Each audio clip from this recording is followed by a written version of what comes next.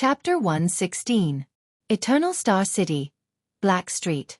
You said that thing would work. T legendary anti-mystic equipment. We've done so much and searched for so many years. Ripper. Anton grabbed Sleepless Eye Lance by the collar and pinned him against the wall. And now, Black Sword used it to poke countless holes in the Blood Mystic's body. It's useless. Your goal is to kill Black Sword, isn't it? Calm down, Anton. Morris, one of the 6 powerhouses, was sweating profusely as he held Anton's hand. We received a message from a messenger crow in the north together. Although he was severely injured and we don't know if he's dead or alive, Black Sword escaped, didn't he? Even if that equipment is useless, but at least Black Sword might still be alive. Might still be alive? Anton was still holding Lance tightly. He turned his head angrily and pointed at Morris. So, you can forgive this guy. Even if he used a fake equipment to frame Black Sword? Even if under his guidance, our efforts over the years were in vain? Morris was momentarily speechless. Lance suddenly grabbed Anton's bandaged arms. Although Ramon is not here and I can't be sure. But it might not be the equipment's problem. After all, we don't even know the equipment's name and function. Lance gritted his teeth and looked straight into Anton's angry eyes. In the Secret Intelligence Department, I read the relevant files. The Blood Mystic is rather special. It can't be sealed by ordinary legendary anti-mystic equipment. But this doesn't mean F***CK your files. I won't believe a single word from the Secret Intelligence Department ever again. Didn't you see the message? Anton scolded agitatedly. That so-called legendary anti-mystic equipment that you said could seal mystics is ineffective. Just 2 days ago, Black Sword almost died in the hands of the Blood Mystic. Maybe that weapon itself was the thing that lured us into the trap. Impossible. Lance stared at Anton and said in a low voice, That news is related to the lady that even Murat is extremely wary of. Anton's grip tightened. He interrupted Lance and said fiercely, Damn Murat Hansen! Fuck the Kingdom's Secret Intelligence Department. Don't forget who caused us to be in this state back then. Who turned us into the Black Street Brotherhood that has abandoned our boundaries and done all the evil things for revenge. Who turned us into the moths of the kingdom that can only survive in the shadows. Anton's eyes reddened. He gritted his teeth and said, Especially you, Lance Corbian. Aren't you the spy Murat planted among us back then? Black Sword has forgiven you, but I haven't. Morris, who was dragging Anton, suddenly trembled. Undercover? Haha, it's been 12 years, and you've only come to worry about this now? Lance sneered with difficulty, not caring about Anton's strength at all. What did the past 12 years mean to you? Do you think we founded the Brotherhood for fun? The past 12 years? Was it fun? Anton seemed to have been triggered. The veins on his face bulged as he flew into a rage and roared crazily. Son of a bitch! Do you think I'm willing to manage a bunch of scumbags like thieves, robbers and rapists? Working with lunatics like Chandara Rhoda and Lazanche Fissot? Being smugglers and murderers every day? Lance's expression changed. He could not help but clench his teeth as his eyebrows continuously twitched. What kind of life have we been living for the past 12 years? Anton continued to clench his teeth and said, How much have we sacrificed for that illusory news of yours? Then kill me here. Take my head to comfort the dead, to comfort that lord. Lance roared and interrupted Anton. Treat me as your greatest enemy. Treat me as if you have already taken your revenge. Treat it as if you can go back and live a good life. Enough! An even louder roar came from the side. Anton and Lance were shocked at the same time. Both of them turned to look at Morris. Lech Malone. Cobra Gretely. Delecto Ellsworth. Morris trembled. He lowered his head and clenched his fists. Names came out of his mouth one by one. Curdimo Finwë. Kyrsters Desmond. And that lord. Both Anton and Lance were shocked. Do you still remember them? Do you remember these names? The oath we swore together that year. Find all the true murderers and avenge the dead. Morris raised his head. His eyes were red at some point in time. At all costs. Do you think you're the only one suffering in silence? Skinny. Morris roared, Over the past decade or so, we, who originally knew nothing about gangs and organizations, have worked hard to conquer territories, build our power, infiltrate the underground world, rope in all the people, fight against Blood Bottle Gang, evade the Secret Intelligence Department's pursuit, treat all suspects as enemies, track down Charlton and Shadow Shield, and investigate the truth of what happened that year. Isn't it all for the same purpose? Asterisk bang. Asterisk Morris punched the wall with all his might. His lips trembled. I've never killed a child before. But in the past 12 years, there were a total of 154 children from the age of 4 to 12 who died in the abandoned houses. This does not include the many child beggars killed by that son of AB *TCH Rhoda and his family 2 months ago. These are all my blood debts. I buried every single one of them with my own hands. I can almost remember every single one of their faces. The most recent one was just a year ago. A boy who ran away. In order to show our toughness and ruthlessness in front of our negotiating opponents, I used my psionic ability to suffocate him to death.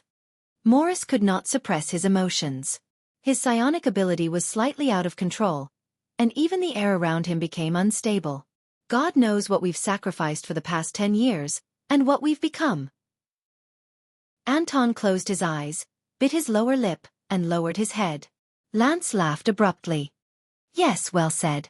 The sleepless eye revealed an expression that looked like he was crying and laughing at the same time.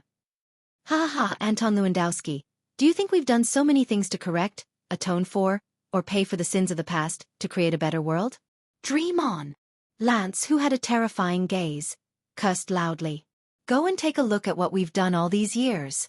The Western Desert's prison of bones. That's where we should be. But why are we here? Why aren't we accepting the punishment that should have been meted out to us? Lance pushed Anton away abruptly and shouted angrily. That's because on that day 12 years ago, from the moment we arrived at Renaissance Palace, we had already become a group of specters, a group of ghosts, a group of corpses that are still breathing.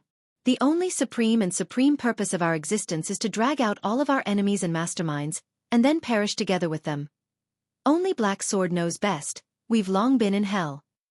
The airtight, soundproof room suddenly became quiet. Asterisk thud. Asterisk Anton kicked the wall forcefully, then walked to the side of the table, pulled out a chair, and sat down heavily. Morris covered his face. His fist, which was pressed against the wall, was already bleeding. Lance stared fixedly at the ground, his gaze unwavering. In the silence, only the suppressed trembling and hurried breathing of the 3 men could be heard. Until Morris was the first to break the silence. We have to believe in Black Sword. The plump man tried his best to compose himself and slowly said, even without the legendary anti-mystic equipment, he still has the ability to escape from the mystics. Just like how he faced Asda in the past. Lance pulled his scarlet cloak up again. Let's wait for news from him. The head of intelligence from the Brotherhood, who came from the Secret Intelligence Department, said in a low voice, when he recovers, I want Black Sword to try that equipment again. How? Anton still had not adjusted himself. He frowned and said bluntly, gamble with his life. If he runs into the Blood Mystic again, it might be Black Sword's time to die.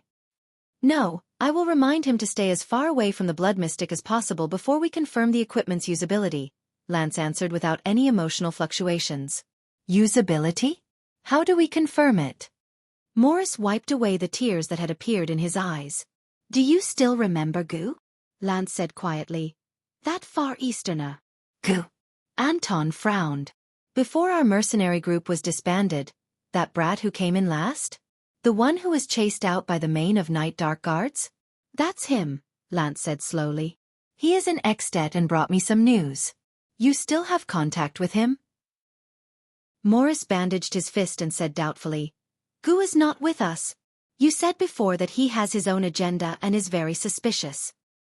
Our informants in the north are still slightly insufficient. We have no choice but to rely on our local contacts. Lance shook his head. And Gu, whether he is suspicious or not, seems to be doing well there. Wait, you said that we need to confirm the equipment's performance first. So? Morris stared at Lance in a daze. That's right. Gu found an old friend in Extet these few days. Lance raised his head and his gaze was sharp. It really is an old friend. Chapter 117. The further north the diplomatic mission traveled, the colder the weather became. Snow began to fall more frequently, even obscuring most of their vision. If not for the cold-resistant trees planted on both sides of the road, perhaps even the most elite scouts would get lost along the way. So you don't know what kinds of spells there are and what's special about them? Thales tightened the cloak he put on a day ago and covered his head and face tightly as he asked Ramon. This was the second time they set up camp and rested. The location was at the junction of Prestige Orchid Region and Reformation Tower in Extet. After passing through Raymond Pass, they walked through a short hilly journey. After crossing the territory of the Archduke of Reformation Tower, they followed the direction of the hills and began to turn northwest. Soon, it would enter the territory of the Grand Duke of Prestige Orchid. Once they crossed Prestige Orchid Region, Nuven VII's territory, Dragon Cloud City, would be right in front of them. I should say that I don't know the whole picture of magic. Ramon shook his head. It is said that there are all sorts of strange schools and types of magic. There will always be eccentric geniuses who will dig out new schools and research areas based on existing knowledge. Ramon sat by the fire and explained to Thales, who was beside him. But other than those unusual creatures who are independent, most of the wizards have their own clear affiliations. Belonging? Thales' eyes lit up.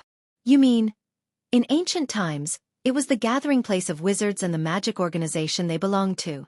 Ramon's eyes sparkled. The three major magic towers. Magic tower? Thales turned his head abruptly. The bits and pieces of information he obtained when he investigated the origins of mystics in Mindy's Hall surged into his mind again. I've heard about this before. Thales' eyes lit up. So, the ancient wizards gathered in the three magic towers to conduct research? The three great magic towers are not just three towers, nor are they just three locations. Ramon muttered, wizards are not weirdos who stay in their towers. It is said that the three great magic towers represent the three attitudes and values of a wizard. What attitude? Thales asked curiously. You mean the attitude wizards have when they face knowledge? Ramon shook his head. I do not know. It is very difficult to find information about the mages in the past. Thales sighed. All right. What are the three great magic towers? Don't tell me you don't even know this? Ramon nodded and smiled. I know that. He looked around furtively and saw Ida dozing off by the fire. Putray and Kent Vida were arguing about something in the distance. Wyatt tried his best to communicate with Ralph but failed in the end. Tolja had led the scouts to scout the road ahead and had yet to return. The Extet soldiers around them seemed to have gotten used to them. When he saw that the distance between them and their attention was still far away, Ramon cautiously approached Thales. He extended his finger towards the snow-covered ground in a field of vision that only the two of them could see. First, the ascetic tower. Ramon gently drew a square on the ground that was turned 45 degrees, with one corner facing downwards. He then connected the diagonal lines of the square and drew a cross inside. According to the information I've read, they are the most ancient group of mages. Even before the Holiness Exorcism campaign, the ascetic tower had appeared. But they are also the most mysterious. I don't know what they are doing. I didn't manage to find out much about them. Thales frowned. Next, the alchemy tower. Ramon drew a circle. Then, he drew two triangles on the left and right sides of the circle. Each of them had a corner pointing outwards. The side of the circle where the triangles were near was an arc, matching the arc of the circle. Ramon then drew a small circle at the center of the circle. Thales recognized that the pattern looked like an eye. Ramon continued, as the name suggests, it is said that the alchemy tower is an important aid for humans to defeat the orcs. Their creations are all prepared for war or practical use. Some of their products have been passed down to this day and are still usable. They are rare items that only a few people possess. Finally, the soul tower. Ramon then drew two shapes. The upper and lower semicircles of the tubes overlapped. The pattern was especially strange and its meaning was unknown. There are all kinds of strange information about them. One moment, they are said to be the protectors of the secular world. The next moment, they are said to have an agreement with the Empire. Or, they are said to be on bad terms with the other two magic towers. There are even some who say that their existence has brought a lot of chaos to the world, and that they are practically the source of all evil. I am also unable to understand the things that they are researching. Obviously, they are different from the other two magic towers. Ramon looked at Thales. The latter nodded to show that he remembered it. The doctor quickly extended his hand and nervously wiped off the three patterns, leaving nothing behind. That's all I know. As for the rest, I know nothing about the three great magic towers' inheritance, characteristics, history, and origins. Knowledge regarding magic has been completely banned. Ramon sighed. Also, you must never draw these three patterns in front of anyone, such as Morat. There will be trouble. Thales raised his eyebrows. Then, you drew them in front of me without any worries? Am I that trustworthy? Ramon turned his head and revealed that strange expression again. Trust? Heh. Ramon chuckled softly. His big nose twitched. I think you are not interested in magic for no reason. The ability to deflect mystic guns. Thales' pupils trembled. Damn it, he still cares a lot about it. I keep feeling that it is not a psionic ability. Ramon chuckled. It should be some kind of magic, but I just don't know what it is yet. That's why you are so thirsty for information about magic, right? Some kind of magic? To be precise. Thales said in his heart, your deduction is correct. Thales fixed his gaze on him. Constellation's new prince come the next king. Not only is he interested in magic, he even possesses some sort of magical power. Ramon beamed with joy. His haggard, dignified face made Thales feel nauseous. Just thinking about it makes me excited. Thales let out a long sigh and carefully pondered over the knowledge he heard from Ramon over the past few days. So the three great magic towers no longer exist, the prince said quietly. Ramon's smile froze. He clasped his hands together, lowered his head, and hunched his back. The strange doctor wiped off a snowflake on his nose and sighed. It is said that this is the case. Do you know about mystics? They are not the slightly stronger warriors that ordinary people think they are. In fact, Thales did 3 somersaults in his heart. Found it. On the surface, the second prince said without batting an eyelid. As a member of the royal family, I know some things about mystics. They are the undying calamities. Ramon looked at Thales with a solemn gaze. Exactly. It is said that from the governments of various countries, to the churches of the gods in heaven, and even the demons in hell, all of them fear them. They are afraid that one day, they will make a comeback and launch a second battle of eradication.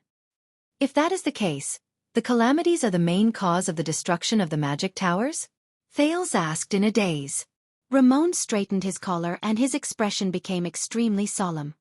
I do not know whether the calamities were the ones who destroyed the magic towers, Ramon said in a low voice. But I believe that the so-called calamities, the so-called mystics, and the magic towers are all products of the wizard's research. Thales said in disbelief. So everything related to magic in the world, including inheritance, knowledge and history, were all intentionally banned? Ramon exhaled deeply. Yes. I guess that someone did not want to see the emergence of a new calamity. Thales frowned deeply. Magic brought about an unmanageable risk, so they simply shut down and banned the existence of all magic? This is too stupid. Thales sighed. Because they were afraid of the possibility of mystics appearing in their power, they banned magic. What a short-sighted and stupid decision. I agree with you on this point. Ramon clenched his fists. It is precisely to fight against the mystics and their harm that we need to seek possibilities from magic, isn't it? Although the 3 great magic towers were destroyed, their ruins should still exist, right? Thales stroked his chin. You didn't go there to try your luck? Ruins? Ramon curled up the corner of his lips and said with an unpleasant expression, This is the worst part. Those damned countries. They looted and destroyed almost every single bit of information related to magic, wizards, and magic towers. I can't even find out where the ruins of the magic towers are. Ramon curled up one side of his mouth and said with an unpleasant expression on his face. Thales frowned deeply.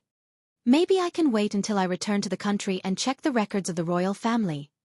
Ramon snorted coldly. Don't mention it. Especially Constellation. Your ancestor, the great king of Renaissance, Tormund I, personally ordered that all traces related to magic in Constellation be completely wiped out. Thales was stunned. And more than 600 years ago, the kingdom's secret intelligence department was the one who carried out the ban on magic. Ramon said hatefully, It took me a lot of effort to find some traces in Extet. They called this plan to purify the world. Thales stared at the snow in a daze and pulled his cloak tighter. How did they do it? The prince raised his head. If magic is really as important as you said. Thales was stunned. They did it. Ramon raised his head. His eyes were filled with hatred. In the decades after the Battle of Eradication ended, the various countries imprisoned all the remaining wizards and plundered all the books, scrolls, records, and artifacts related to magic. They even investigated all the people who had close contact with the wizards. The most important thing was that they wiped out all traces of magic from history. Of course, all those who intended to study magic and revive it would immediately become a thorn in the side of the various countries' agencies and the temples and churches once they were discovered.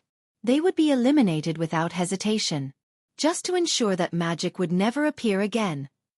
All of them fell silent.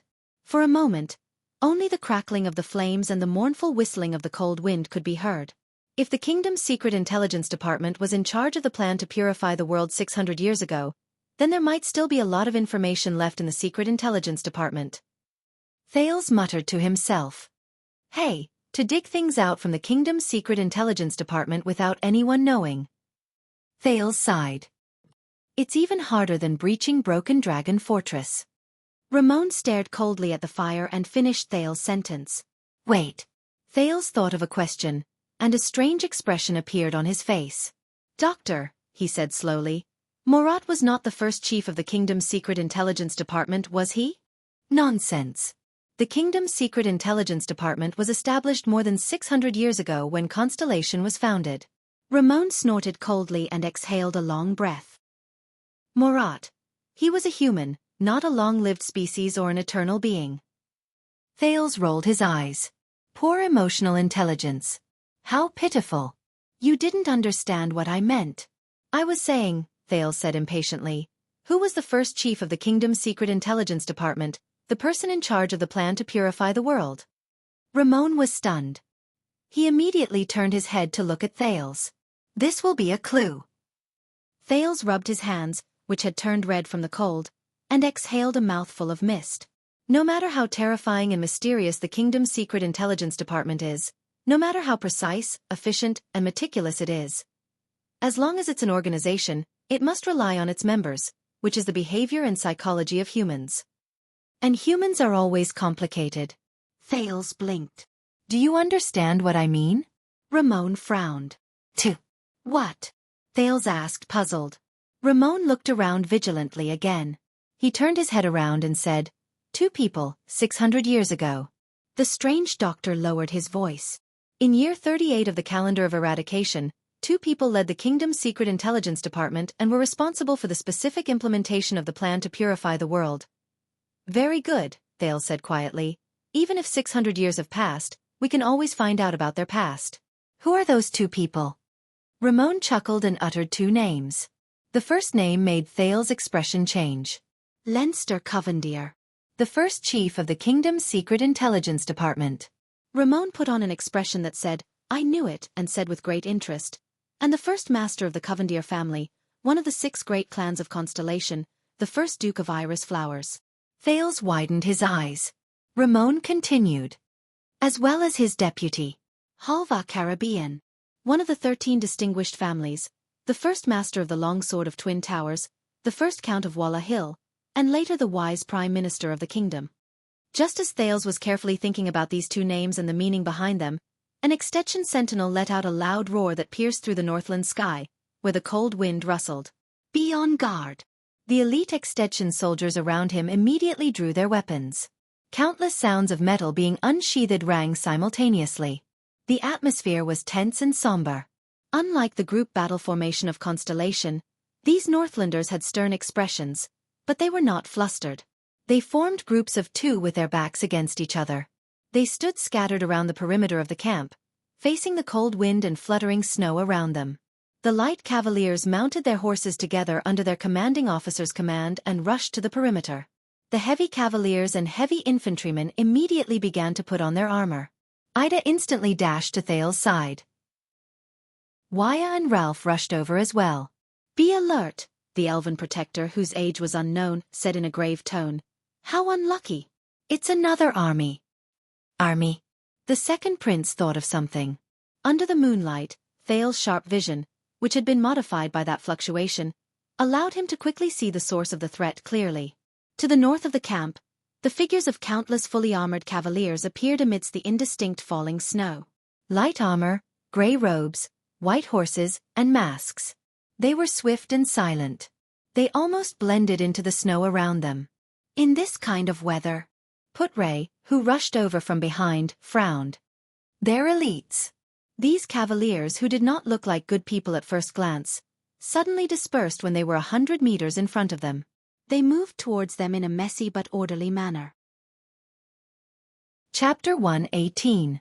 Beside his ears. Endless noise and uproar filled the air. Unknown roars and shouts erupted from the crowd.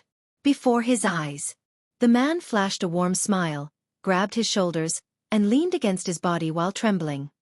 He moved his head to his ear and whispered gently, "Good job, don't worry. Good job. Don't worry." In the deep darkness, he suddenly woke up from a nightmare. The wounds on his body seemed to have come alive in an instant, and at the same time, an unbearable pain erupted. His face contorted, and he suppressed the cries of pain in his throat. First, he focused his attention on sensing everything around him. The wind and snow howled in his ears, and a stench assaulted his mouth and nose. A few low cries of livestock came from a few steps away. He raised his trembling left hand with difficulty, and as expected, he touched an old bumpy wall made of rough bricks. The power of eradication surged. In the pitch-black darkness, his surroundings gradually appeared in his senses. This was the place he fled to after he dragged his heavily injured body and sent a message to the Brotherhood's informant. It was an ordinary livestock pen in the Northland countryside. It had a simple but thick thatched roof, a rough handmade fence on one side of the wall, and a muddy ground mixed with water, snow, urine, mud, and his own blood. Safe. The blood mystic is not nearby. Only then did he let out a low, painful groan. 2 puncture wounds, 6 lacerations, 2 bone fractures, abrasions, contusions, and muscle strains are countless. She's clearly a girl with a beautiful smile.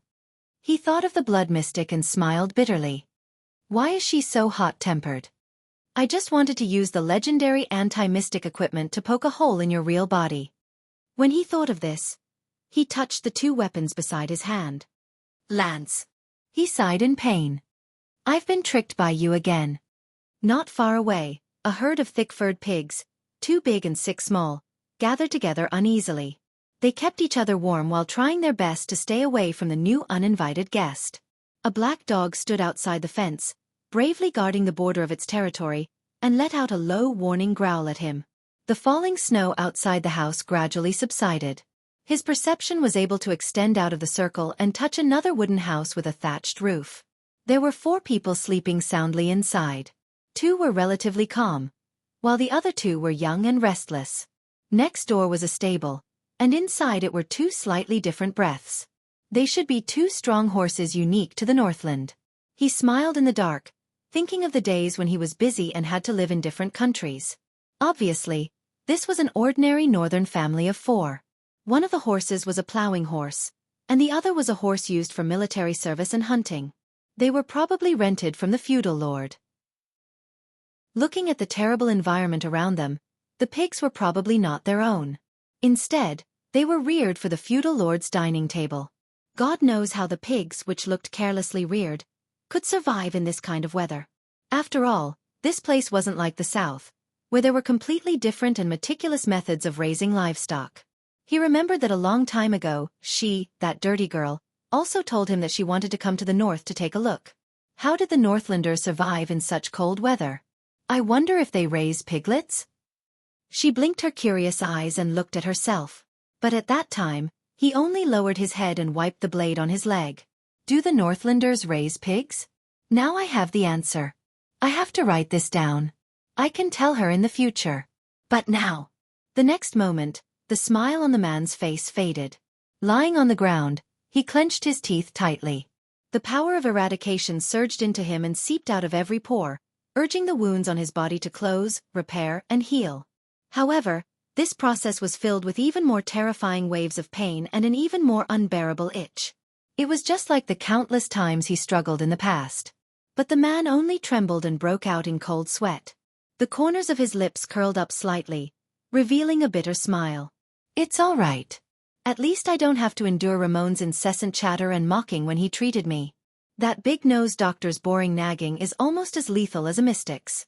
The power of eradication surged into all his wounds like waves, forcing his nerves, his muscles, and his bones to speed up the recovery, self-healing, and reorganization.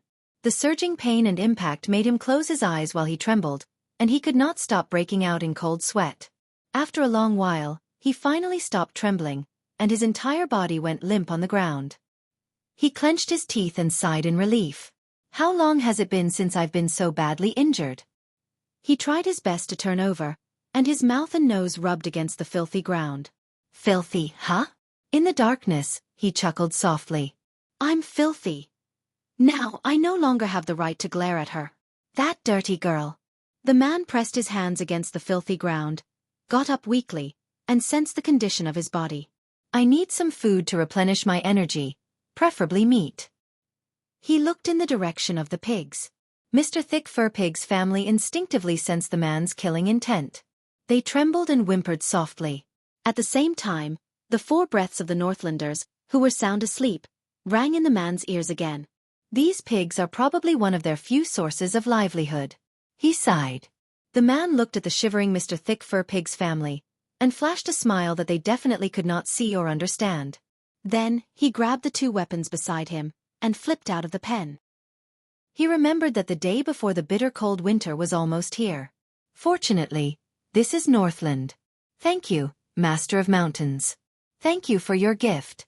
And I will always remember your generosity. Spear and shield bearers. Form the first line of defense on the gentle slope in front of us. Make them slow down no matter what. Kent Vida looked at the attacking cavaliers with a solemn expression and ordered resolutely. Under his command, the Extet infantrymen of Black Sand region picked up the big iron shields unique to Northland without hesitation and jogged to the front of the camp to form a line of defense. Heavy infantry. 1 minute. You must be ready and follow the line of defense. 2-handed heavy swords in front. Aim at the horse's legs. Heavy armored axemen at the back. As long as it falls from the horse, whether it can move or not, smash it with your axes. Phil. Kent Vida turned his head and shouted at the archers at the side of the camp. Have your men get ready. The enemy appeared too suddenly. There's no time to shoot. As his voice faded away, a short Extet soldier suddenly shouted at the archers who stood in 2 rows at the side of the camp. Knock the arrows, draw the bows, and prepare to shoot in unison. Cavaliers, get on your horses and look for an opportunity to attack from the side. Shoot the signal arrow, and at the same time, send light cavalier messengers to the campsite at the back. Have the rear guard quickly reinforce them. In comparison, the Constellations, who were heavily protected by the Black Sand region army, were much quieter. Bad weather, strong wind, difficult to control. This was Ralph's sign language. As expected, it caused Wyatt to frown again. I knew it, there's going to be a war again. Ramon gritted his teeth and chattered in Thale's ears. Nothing good will come out of following you. You're a prince and a piece of cheese that attracts flies, and I'm really just a normal doctor. He tried his best to retreat to the back and stay away from Thales, but he did not leave the protection range of the main group. The cunning doctor Waya Casso, who was watching him coldly, pressed his hand tightly on the hilt of his sword and snorted in dissatisfaction. Thales ignored the doctor. With a stiff expression, he looked at the cavaliers who were flanking them with complicated emotions. It was not that he was too apathetic in the face of threats, but ever since he left Eternal Star City and headed north, he had experienced too many inexplicable threats. So much so that when he encountered a similar situation again, his first reaction was no longer shock and nervousness, but a long sigh. What is it this time? Can't they just let me reach Dragon Cloud City safely? But Thales forced himself to think of something logical.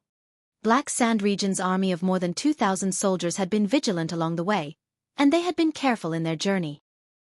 Why would they not be vigilant against this group of uninvited guests? Put Ray said that the people opposite them were elites, but the escorts around him were also elites of Black Sand region, so there should be no need to be too worried, right?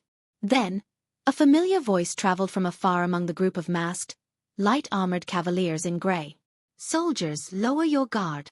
It was Tolja. Thales heaved a sigh of relief. The Fire Knight of Black Sand region, one of the 5 war generals of Extet, who had set out to investigate, appeared from among the cavaliers opposite them. He stopped beside the campfire at the outermost perimeter. These are King Nuven's personal guards. They are the troops he sent to receive the Prince of Constellation's diplomat group. Old friend, it's not that I don't believe you, but nowadays, it's never wrong to be more cautious. Viscount Kent Vida drew his sword from his waist and walked to the front of the camp under the protection of a group of soldiers. Is there anyone from the king who can testify? Kent Vida suppressed the unspoken words in his heart. There might even be traitors among the Archduke of Black Sand Region's subordinates, right? The cavaliers in grey reined in their horses and stopped in front of the camp. Thales could not help but notice that their steeds were quiet and steady in the face of the cavaliers' rude reins. They did not even whinny a lot. These cavaliers lined up in a line and stood neatly an arrow's throw away from the camp, displaying superior mobility and discipline. Elites, huh? A masked man with brown hair and a white cape rode out from among the cavaliers. Tolja followed behind him and rode all the way into Black Sand Region's camp. I've seen these people when I was traveling before. The vice diplomat beside Thales took a deep breath when he saw the figures of these elite cavaliers clearly. Based on their attire, they are indeed the king's personal guards of Extet. Thales rolled his eyes and breathed a sigh of relief. Fortunately, they should not be enemies for now. Beside him, the attendant from the Tower of Eradication Wuxia was obviously stunned. You mean the White Blade Guards? Wuxia whispered. Wuxia whispered. The White Blade Guards, who are comparable to the elites of the Royal Guards of Constellation and are known as the Dragon's Imperial Guards? White Blade Guards. The King's personal guards. The Dragon's Imperial Guards. Thales stored this information in his heart and observed the development of the situation cautiously. The masked man rode in front of Kent Vida. He first cast a glance at the Archduke of Black Sand Region's most trusted strategist, then looked sharply in the direction of the Constellations. His gaze stopped on their double-cross stars flag for a moment before he turned his head. As the captain of King Nuven's personal guards, I should be considered one of the king's men, right? The masked man pulled down his scarf, revealing a pale and well-defined face. There was a weapon of unknown shape on his back. The white handle protruded from the snow-white cape. Nicholas, it's you. Kent Vida saw the other person's face clearly, and his expression turned unpleasant. The pale-faced man in the cape snorted coldly. He nimbly dismounted from his horse in front of Kent Vida, and threw a scroll with wax seal into Kent Vida's bosom. I brought the White Blade Guards to welcome the Prince of Constellation. If you have any questions, go and see the king's warrant. With a frown, Kent Vida tore open the seal. I met them during my scouting, the White Blade Guards. The Fire Knight behind the cloaked man, Lord Tolja immediately dismounted from his horse. With a tense expression he said, "It seems like King Nuven really values this Constellation diplomat group." After Kent Vida finished reading the warrant, he sighed and sheathed the sword in his hand. At the same time, he gave an order to the army of Black Sand Region. Stand down. Let them in. The masked cavaliers in grey capes, the White Blade Guards, rode into their campsite as if there was no one else around. Even though their faces were hidden under their veils, their gazes were sharp and fierce. They glared fiercely at everyone in the campsite, whether it was the extensions from Black Sand Region or the Constellations at the center of the campsite. Mobilizing an army of nearly 2,000 soldiers to protect this prince. The man in the white cloak walked towards the direction of the Constellation diplomat group. He looked at the situation around the campsite and snorted coldly. Lampard is really a generous archduke. Hearing the sarcasm in his tone, Kent Vida and Tolja both frowned. This is for the prince's safety, at least until he safely meets King Nuven, Kent Vida replied calmly. We believe that there are people in Extet who want the prince's life. According to the information we received, Black Sand Region surrounded and intercepted the prince in front of the fortress, and shot him with mystic guns. The man tightened his cape. That's right. It seems that they really want his life. Kent Vida was speechless for a moment. We will take over here, the man in the white cape said bluntly. As for your mission in Black Sand Region, it has ended. Go back to where you should be. It's not a good idea to bring a few thousand people into another suzerain's land, especially when the day before the bitter cold winter is approaching. Lampard's ambition ends here. His Majesty will settle the score with him. Tolja replied coldly. The Archduke's order is to protect the prince until he reaches Dragon Cloud City. Even if he leaves with you willingly, we must still follow him to Dragon Cloud City. It's up to you. If you want to follow, then follow. It's not my money that's going to be wasted anyway. The man knocked on the white handle behind him and said nonchalantly, "Next time, Tolja, let's spar again." Tolja snorted in dissatisfaction and subconsciously pressed his hand on the saber at his waist. The man in the white cape chuckled and continued walking towards Thales. By the order of King Nuvan Walton, the great common-elected king of Extet and the successor of Raikaru the hero. Surrounded by his subordinates, the man in the white cloak ignored the rest of the people and walked straight to Thales' side. He lowered his head to size up the only 7-year-old boy in the military camp. There was not even a hint of a smile on his pale face. "You are Thales Jadestar?" Putre's expression changed. He could sense the hostility in the man's tone. Thales also noticed the coldness in the man's gaze. He slowly furrowed his brows. Something's not quite right. But in the end, Thales only took a deep breath and flashed a smile that looked like a formula. Beside him, Putre frowned. He glanced at Kentvita and Tolja, who had unpleasant expressions on their faces but did not say a word. He cleared his throat and said to the group of white blade guards, who had unpleasant expressions on their faces, "This is Thales Jadestar, the second prince of Constellation, by order of King Kessel." However, before Putre could finish, he was rudely interrupted by the man in the white cape. "My name is Nicholas, the commander of the White Blade Guards." The man named Nicholas shook his head expressionlessly and lowered his head to speak to Thales. A long time ago, people used to say that the blood of the Empire's royal family came from the gods. That's why it's brilliant gold. When it flows out, it will even sparkle under the sun. So, is your blood golden as well? Will it sparkle? Nicholas. Putre and Wyatt seemed to have heard this name before. Both he and the attendant looked at each other in shock. Thales, on the other hand, mulled over Nicholas' words. He was a little confused. Golden blood? What the hell? I don't know. Thales narrowed his smile. After all, I don't really bleed. Or are you, King Nuvan's personal guard, so eager to see me bleed? The second prince rebutted Nicholas' words without flinching. As if. Humph. Nicholas chuckled. His expression immediately returned to being cold. I also know a Jadestar. You're really too inferior compared to him. Putre took a deep breath. Wyatt quietly took a step closer to Thales. He gritted his teeth and stared at Nicholas. Thales turned to look at Putre's reaction. His heart was filled with doubt and wariness. Who is this man? And Thales pondered over his words and was slightly stunned. Too inferior? What does this mean? Jadestar. The second prince furrowed his brows. He sized up Nicholas' attire and remembered his identity as the king's personal guard. He asked cautiously, "May I ask if you're talking about Midir Jadestar? My eldest uncle." No, I'm talking about the sword of reversing light. Nicholas narrowed his eyes and extended his left hand to point at his right shoulder. His face was even paler. 12 years ago, he stabbed me in the shoulder and almost cut off my scapula. Thales' expression changed. Another person who personally experienced the war between Constellation and Extet during the Bloody Year. It seems like he suffered quite a lot under Horus Jadestar's hands. He glanced at Kentvita and Tolja from the corner of his eyes, then at the extensions around him. From attacking the supply line, attacking the 3 archdukes of Extet's battle line, injuring Tolja, snatching the motionless bow, and in the end, his soldiers even killed the former Archduke of Black Sand region. The grudges between Horus and the extensions seemed a little too colorful. The sword of reversing light. Horus Jadestar. Just how many similar legacies did his second uncle leave for me in Extet?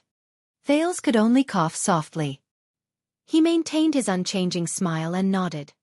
It's a pity. Beside him, Putre furrowed his brows tightly.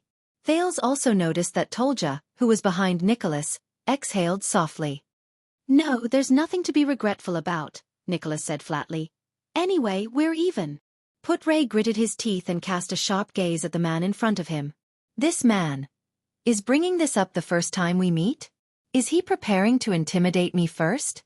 Thales, who did not know what was going on, thought of something. We're even, he asked cautiously. What do you mean? Putre heaved a sigh.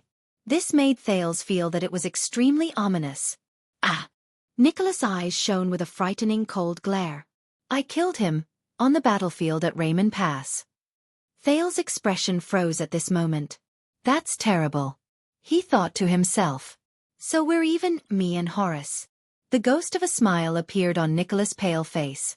He raised his right hand and tapped the left side of his chest. Just like this, a stab, then a twist, then a diagonal pull. You should have seen his expression before he died. Thales frowned and began to size up the commander of the White Blade Guards again. The person who killed Horace. The enemy of the Jade Star royal family. The final proof. Nicholas narrowed his eyes and exhaled softly. Even the Jade Star royal family, even the former royal family of the Empire, their blood is not golden, and when it spurts out. Nicholas licked the corners of his lips in a mesmerizing manner and flashed a cold smile. He looked down at Thales and said slowly, "It's all bright red." Thales stared at the pale man with an unpleasant expression. The man's undisguised aggressive gaze made him uncomfortable. But now, as the Prince of Constellation, the best expression he could have was to be expressionless. Viscount Kent Vida let out a long sigh. He shook his head gently and took a step forward. "This is Lord Sorry Nicholas, one of Extet's famous 5 war generals." His Highness, the Prince of Constellation, shook his head slightly and took a step forward. "People call him." Kent Vida looked at the unpleasant expressions of the Constellatiates and raised his eyebrows in resignation. "Star Killer." Nicholas stared at Thales with a burning gaze. Like a hunter sizing up his prey. Thales felt a slight chill in his heart. "Star Killer?" "Let's save the meaningless pleasantries, citizen of the Empire," Nicholas said slowly. "From now on, we will escort you to Dragon Cloud City." Thales was stunned. Of course. The second prince looked at Nicholas and nodded slightly with complicated thoughts. If this is King Nuvan's wish. However, his heart was extremely perturbed. King Nuvan actually sent such a person to welcome me. Thales suddenly had an ominous feeling about his future in Dragon Cloud City. Put-Ray took a step forward sternly. "Wait, according to the rules and etiquette, the envoys from our side must meet with the Extension welcoming party in a formal manner that is befitting of their status." "You talk too much." Nicholas rudely cut off the vice diplomat's words. "I don't have time to waste." In the next moment, Thales saw Nicholas' expression turn serious and the cloak behind him flutter. "Please believe me. This is for your safety, Your Highness." "Sorry, Nicholas. The Star Killer." The pale-faced man snorted coldly with a cold smile. He gestured at the uncertain Thales Jade Star with his chin and ordered the White Blade Guards behind him. "Tie him up." "What?" Thales widened his eyes. Chapter 119. Before Thales could react, the attendants and guards behind him took a step forward without hesitation and shielded him behind them. In the next moment, the sound of swords being unsheathed rang out incessantly. Asterisk clang.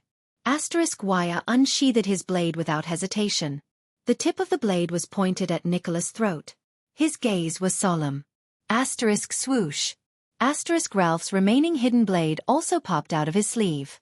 The blade was pointed at Nicholas' heart.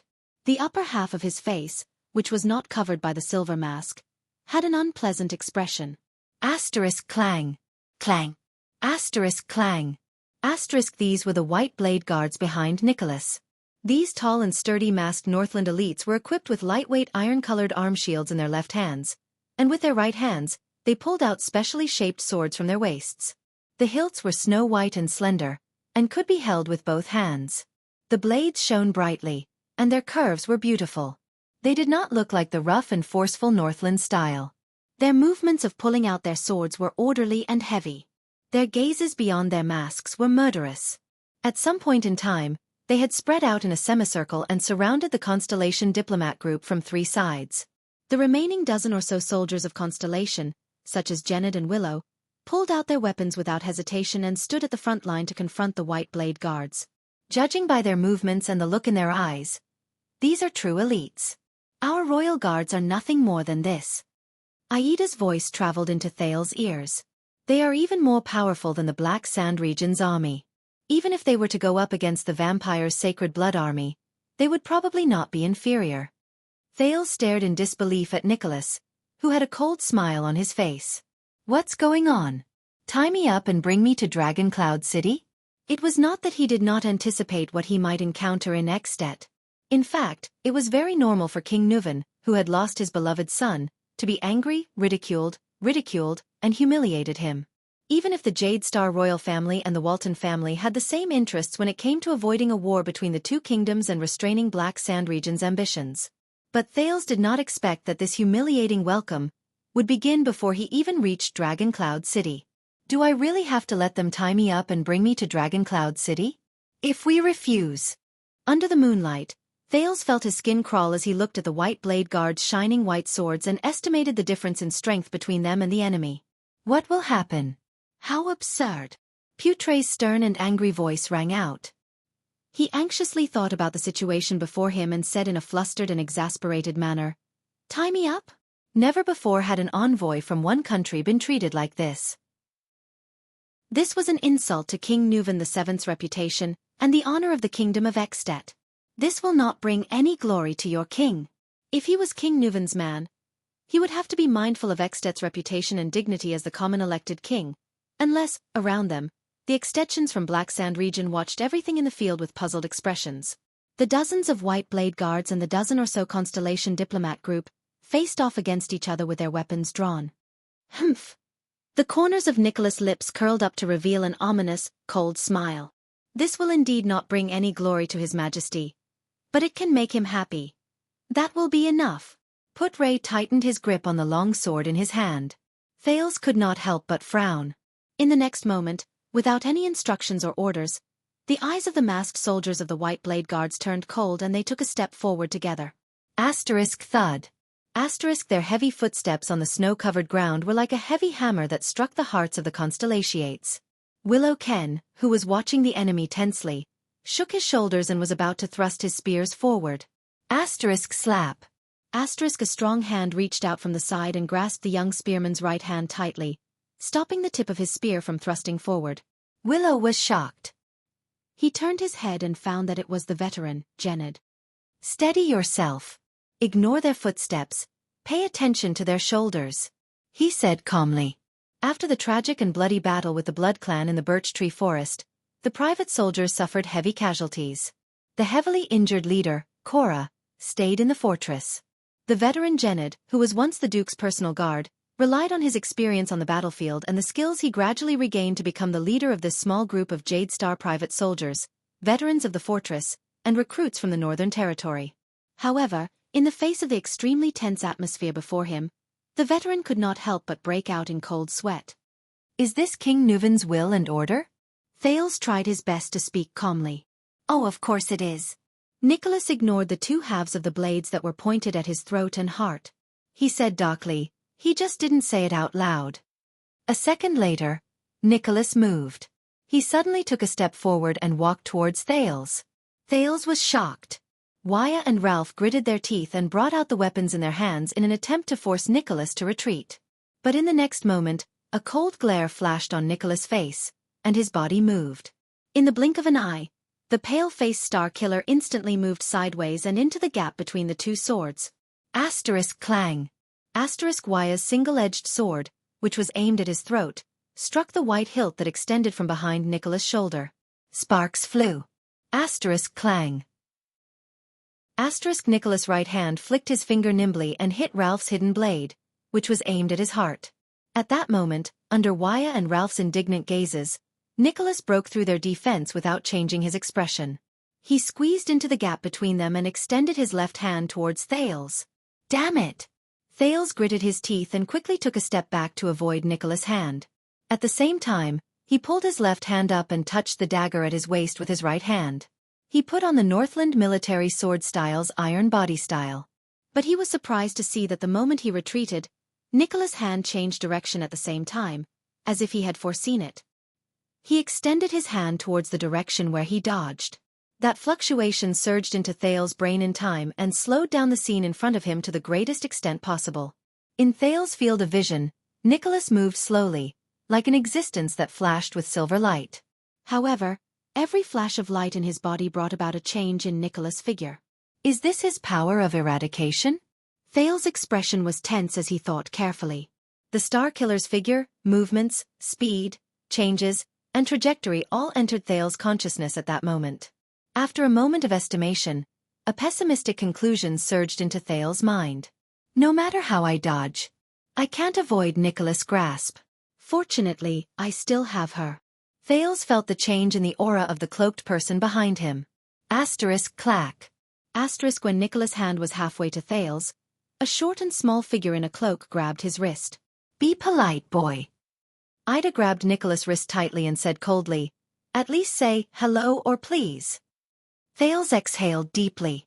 Only then did Wuxia and Ralph's swords catch up with him in a hurry and press against the Star Killer's neck. Oh! Nicholas seemed to be a little surprised, but he still did not care about the two swords that were pressed against his vitals. Instead, he frowned and looked at his wrists that were being grabbed. He then said to Ida with great interest, a woman saw through my actions? The dozens of white blade guards around Nicholas did not seem to be worried about their leader who was in danger. Their gazes were still cold, and their killing intent overflowed as they continued to oppress the Constellations. What is the meaning of this, Lord Nicholas? This is not in line with convention, nor is it King Nuven's order. Putre's face was livid. Your private action is almost no different from an assassination. Assassination? Assassination? Nicholas muttered the word in a low voice. He raised his head and his expression became extremely terrifying. Are you talking about what you Constellations did to our Prince Mariah in your country? Assassination. Nicholas glared at Thales with eyes burning with anger. He enunciated each word clearly. What you did to His Majesty's only son, to the Prince of Extet, to the heir of Dragoncloud City, to my student? That kind of cowardly action? Putre was stunned at first. Then, he came to his senses and said without hesitation, that should be King Nuven's decision. Damn it. Thales panted softly and bit his lower lip. He looked at Nicholas, who was being held back by Ida and had Wuxia and Ralph's swords pressed against his throat. He gritted his teeth. This situation. How should I deal with it? Force Nicholas to retreat? Thales took a deep breath. He raised his hands at the pale man, indicating that he was a harmless little boy. Nicholas, on the other hand, sneered maliciously. Your Excellency, Viscount Kentvita and Lord Tolja. The second Prince of Constellation turned his head and shouted at the army of Black Sand region. Your mission of escorting me to Dragoncloud City is almost complete. I believe that people will praise the Archduke of Black Sand region's loyalty to King Nuven, and King Nuven will also be satisfied with your loyalty. At the same time, I am also very grateful for your escort. You can leave now. Thales' voice faded away. Putre raised his eyebrows, while Nicholas was slightly stunned. Viscount Kentvita, who was watching everything with a frown in the distance, sighed deeply. However, in the end, Kentvita only nodded at Tolja, who was frowning deeply, and strode forward. This child. What is he saying? Your mission of escorting me to Dragoncloud City is almost complete. Before I reach Dragoncloud City, Black Sand region is in charge of my safety, but I have yet to reach Dragoncloud City. I believe that people will praise the Archduke of Black Sand region's loyalty to King Nuven. Everyone will know that King Nuven kidnapped the Prince of Constellation from the army of Black Sand region as if no one else was around. And King Nuven will also be satisfied with your loyalty. No matter how obedient you are, the relationship between King Nuven and the Archduke of Black Sand region will not get any better. Dragoncloud City will still view Black Sand region as a thorn in its side. At the same time, I am also very grateful for your escort. A chance to win the friendship of the Prince of Constellation is right before your eyes. You can leave now. Hurry up and help us out. Lord Nicholas. While Viscount Kentvita spoke, he re-evaluated whether Putre had taught the second prince these words. This is, after all, the camp of Black Sand region's army. The Archduke has given us the mission to protect Prince Thale's safety, and your actions now are undoubtedly very unwise. Nicholas flung Aida's hand away, still ignoring the blade on his neck. He said coldly to Kentvita, I thought that you are also Extensions. Of course we are Extensions, but we are also Northlanders. And Northlanders cherish their reputation, just like how snow eagles cherish their wings. Kentvita walked in front of Nicholas and looked at the two parties who were at each other's throats. His gaze paused for a moment on Thales and Putre. Your Grace, I believe that King Nuven did not give you the order to kidnap the prince and bring him to Dragoncloud City. Behind him, under Tolja's signal, the soldiers of Black Sand region slowly surrounded them. Nicholas fixed his gaze on Kentvita. Then he flashed a faint, cold smile. What if I say no? The man's face turned even paler. What will you do? The Viscount of Black Sand region? Will you let your army get rid of us, His Majesty's personal guards? Is that so, warriors of Black Sand region? Nicholas swept his gaze across the surroundings. He glanced at the elite regular army that the Archduke of Black Sand region had specially allocated and smiled softly. Thales's heart sank. This is bad. Looks like even 2,000 soldiers of Black Sand region can't intimidate Nicholas and his White Blade guards. There are less than 50 of you. Tolja walked out from behind Kent Vida, staring at the white weapon behind Nicholas. His expression was solemn. Even with the severing soul's blade, you can only hold on for a few more minutes. You're not a Raka merch, and you don't have his motionless bow. Kent Vida fixed his gaze on Nicholas' face. Of course, we definitely don't want to be enemies with the famous White Blade guards. Especially when we fought together 12 years ago. The face-changing game of good guys and bad guys is no longer popular, Nicholas said nonchalantly. I've said it before, His Majesty will get even with Lampard. Before that, you won't want to provoke his personal guard captain. Thales thought of something. White Blade guards. He remembered what Putray had told him about Caslin's identity. Caslin retired 20 years ago, so... You know, Thales said slowly, attracting everyone's attention, we just passed by Caslin's Hero Tavern a few days ago. Thales noticed that the moment he finished speaking, Nicholas' expression suddenly changed. Even the eyes of the White Blade guards around them, who were confronting them, sparkled. Caslin. Looks like that old man means something to them. Thales nodded in his heart. Caslin treated me to a glass of rye wine, the limited edition kind, Thales continued to say calmly. He's a wise and open-minded old man. But I don't think you know him, Lord Nicholas? A complicated expression appeared in Nicholas' eyes. Because. Thales sighed. The White Blade guards led by someone like him must be different from you. Nicholas stared at him without saying a word. In the next moment, Thales first gritted his teeth, as though he had made up his mind. Then, under everyone's shocked gazes, the second prince shouted, Constellatiates, put down your weapons. Waya and Ralph looked at Thales in shock. Even Ida let out a surprised gasp under the cloak. The Constellatiates looked at the White Blade guards around them, who were glaring at them fiercely. They looked at each other in bewilderment, not daring to believe the prince's order. Only Putray looked pensive. Kent Vida and Tolja frowned at the same time. Nicholas stared at him with an indecipherable expression. This is an order from your second prince, the heir to the throne of Constellation. Thales repeated with a firm expression. Putray was the first to sheath his sword and take a step back. Then, Genid sheathed his sword without hesitation. Waya glanced at the prince in disbelief. Under the latter's unquestionable gaze, he gritted his teeth and withdrew his sword from Nicholas' neck. Then it was Ralph, then the fifth, the sixth, until all the Constellatiates sheathed their weapons. Under everyone's watchful eyes, Thales took a step forward, past Waya and Ralph's protection, and arrived in front of Nicholas. You should have done this a long time ago. Nicholas lowered his head and looked at him expressionlessly. The earlier you submitted, the less pain you would have suffered. Enough, Your Excellency, Thales interrupted him coldly.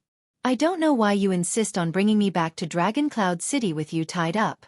Whether it's a new grudge or an old one, whether it's Prince Mariah or Prince Horace, Thales suppressed the trembling in his voice. But before I complete my first mission, I will only answer to King Nuvan. Nicholas stared at the second prince of Constellation in astonishment. This will be a conversation between the future king of Constellation and the current king of Extet. Thales took a deep breath. But before that, you want to humiliate me.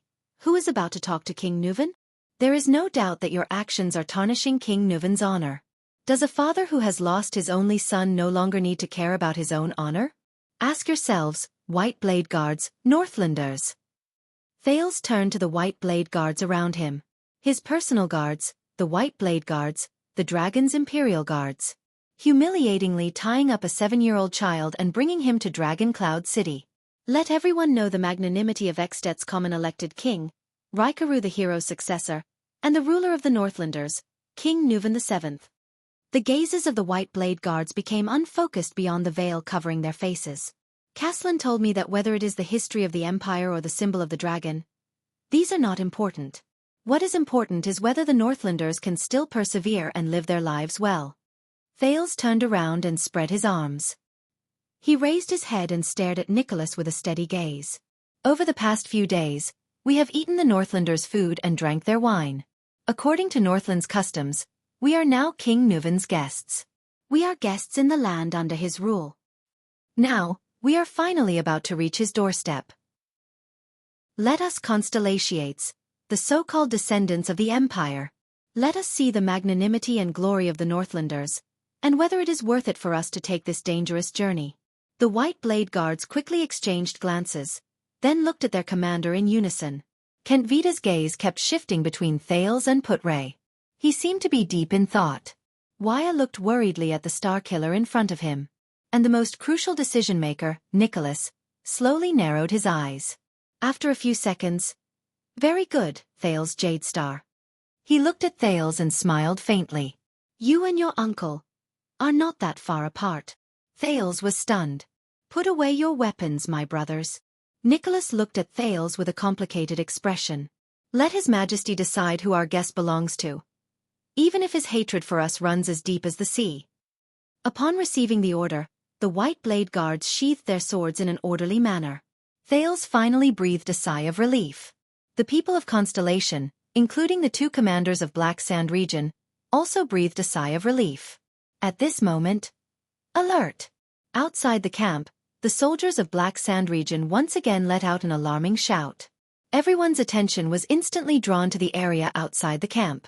Under the moonlight, a new group of cavaliers appeared before their eyes and headed towards the camp. Kent Vida narrowed his eyes and asked Nicholas, "Your companions?" Nicholas did not answer him. The sound of hooves could be heard from outside the camp. It was a dozen cavaliers. Carrying a strange flag, they slowly headed towards their camp. It was a flag with a white background. A golden ear of wheat with an arc was drawn on it. It stretched from the upper right corner of the flag to the lower left corner, and crossed with an equally golden dagger. "Good night, everyone." An unfamiliar male voice traveled into their ears from afar. "Praise be to the Lady of Harvest and the Maiden Shepherd of the Ocean. May they bless all of you with no worries about food or clothing and a prosperous life." Kent Vida took a few steps forward. Looking at the flag with the ear of wheat and the dagger, he slowly frowned. "I am Lesa Kent Vida, the Viscount of the City of Light Town. This is the military camp of the Archduke of Black Sand region," Viscount Kent Vida said loudly. "Who goes there?" Under the protection of a dozen cavaliers, a middle-aged man with a golden ponytail slowly rode out from the crowd. He was dressed in a gorgeous coat and a top hat embedded with jewels to keep out the cold. "I am Shiles Bamra, the honorary Marquis of Goodflow City." The middle-aged man stopped his horse. He took off his hat and placed it on his left chest. With a friendly and humble smile on his face, he bowed slightly in Kent Vida's direction. "I am from the friendly and generous 16 City-States Alliance of Camus Union. I am a member of the 36 seats in the Camus Union Parliament. I am representing the Alliance's Goodflow City on a diplomatic mission to Extet. I heard that Constellation's second prince is here, so I specially came to meet you." Midnight, Dragon Cloud City, Westbound Avenue. He was a black-haired, black-eyed Far Easterner. He was about 30 or 40 years old. The Far Easterners aged at a different rate compared to the Redalians and Northlanders. It was not easy to tell their age from their appearance. Holding an everlasting lamp, he walked steadily in the dark and cold underground cellar, intending to start his day's work. But in the next moment he frowned, as if he sensed something. He stopped in his tracks. In the silence and darkness, his eyes carefully swept across every corner in front of him. His ears listened to all the movements in the cellar. There was nothing. But he did not let his guard down, because he trusted his instincts more. Most of the time, danger could not be detected with eyes and ears. Most of the time, instincts were the last things one could rely on in life. Like now. He clenched his teeth and furrowed his brows, revealing a ferocious expression in the darkness beyond the light. Just like a wolf that sensed danger, it sharpened its fangs and claws and remained vigilant of the danger in the darkness. Immediately, the Far Easterner moved. He raised the everlasting lamp with one hand and pressed his other hand against his waist when he crouched down. He turned sideways to face the left, the wall, and the darkness behind the corner. "Who's there?" the Far Easterner asked calmly. There was no answer. "If you're here to steal some money, bro," the Far Easterner spoke the lingua franca with a Northland accent. His feet moved slowly and rhythmically. "Then you've come to the wrong place." There was still no answer. The Far Easterner narrowed his eyes. The next moment, his figure flashed. He covered a distance of more than 10 steps in 3 steps. The Far Easterner turned the corner. The light from the everlasting lamp illuminated everything in the corner. But the Far Easterner let out a surprised, "Huh?" There was no one around the corner in front of him. A few seconds later, the Far Easterner breathed a sigh of relief. "Am I being too paranoid?" The Far Easterner carefully checked the corner and confirmed that there were no traces left behind by anyone. He shook his head, shrugged, and patted his head. "It seems so. It's an old habit that I can't get rid of. In the end, I'm still paranoid even when I'm sleeping. The wolf doesn't sleep because it's vigilant." This was the first lesson his master had taught him a long time ago, when he had left him on the northern plains and let him live alone for 3 days. He sighed. "I really hope that one day, I can sleep well. Forget all the past." The Far Easterner laughed at himself, then turned around and walked back the way he came. The light also turned with him. It illuminated another person behind him. A person who suddenly appeared. The Far Easterner's pupils shrank. He instinctively raised his hand at his waist. Asterisk thud. Asterisk the Far Easterner was shocked to find that his right hand, which was holding the dagger, was firmly grasped by the uninvited guest who suddenly appeared. He could not move. "Long time no see, Gu," the other party said slowly. The Far Easterner suppressed the shock in his heart, the trembling of his body, and the instinctive urge to activate his power of eradication to break free. He stared at the man who suddenly appeared. The ordinary-looking man. "Yes, long time no see," the Far Easterner Gu replied bitterly. "Black Sword." Black Sword let go of Gu's wrist. "Lance asked me to look for you," the man known as Black Sword said coldly and briefly. Still the same as before. Gu put the dagger back at his waist and frowned. Simple and direct. It chilled his heart. "Yes." Gu took a deep breath, got rid of all unnecessary emotions and memories, and said seriously, "I found him." Black Sword did not speak. After a few seconds, Black Sword slowly said, "Are you sure?" Gu exhaled deeply. "Although I've never met him directly, it should be him. I can't be wrong." Black Sword was silent. Strange. Gu thought to himself. Why is he so calm? Shouldn't he be? "I'll look for you again tonight to ask about the details." Black Sword turned around and said flatly, "I still have some matters to attend to." "Look for me again?" Gu could not help but frown as he recalled the other party's elusive figure. "All right." Gu recalled his past memories and only felt a wave of irritation and panic. He said helplessly, "I have to do business first anyway." "Business?" Black Sword furrowed his brows as he recalled Gu's notorious past. His figure once again disappeared into the darkness beyond the light. "What other business can you do?" "What business?" Gu Shuang exhaled unhappily. He walked to the side of the table and fiercely lifted the layer of oilcloth on it, revealing a boning knife and a chopping board. Then he said angrily, "This is my butcher shop." Chapter 120. In the cold wind, a group of people with a complicated and strange composition formed a long procession on the road to Dragon Cloud City. Even though they avoided the misfortune of being kidnapped to Dragon Cloud City, the next day, the White Blade Guards under Nicholas still invited the Constellation Diplomat Group out of Black Sand Region's escorting area without any explanation. They were then escorted to Dragon Cloud City by the White Blade Guards. The army of Black Sand Region followed slowly and orderly on both sides and behind them. Kent Vida and Tolja still dutifully sent out scouts to ensure the safety of the surrounding roads.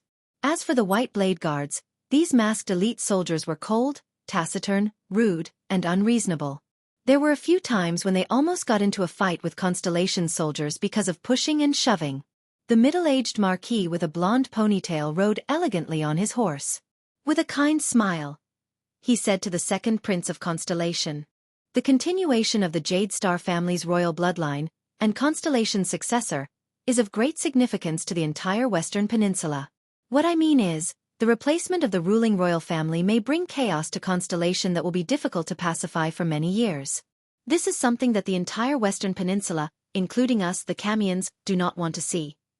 Thank you very much for your concern, Marquis Shiles of Goodflow City. Thales, who sat stiffly on his horse, nodded at the guest from Camus Union with an equally stiff smile on his face. This uninvited guest seemed to be a little too familiar with him.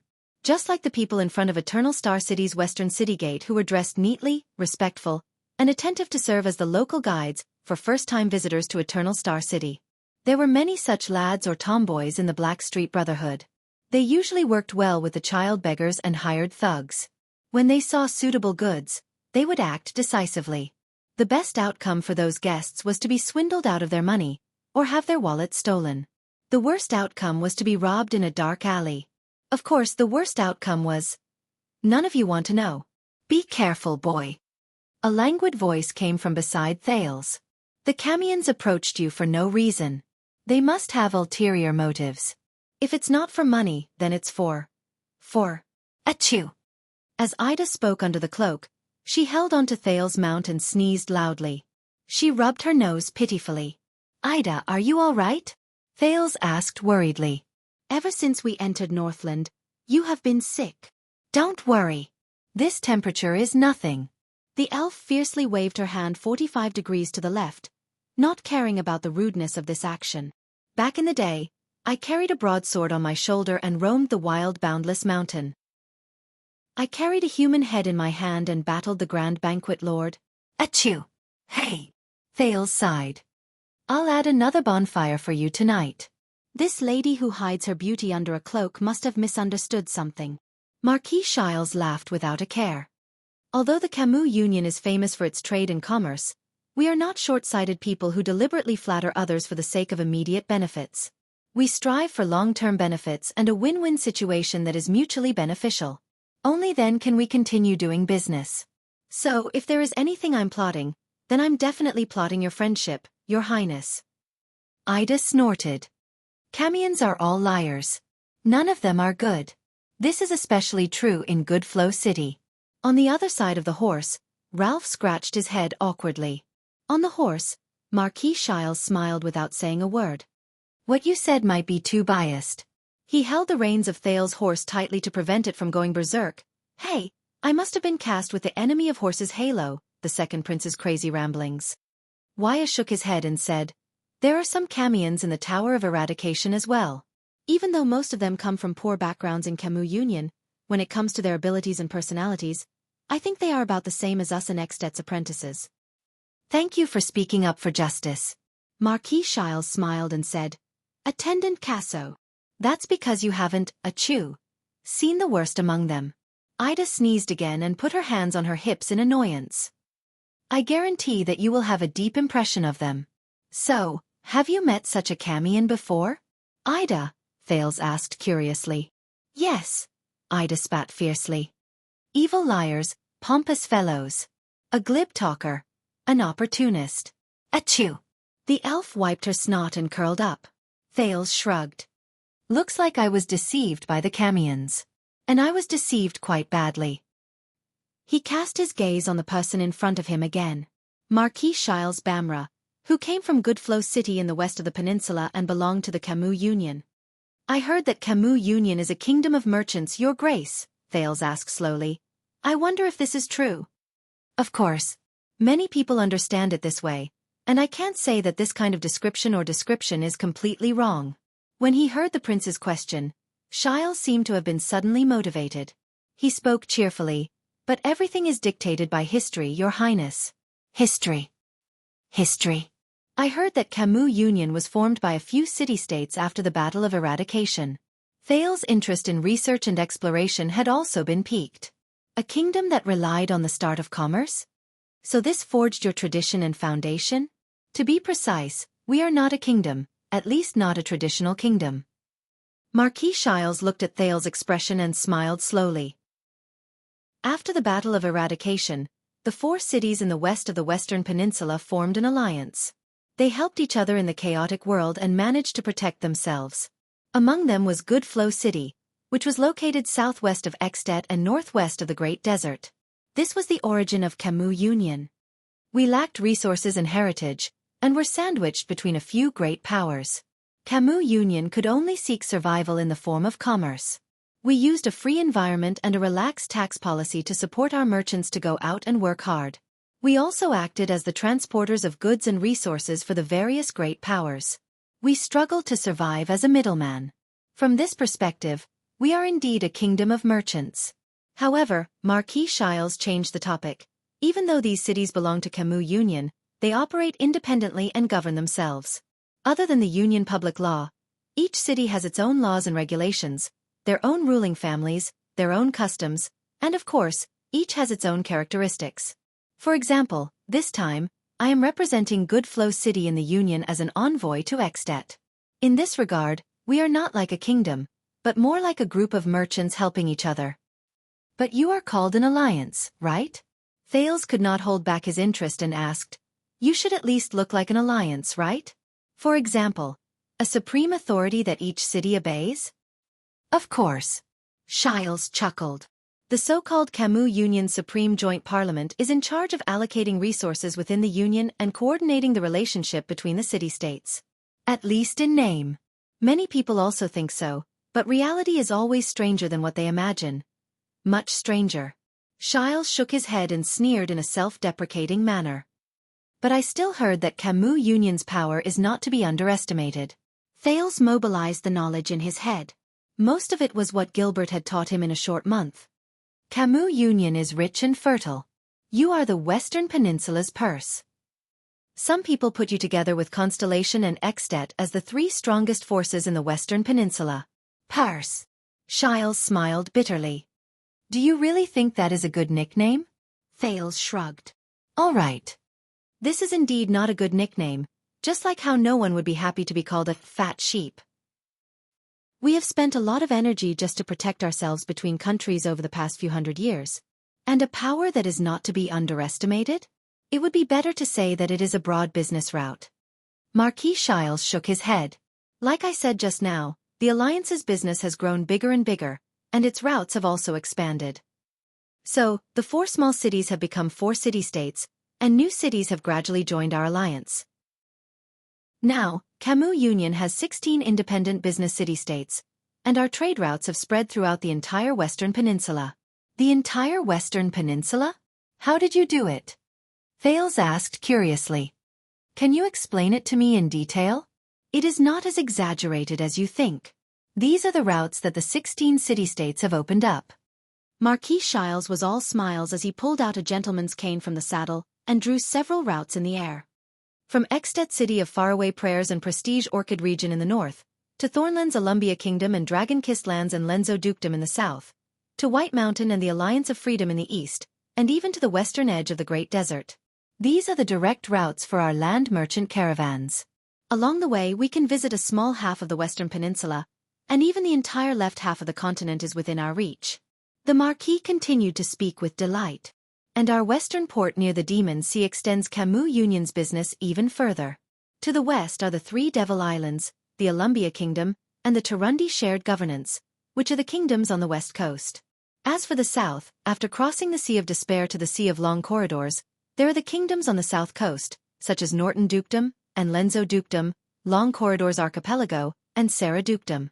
If there are fleets with more trade ambitions, they will continue to the east, sail out of the Sea of Long Corridors, cross the Mystery Sea and the Fog Sea, and reach the wealthy Evergreen Island, which is ruled by the Sucator family, one of the 13 distinguished families of Constellation. They will sail all the way to the east, past Crystal Jade City, which is built on Crystal Jade Island by the merfolk of the Western Sea, and follow Constellation's sea trade route to the Sea of Eradication, or even the Eastern Peninsula. This way, the right half of the continent will also be included in the Alliance's trade route. It sounds amazing. Thales furrowed his brows and said with a serious expression, Your forces of influence are all over the continent. It is not an exaggeration to say that. On the contrary, Marquis Shiles shook his head and said, Camus Union only has the city defense teams that belong to the major cities. They do not have a unified military force, and it is absolutely impossible for them to start a war. The wrangling in the United Parliament alone can last for 3 years. Since we rely on trade to survive, even as nobles, we must go out to develop and trade. When I was 13 years old, I followed my father to Lumbia Kingdom for the first time. Our family's merchant fleet was detained there. Ralph, who was riding on the side of his horse, walked on the snow-covered ground with his fists slightly clenched. So, you can understand now, right? I am happy from the bottom of my heart about the reappointment of the Prince of Constellation. This means that Constellation, a big country in the Western Peninsula, is stable and without worry. The Marquis shook his head. Even in Extet, where the system of choosing a king has become the norm, once the throne passes to a new Archduke's family. For example, from Dragon Cloud City's Walton family to Beacon Illumination City's Poffert family, or to Prestige Orchid Region's Alcius family, it will be quite a shock. Our established trade routes and long-term business agreements will have to be reconsidered or even completely overturned according to the ruling order and habits of different families, much less a hereditary royal family like Constellation. Just like this, our business is often troubled by the constantly changing situations in various countries. Shiles sighed deeply. If there is a place where the nobles live a harder life than the commoners, remember to vote for Camus Union. Humph, serves them right. Ida snorted coldly. Wanting to earn money and be comfortable at the same time, how can there be such a good thing? What you said is really wise, madam. Marquis Shiles sighed and stuffed the gentleman's cane back into the saddle. So, you see, at the age of 38, I still have to go out and work hard. So, it is also reasonable for you to come to me. Thales let out a hollow laugh. Is this to develop your future business network in Constellation? It is for the sake of friendship. Shiles winked in amusement. Of course, if you have any, and I mean any needs that are outside the boundaries of your kingdom, please be sure to let me know. Marquis Shiles laughed out loud. As a marquis of a small city, I have no other forte, but I do have some connections in various countries. Wait, Marquis. Thales frowned. Duke's son, male merit, but I seem to have never heard of such a title as Marquis in this world. Chapter 121. In the cold wind, a group of people with a complicated and strange composition walked in a long line on the road to Dragon Cloud City. The Anti-Theft Chapter. I went out for a meal and changed it back quickly. Thank you for reading the pirated version. Under old Caslin's regretful gaze, Thales heaved a sigh of relief after he tried his best to refuse the cup of rye wine. They rested for 15 minutes. Viscount Kentvita turned his head and nodded at the Fire Knight. Tolja. Get ready. Tolja ordered his soldiers. We're ready to depart. We must reach Prestige Orchid Region before tomorrow night. Upon hearing their superior's words, Extet's officers and soldiers stood up in unison. They left behind their wine money and walked out of the tavern. The people from Constellation looked at Thales. Thales glanced at Putray, shrugged and jumped off the bar counter. But just as he waved at old Caslin and was about to leave, "Brat, wait!" Caslin left the bar counter and walked towards Thales. Thales only then realized that this old man was extremely tall. He was almost 7 feet tall. He had to raise his neck to an angle that he could barely look up at him. Fortunately, Caslin squatted down in front of him. You want to apologize to King Nuven, don't you? Old Caslin said slowly. And I also heard that it is to repay Prince Mariah for his misfortune in Constellation. Yes. Thales exhaled. Let's see if King Nuven will be interested in my head. Caslin's gaze on him changed slightly. When I was your age, the old man sighed, I only knew how to follow my brother and chase sparrows. Thales smiled faintly. But before Thales could speak, Caslin continued, damn those messy political schemes of the nobles. They never show mercy, don't they? I don't care if you are 7 or 17. God knows how Prince Mariah died. It's a pity he was a good lad. This. Thales revealed a surprised expression. Thank you for your understanding. Sir Caslin? Caslin stared at him fixedly. Then, with an awkward expression, Thales pointed outside the door. Listen, old Caslin said flatly. I once served under Nuven. To a certain extent, I'm quite familiar with him. This tavern owner knew King Nuven? He turned to look at Kentvita, who was not too far away. Why did they bring him here? Was it really for a break? Caslin sighed softly. He was a good king when he was young, a typical burly Walton man. I still remember Nuven Walton standing at the 38th Century Ground, swinging his flail at the attacking orcs. At that time, he was generous, tolerant, and just. He could stand in front of an orc's axe for a nobody. Every warrior thought it was an honor to die for him. Thal's eyes brightened. That's good. It looks like at least he won't be a king who will simply order me to be beheaded. But people change. Old Caslin exhaled. His gaze became misty and unfocused. Nuven is also a human. He will also grow old. There will come a day when he will be bewitched by slander and beauty, and be controlled by desires and impulses. Although he has the blood of Raikaru Extet in him, he is not a perfect dragon or a hero. Especially when he is a father who has lost his son. Thales could not help but be stunned. Caslin lowered his head and stared at Thales. Be careful, Constellation's second prince. Extet uses the great dragon as its flag, but for 600 years, we have only worshipped the great dragon's strength. We have learned the great dragon's pride, but we have forgotten the great dragon's wisdom. Although we claim to be the children of the northern wind and the dragon, the shackles of the empire on us are no less than those of Constellation. What do you mean? Thales widened his eyes. Do you mean that Extet's domestic situation may be worse than we think? Child, take care. Caslin only shook his head and gently placed his hand on Thales' shoulder. Since you paid but did not drink, consider this a bit of advice from me. Thales could only spread his hands. Thank you for your advice. Unfortunately, it was useless. What will come will come. No matter what, he had to face Nuven VII. By the way, Caslin hesitated for a while and suddenly exhaled. He smiled and said, if you run into any irreversible crisis in Extet, when even King Nuven can't save you. Even King Nuven can't save me? Thales was puzzled. What does that mean? There is a butcher shop on Dragon Cloud City's westbound street. Its signboard is a dagger. Caslin snorted. Under Thales' furrowed brows, he said in a low voice, the boss is a Far Easterner with the surname Gu. He owed me a favor in the past.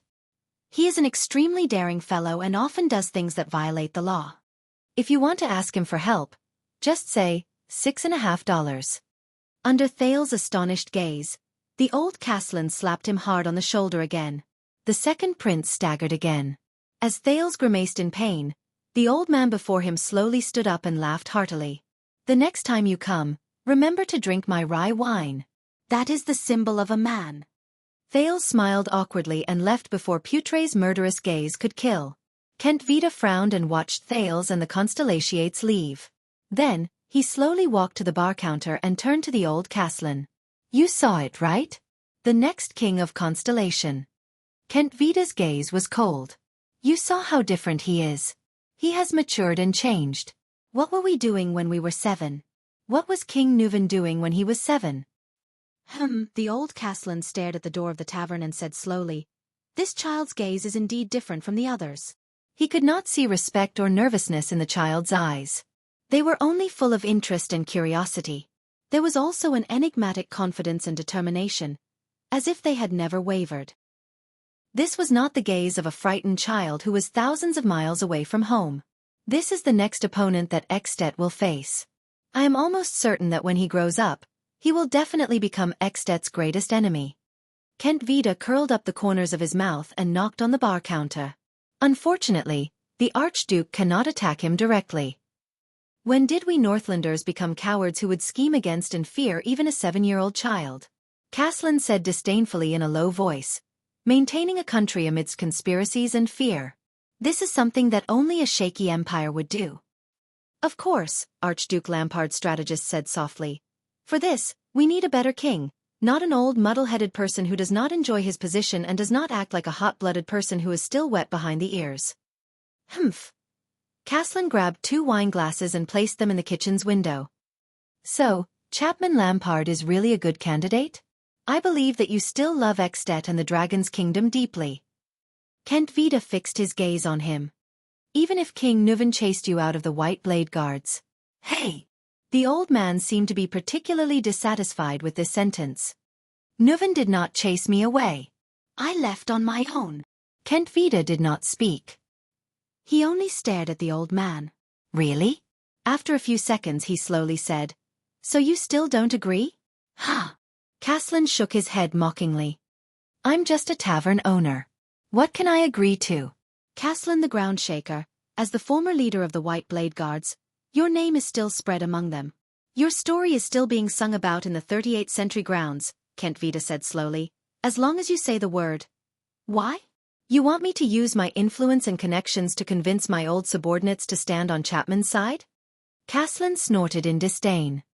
I believe that you will make the best choice for Extet. Kent Vida's expression was indifferent, but his gaze was sharp.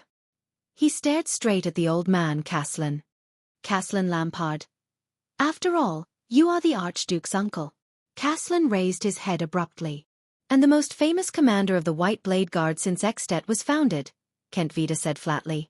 In the upcoming storm, you are destined to be unable to remain unscathed. Of course, it might not just be convincing my old subordinates. Kent Vida silently thought. After all, the White Blade Guards are the king's personal guards. They are responsible for the safety of the common elected king of Extet. Do you know what this reminds me of? Caslin interrupted his thoughts. Kent Vida politely curled the corners of his lips into a smile. The old man stared at him coldly. Quisso Lampard was asked by the Empire to convince his fellow countrymen to cooperate with the Empire, pay taxes obediently, and stop resisting. If I say no, will that brat Chapman exile me to Reformation Tower as well? Kent Vida furrowed his brows. Go back and tell my nephew, Caslin said slowly but resolutely. Go to hell with Lampard. Go to hell with Rumba. Kent Vida sighed and shook his head as expected. Then, you should at least be able to help me with the second favor. Caslin snorted coldly. All of you are always concerned about benefits, aren't you? Kent Vida narrowed his eyes. This time it has something to do with that prince. Caslin put away a few cups again and ignored the Viscount. Someone in Extet wants to assassinate that prince. Whether it's to frame the Archduke or to mess up the situation, Kent Vida said with a dark expression. They even used the officer spy lurking in our Mystic Gun unit. You know that I hate these dirty politics the most. Caslin raised his head and said rudely, I don't want to know anything. What happens next concerns you, Kent Vida interrupted him in a deep voice. The Archduke sent a letter yesterday saying that we found clues about the officer spy in the black market, but it was intercepted halfway. What does it have to do with me? Caslin said rudely. The people who intercepted the clues used the Tower of Eradication's sword style. They used an unusual power of eradication.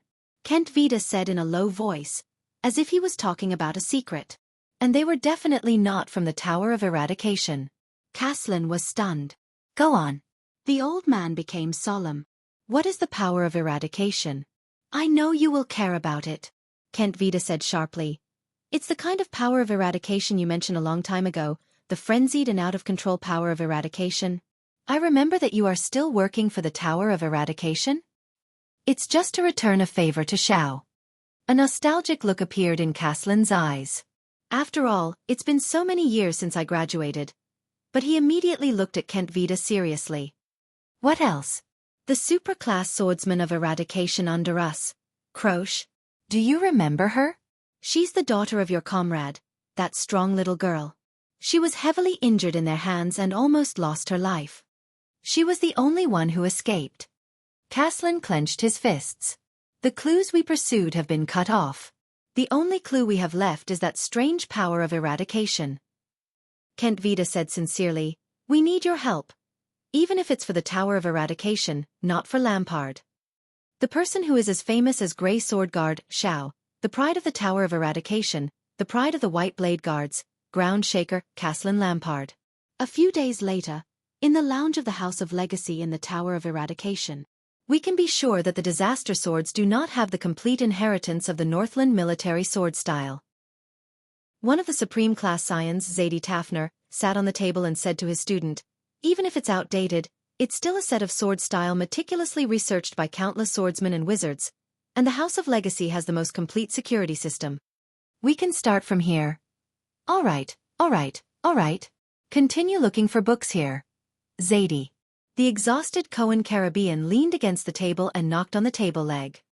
He rubbed his reddened eyes. Anyway, I can't take it anymore.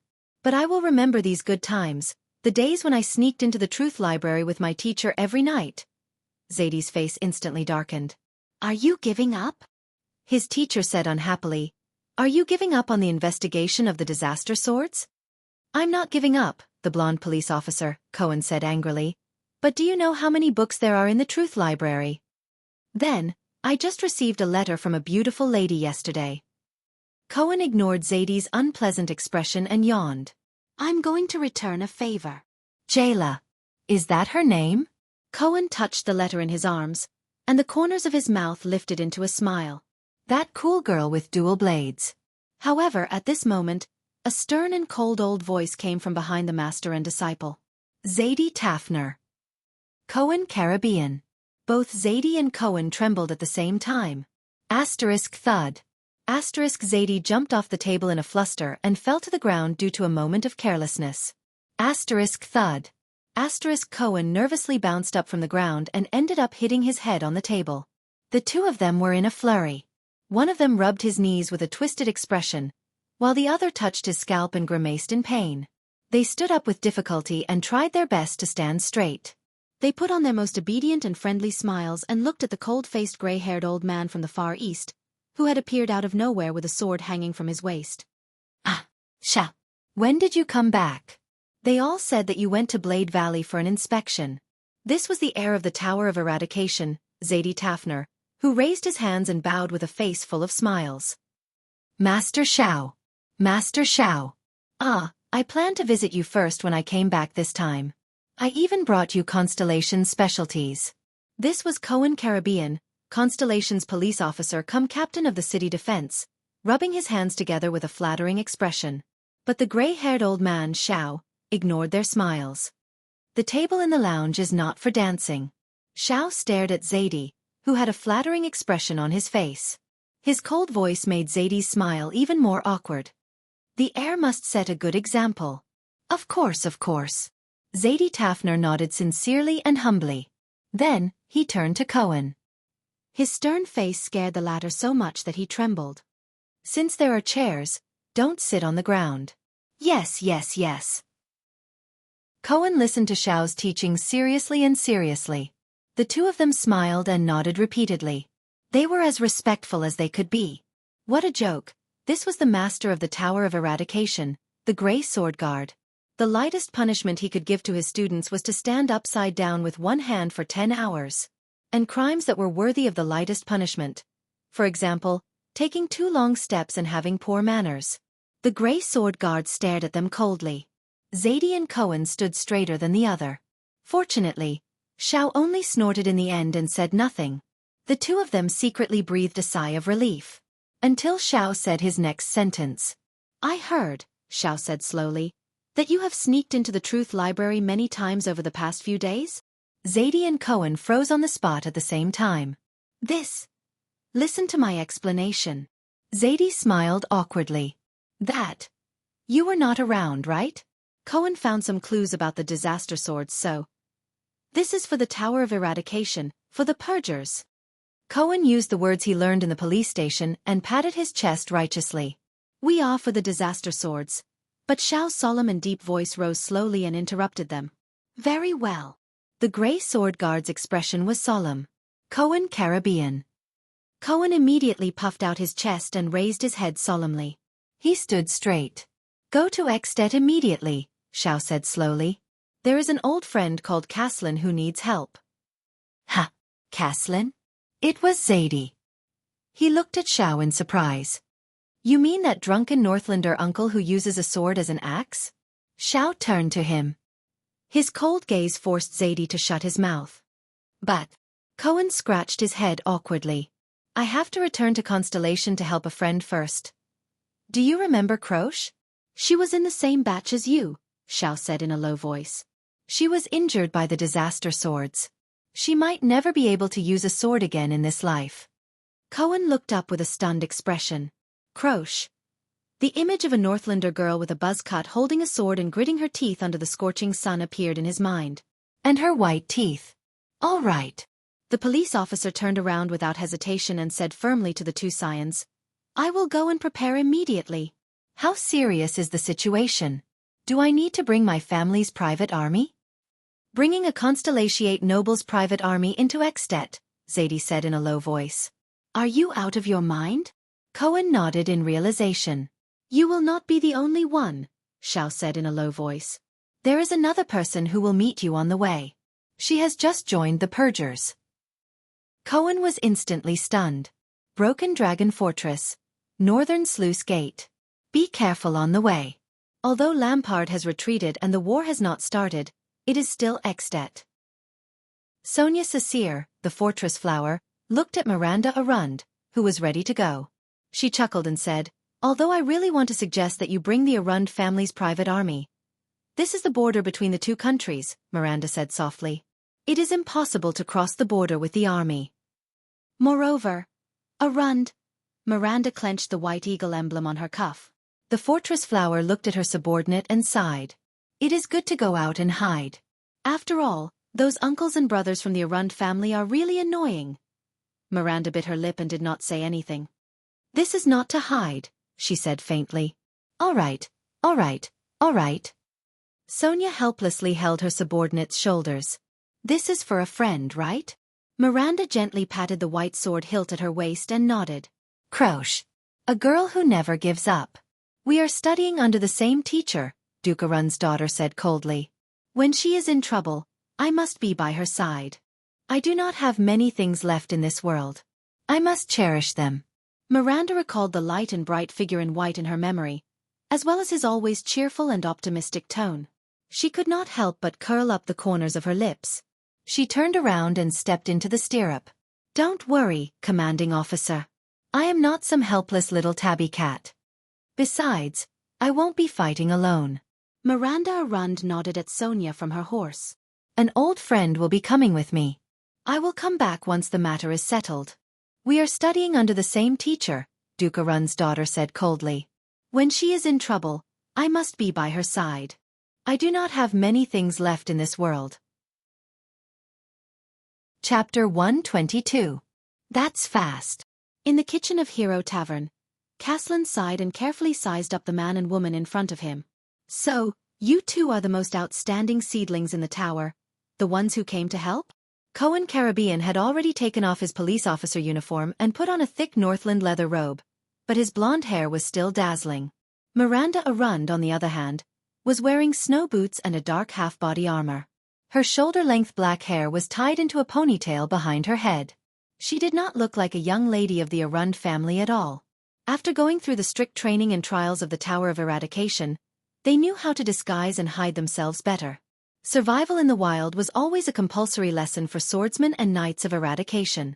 But their disguises seemed to be ineffective in front of the old tavern man. I don't understand. The white-haired old man Caslin frowned. This is not a trial game. Xiao sent two nobles here? My young master and mistress? Cohen's expression froze. Did I give myself away? He lowered his head and looked at his attire. Stop looking. I'm talking about you, silly boy, Caslin said coldly to his junior. Your posture and footsteps. Cohen turned to Miranda in shock. The latter frowned and looked back at Cohen. Even from 6 kilometers away, I can smell the scent of a battlefield officer from all over your body. Caslin shook his head.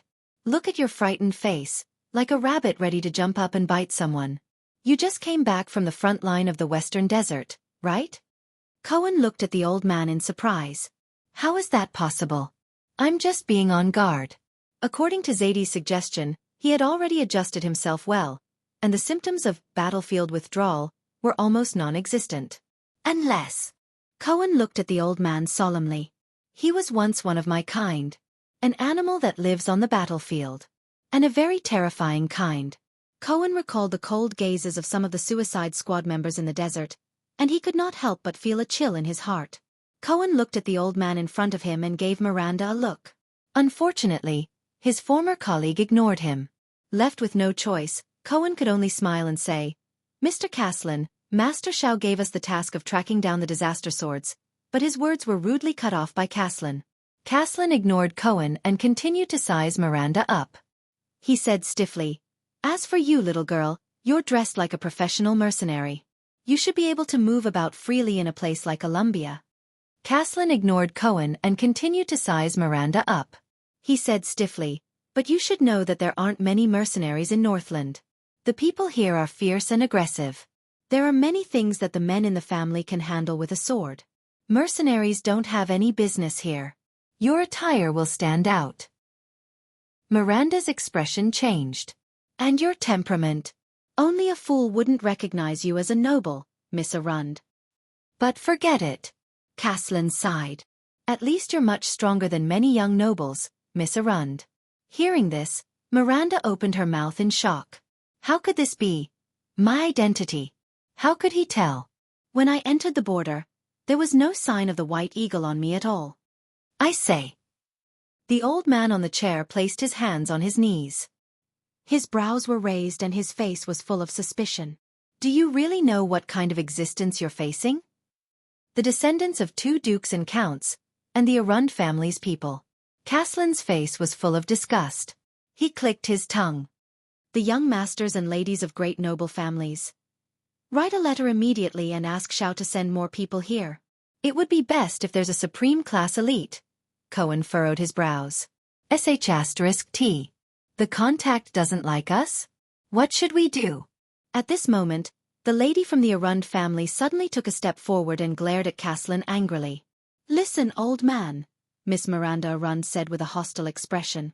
You do your job, and we do ours. This is the ideal situation. As for our abilities, we know what kind of danger we're facing, and we're not some pampered young master or lady. Miranda's expression was solemn as she enunciated each word clearly.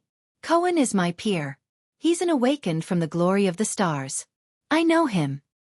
He has spent many years at the front lines of the Western Desert, and he knows everything there is to know about battles and wars. He is an outstanding warrior and military officer. On the battlefield, his usefulness will not be any less than that of an old Lemeter who has not moved for decades, Miss Arund said plainly. Cohen looked at Miranda in surprise. He stared at his peer who refused to budge at all. My God! When was the last time she praised me? Does a woman's temper really become better after breaking up? Caslin revealed an amused expression as he looked at the little girl before him. An old body that hasn't moved for decades? Interesting. How energetic. If I were 30 years younger, I served under the Fortress Flower. I led Constellation's army in Cold Castle, Lonely Old Tower, Overwatch City, and the border between the 2 kingdoms countless times. I also fought against the Lampard family countless times. Miranda stared at Caslin with a sharp gaze. I know how to fight, old man. We're not those inexperienced newbies. Of course, from your outdated perspective, only supreme-class elites like Master Chartier and Master Zadie can deal with such a situation. But Sir Caslin, anyone can look down on our experience and abilities just because we're young masters and ladies of noble families. Only you don't have the right to say that. Caslin narrowed his eyes. The first time I heard your name, Sir Caslin. Miranda slowly placed her hand on the sword at her waist. It wasn't because of your reputation as the Earthshaker, but because of your family name, Caslin Lampard. Caslin raised his eyebrows. Yes, every member of the Arund family must know the situation of their enemy's family like the back of their hand, the swordswoman said calmly and slowly. So. Caslin narrowed his eyes again. Miranda stared at Caslin. So, if you have a problem with the Arund family name because you're a member of the Lampard family, you can just say it. Miranda narrowed her eyes and observed every flaw on the old man's body. She tightened her grip on the hilt of her sword and said coldly, We'll settle our differences with swords, old man. Caslin looked at Miranda's sword and smiled in disdain. Of course, or perhaps you're just trying to provoke us and want to see our strength for yourself? Miranda said meaningfully. If that's the case, then let's hurry up and end this quickly. Then, we can continue with our mission instead of wasting our time here talking nonsense with an old man. Caslin stared at Miranda. His smile disappeared and he returned to his cold, expressionless face. Looking at the impending conflict, Cohen was so anxious that he scratched his ears and cheeks. Miranda. Shouldn't we? At this moment. Huh. Caslin laughed angrily and interrupted Cohen again. Caslin slammed the table and stood up abruptly from his chair. Even though he was in his 60s, he was nearly 7 feet tall and his muscles did not seem to have regressed. He still looked very oppressive. But Miranda's sharp gaze did not waver. She only bent her body slightly and adjusted the angle of her attack. Interesting, young lady. Caslin suddenly laughed. You look like a little female leopard when you're angry. All right, that's the end of the test. Miranda clenched her teeth. End it. This old man. Young Croche was right. Caslin's gaze was sharp. He revealed his yellowish teeth and said slowly, Miranda's observation skills are outstanding. She's resolute and decisive when she encounters problems. She doesn't procrastinate, but she's a little too arrogant. Miranda was stunned. Croche. Ah.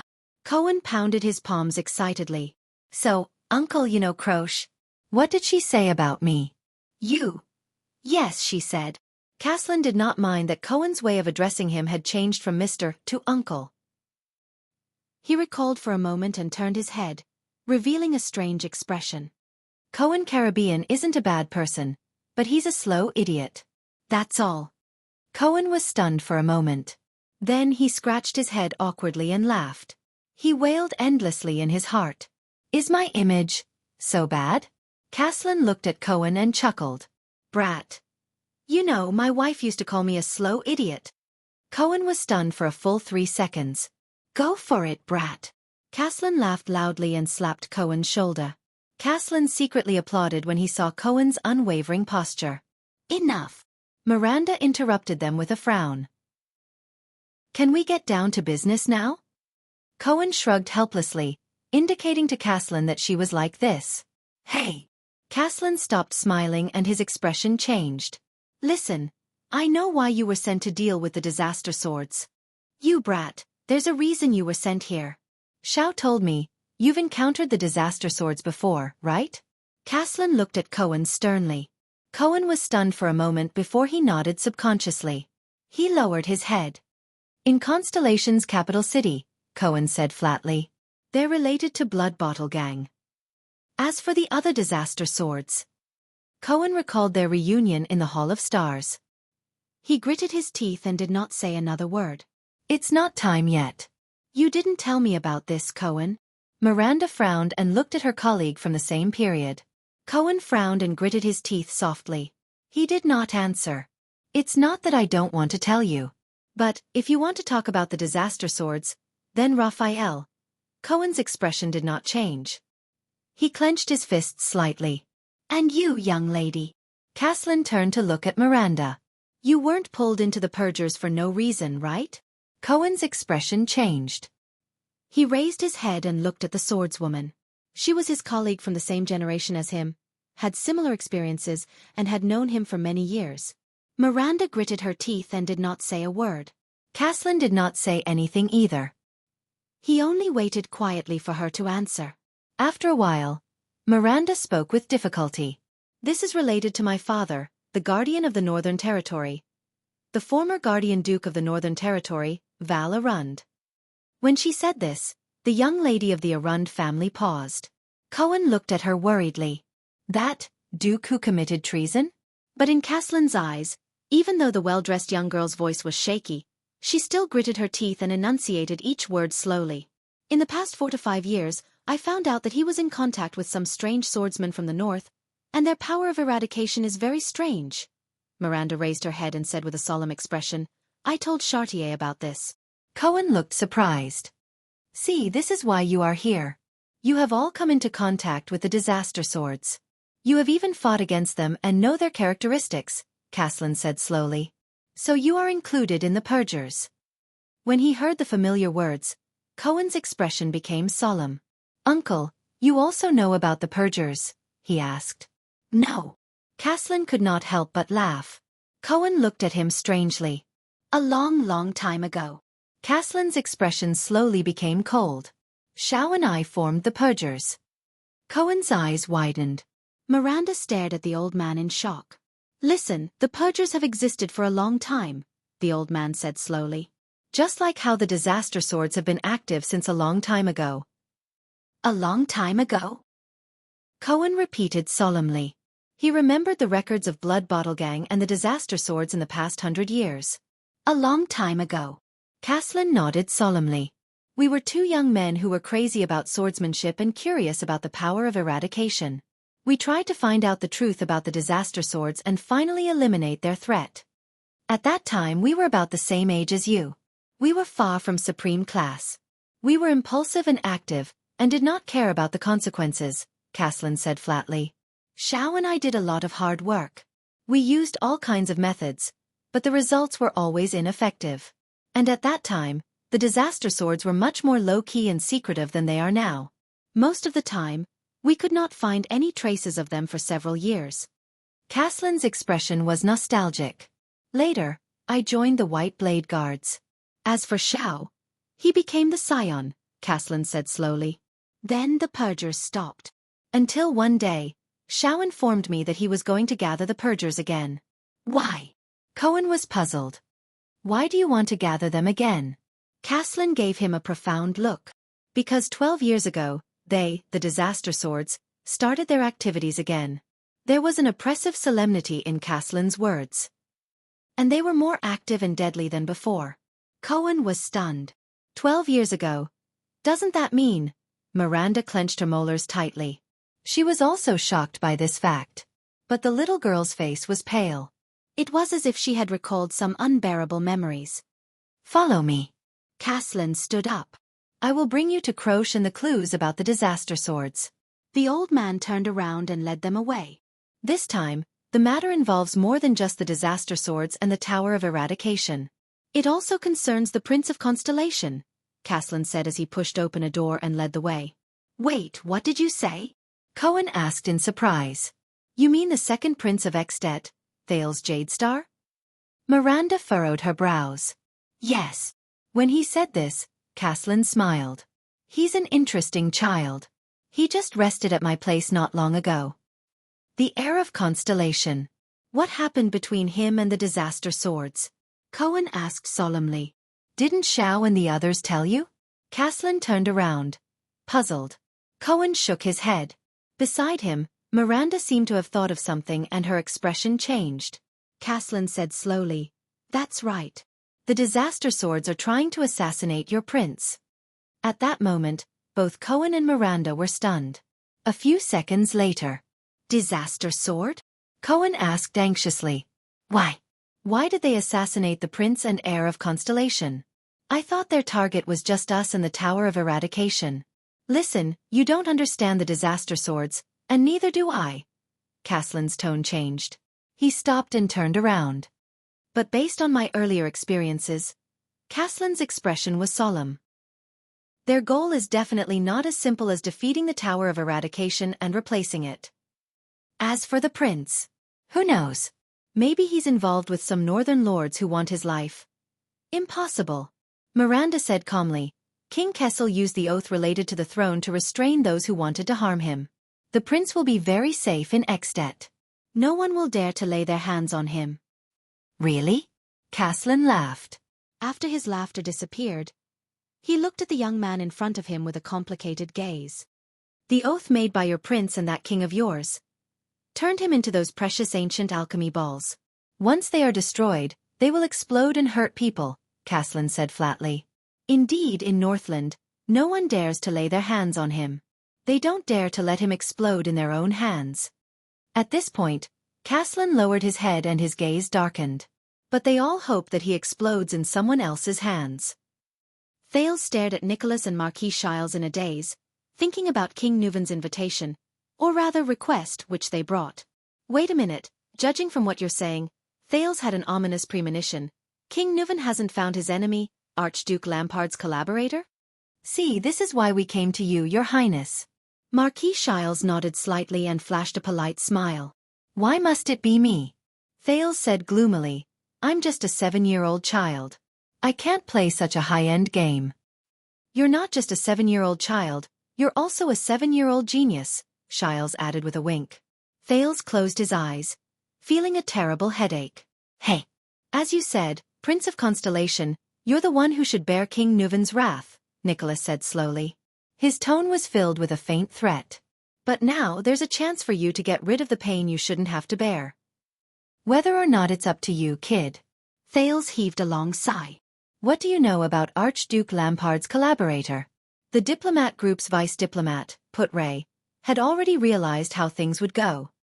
He asked solemnly, "What do you know now?" "We have a very obvious target now," Nicholas answered with a pale face.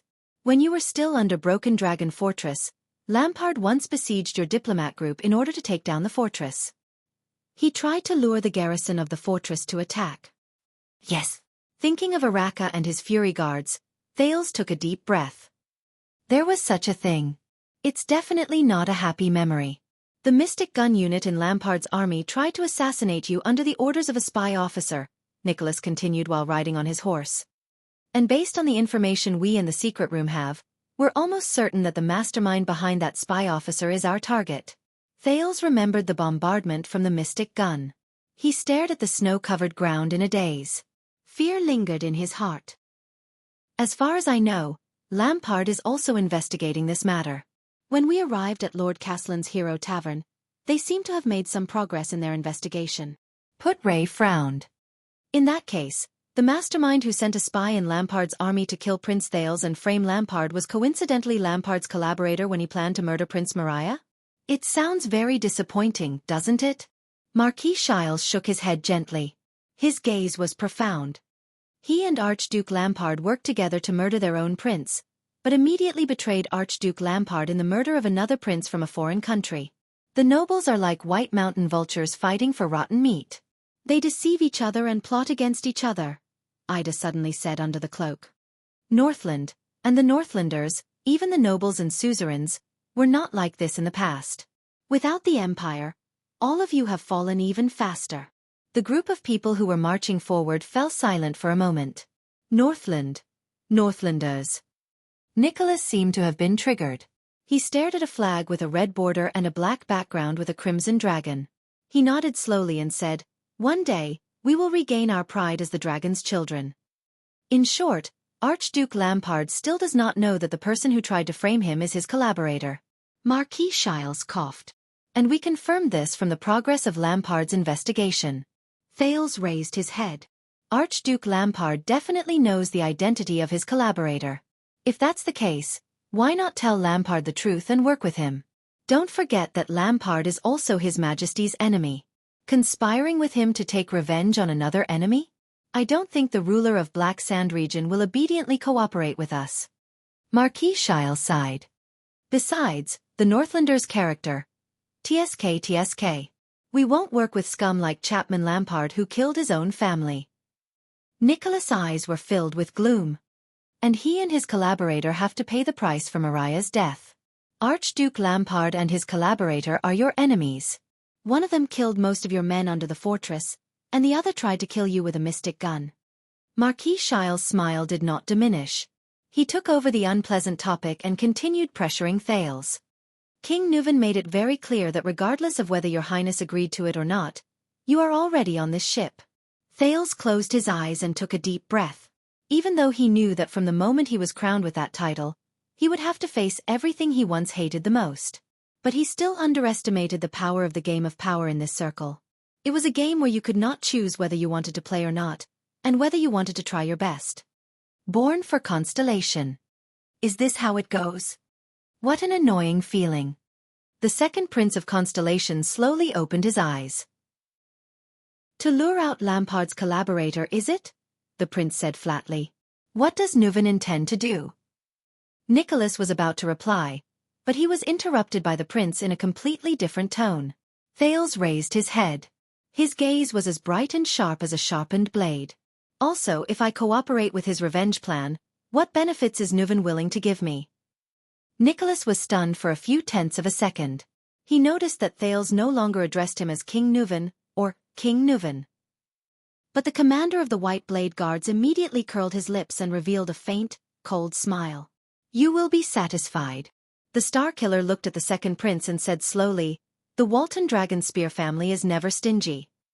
"One more question." Thales raised his head. His gaze was burning. "You said that from Lampard's investigation, his collaborator is the mastermind behind my murder using the mystic gun." "That's right." Nicholas frowned. "Is there a problem? Where did you get the details of Lampard's investigation, and how did you ascertain it?" Thales asked in a deep voice. "This is our business. Nicholas shook his head. You don't have to. But Thales immediately cut him off. This is my business. Thales' expression was resolute. He emphasized his insistence. Especially when Nuven wants me to risk my life to play such a revenge game with him. I should have enough information to ascertain whether his plan is feasible. Nicholas stared at Thales. His gaze was cold. As for what he was thinking, Thales had no way of guessing. Until Shiles coughed softly at the side. Lampard has been tracking down the spy officer who commanded the Mystic Gun Unit. His men have efficiently found clues in the black market. Nicholas finally spoke slowly. But just as he was about to discover the truth, a group of strange swordsmen suddenly appeared. They used a strange power of eradication and almost wiped out all of Lampard's investigators, cutting off the clues. Strange swordsmen? A strange power of eradication? Nicholas nodded. This is not within Lampard's knowledge, so he sought help from a professional. And that professional. The Star Killer lowered his head and looked at his white Blade Guard uniform. He is our old acquaintance. And those strange swordsmen? Thales asked. Nicholas gave him a profound look. A few days ago, the people King Nuven sent a constellation to collect the prince's body and investigate the assassination of the diplomat group sent back a message the day before yesterday. Nicholas revealed the crux of the information in detail. The prince's last bodyguard used the Walton family's secret method to leave behind an important clue. Among the assassins who attacked Prince Mariah, there were also a few strange swordsmen. Their power of eradication was very strange. Thales figured it out. Are you saying that the swordsman who assassinated Prince Mariah and the swordsman who cut off Lampard's investigation are the same group of people? Nicholas nodded slightly. Who are they? According to the information, they are a group of traitors from the Tower of Eradication. They are like flies that seek personal gain, people who hide their heads and show their tails. Nicholas looked at each person. The Tower of Eradication has a very special name for them. The Star Killer's expression was profound. He slowly said, Disaster Swords. Thales' thoughts were interrupted for a moment by this name. Disaster. Sword of Eradication? Ah! Wuxia, who was listening, suddenly exclaimed softly as he remembered something. Speaking of which, when I was in the Tower of Eradication, I seem to have inadvertently heard a few Scions talking about this name. Wuxia felt everyone looking at him, and he said a little nervously, but that has always been a legend. Disaster Swords. It is said that they are a group of traitors who want to replace the Tower of Eradication. Thales furrowed his brows. Let's find some time to talk, Wuxia, the second prince said, about the power of eradication and the Tower of Eradication. Wuxia nodded. No matter what, this group of so-called disaster swords participated in the assassination of Mariah and the betrayal of Lampard at the same time. They must have a close relationship with Lampard's collaborator. That's why they listened to his orders and let him do whatever he wanted. Nicholas stared at the snowfield in the distance and frowned. We also connected these two incidents and caught them. I understand. Thales nodded solemnly and said, When will Nuven's plan begin? Prestige Orchid Snowfield is right in front of us. Once we pass through it, we will reach Dragon Cloud City, Nicholas said slowly as he cast his gaze at the snowfield in the distance, which was almost in line with the horizon. The 5 archdukes should have arrived in Dragon Cloud City. The first obstacle you have to face is to meet them and King Nuven. Be prepared, Your Highness. Marquis Shiles rubbed his gloves. His eyes were filled with the excitement of the start of a great show. In public, King Nuven will show a tough attitude towards you. He might be a little rough. Rough. Perfect. It's been a long time. Thales stared at the horizon with a spirited gaze. He touched his neck gently and recalled the feeling of being strangled. He said in a powerful voice, I like rough the most. Shiles' smile became even brighter. A strange light shone in Nicholas' eyes. Putray took a deep puff from his pipe. Ida continued to lower her head under the cloak without saying a word. Wuxia and Ralph just stared at each other in a daze. Noon arrived. The sun hung high in the sky above the snowfield. But everyone who had stayed in Northland for many days knew. Chapter 123.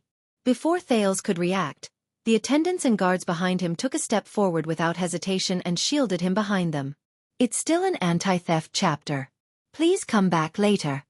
In the next moment, the sound of swords being unsheathed rang out incessantly.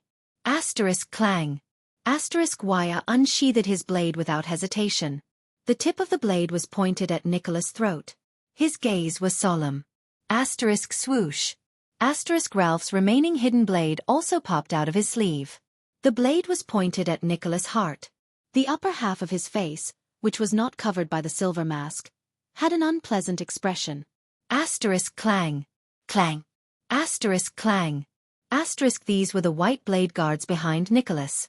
These tall and sturdy masked Northland elites were equipped with lightweight iron-colored arm shields in their left hands, and with their right hands, they pulled out the uniquely shaped sabers from their waists. The hilts were snow-white and slender, and could be held with both hands. The blades shone brightly, and their curves were beautiful. They did not look like the crude and forceful Northland style. The way they pulled out their blades was neat and heavy. Their gazes beyond their masks were murderous. At some point in time, they had formed a semicircle and surrounded the Constellation diplomat group from 3 sides. The remaining dozen or so soldiers of Constellation, such as Jened and Willow, pulled out their weapons without hesitation and stood at the front line to confront the white blade guards. Judging by their movements and the look in their eyes, these are true elites. Our royal guards are nothing more than this. Aida's voice traveled into Thales's ears. They are even more powerful than the Black Sand Region's army. Even if they were to go up against the vampire's Sacred Blood army, they would probably not be inferior. Thales stared in disbelief at Nicholas, who had a cold smile on his face. What's going on? Tie me up and bring me to Dragon Cloud City? It was not that he did not anticipate what he might encounter in Extet. In fact, it was very normal for King Nuvan, who had lost his beloved son, to be angry, ridiculed, and humiliated him.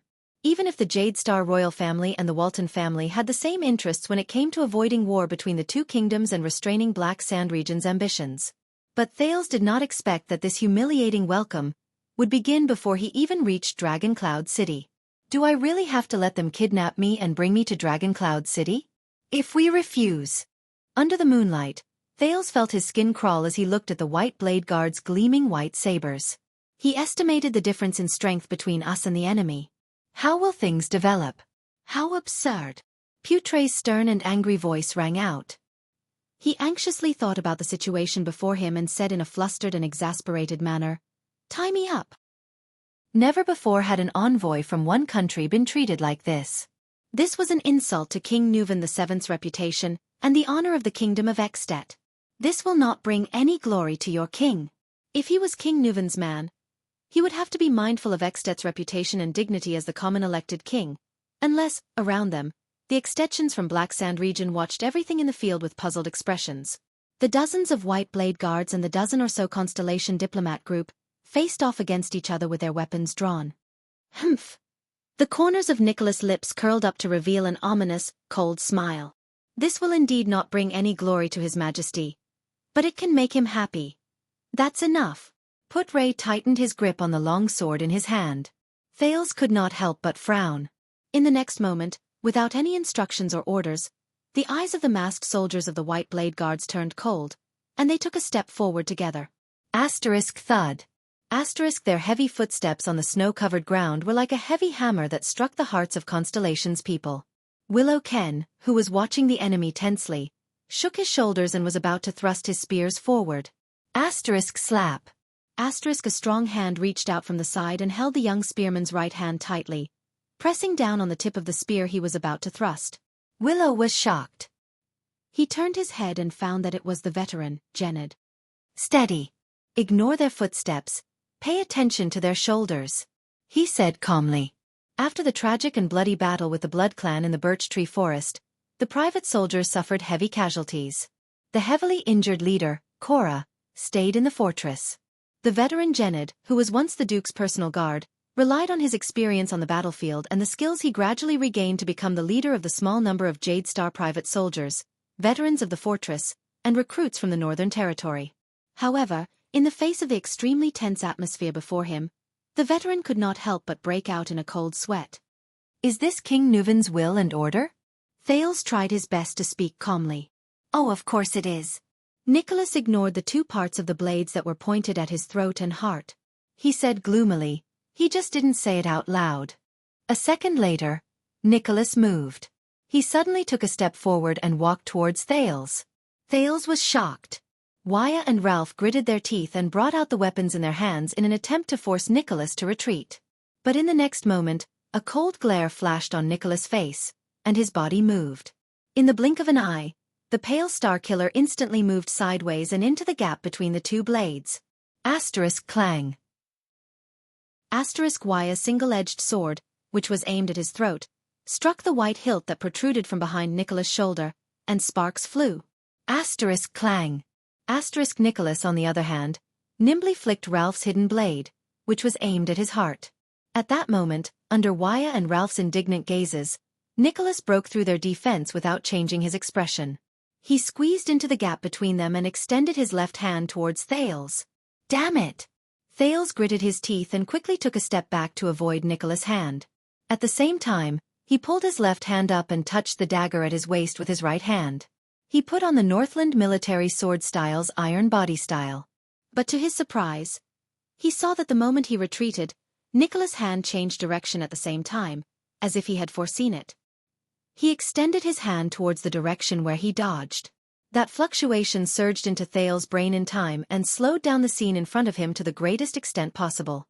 In Thales' field of vision, Nicholas moved slowly, like an existence that flashed with silver light. However, every time the light flashed in his body, Nicholas' figure would change. Is this his power of eradication?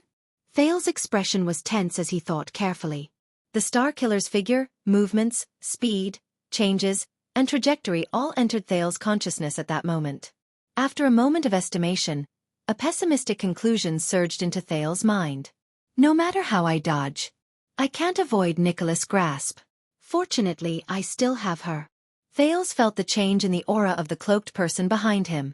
Asterisk clack. Asterisk Nicholas' hand was only halfway through its outstretched motion when a short and small figure in a cloak grabbed its wrist. Be polite, boy. Ida grabbed Nicholas' wrist tightly and said coldly, at least say hello or please. Thales exhaled deeply. Only then did Wuxia and Ralph's swords catch up with him in a hurry and press against the Star Killer's neck. Oh! Nicholas seemed a little surprised, but he still did not care about the two swords that were pressed against his vitals. Instead, he frowned as he stared at his wrists that were being grabbed. He then said to Ida with great interest, a woman saw through my actions? The dozens of white blade guards around Nicholas did not seem to be worried about their leader, who was in danger. Their gazes were still cold and full of killing intent as they continued to oppress the Constellatiates. What is the meaning of this, Lord Nicholas? This is not in line with convention, nor is it King Nuven's order. Putre's face was livid. This private act of yours is almost no different from an assassination. Assassination? Assassination? Nicholas muttered the word in a low voice. He raised his head and his expression became extremely terrifying. Are you talking about what you Constellatiates did to our Prince Mariah in your country?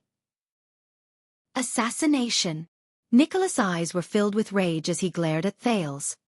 He enunciated each word clearly.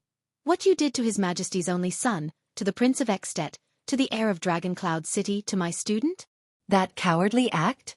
Putre was stunned at first, then he reacted and said without hesitation, that should be decided by King Nuven. Damn it. Thales panted softly and bit his lower lip. He looked at Nicholas, who was held back by Ida and had Wuxia and Ralph's swords pressed against his throat. He gritted his teeth. This situation. How should I deal with it? Force Nicholas to retreat? Thales took a deep breath. He raised his hands at the pale man, indicating that he was a harmless little boy. Nicholas, on the other hand, sneered maliciously at him. Viscount Kentvita and Lord Tolja. The second Prince of Constellation turned his head and shouted at the army of Black Sand region. Your mission of escorting me to Dragoncloud City is almost complete.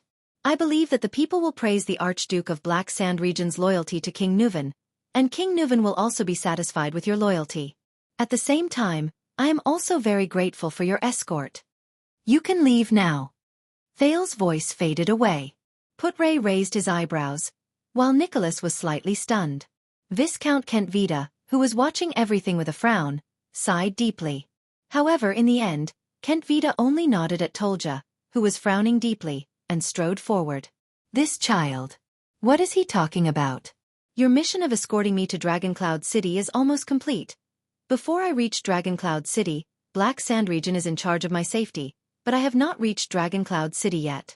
I believe that the people will praise the Archduke of Black Sand Region's loyalty to King Nuven.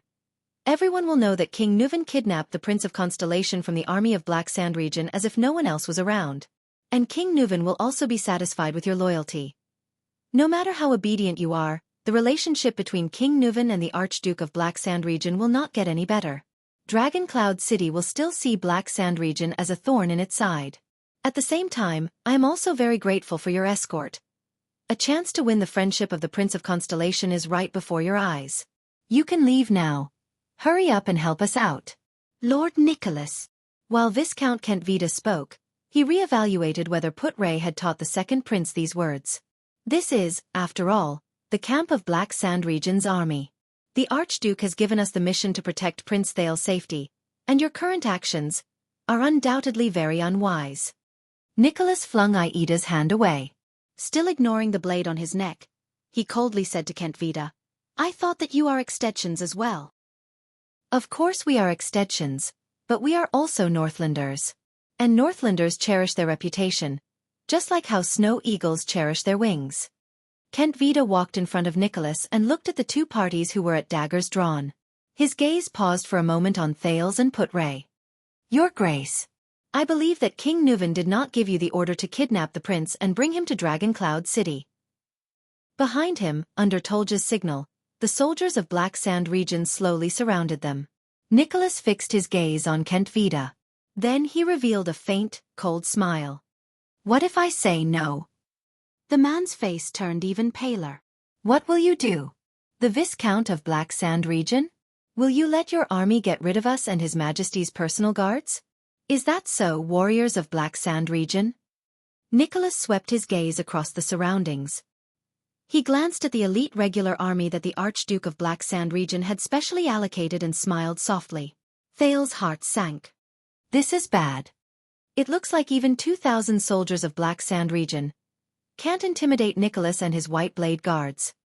There are less than 50 of you. Tolja walked out from behind Kentvita and stared at the white weapon behind Nicholas. His expression was solemn. Even with the Severing Soul's blade, you can only hold on for a few more minutes. You are not Araka Murch, and you don't have his motionless bow. Kentvita fixed his gaze on Nicholas' face. Of course, we definitely don't want to become enemies with the famous White Blade guards.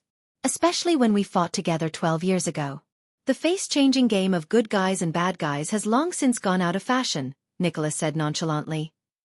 I've said it before, His Majesty will get even with Lampard. Before that, you won't want to provoke his personal guard captain. Thales thought of something. White Blade guards. He remembered what Putray had told him about Caslin's identity. Caslin retired 20 years ago, so... You know, Thales said slowly, attracting everyone's attention, we just passed by Caslin's Hero Tavern a few days ago. Thales noticed that the moment he finished speaking, Nicholas' expression suddenly changed. Even the eyes of the White Blade guards around them, who were confronting them, sparkled. Caslin. It looks like that old man means something to them. Thales nodded in his heart. Caslin treated me to a glass of rye wine, the limited edition kind, Thales continued to say calmly. He's a wise and open-minded old man. But I don't think you know him, Lord Nicholas? A complicated expression appeared in Nicholas' eyes. Because. Thales sighed. The White Blade guards led by someone like him must be different from you. Nicholas stared at him without saying a word. In the next moment, Thales first gritted his teeth, as if he had made up his mind about something. Then, under everyone's shocked gazes, the second prince shouted, Constellations, put down your weapons. Waya and Ralph looked at Thales in shock. Even Ida made a sound of surprise under her cloak. The Constellations looked at the White Blade guards around them, who were glaring at them fiercely. They looked at each other in bewilderment, not daring to believe the prince's order. Only Putray looked pensive. Kentvita and Tolja frowned at the same time. Nicholas stared at him with an indecipherable expression. This is an order from your second prince, the heir to the throne of Constellation. Thales repeated with a firm expression. Putray was the first to sheath his sword and take a step back. Then, Genid sheathed his sword without hesitation. Wyatt glanced at the prince in disbelief. Under the latter's unquestionable gaze, he gritted his teeth and withdrew his sword from Nicholas' neck. Then it was Ralph, then the fifth, the sixth, until all the constellations sheathed their weapons. Under everyone's watchful eyes, Thales took a step forward, past Wyatt and Ralph's protection, and arrived in front of Nicholas. You should have done this a long time ago. Nicholas lowered his head and looked at him expressionlessly. The earlier you submitted, the less painful it would have been. Enough, Your Excellency, Thales interrupted him coldly.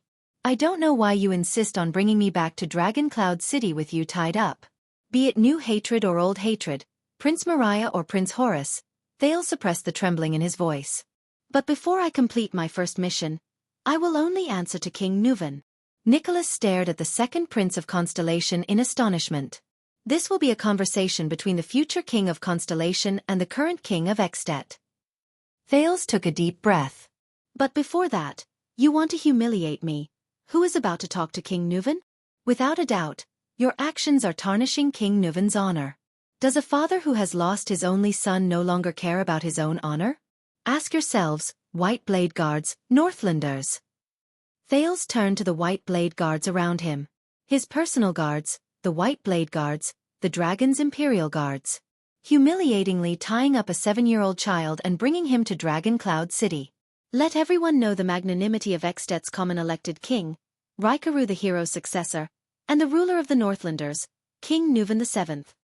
The gazes of the White Blade Guards became unfocused beyond the veil covering their faces. Caslin told me before, whether it is the history of the Empire or the symbol of the dragon, these are not important. What is important is whether the Northlanders can still persevere and live their lives well. Thales turned around and spread his arms. He raised his head and stared at Nicholas with a steady gaze. Over the past few days, we have eaten the Northlanders' food and drank their wine. According to Northland's customs, we are now King Nuvan's guests. We are guests in the land under his rule. Now, we are finally about to reach his doorstep. Let us Constellations, the so-called descendants of the Empire. Let's see whether the magnanimity and glory of the Northlanders are worth it for us to take this dangerous journey. The White Blade Guards quickly exchanged glances, then looked at their commander in unison.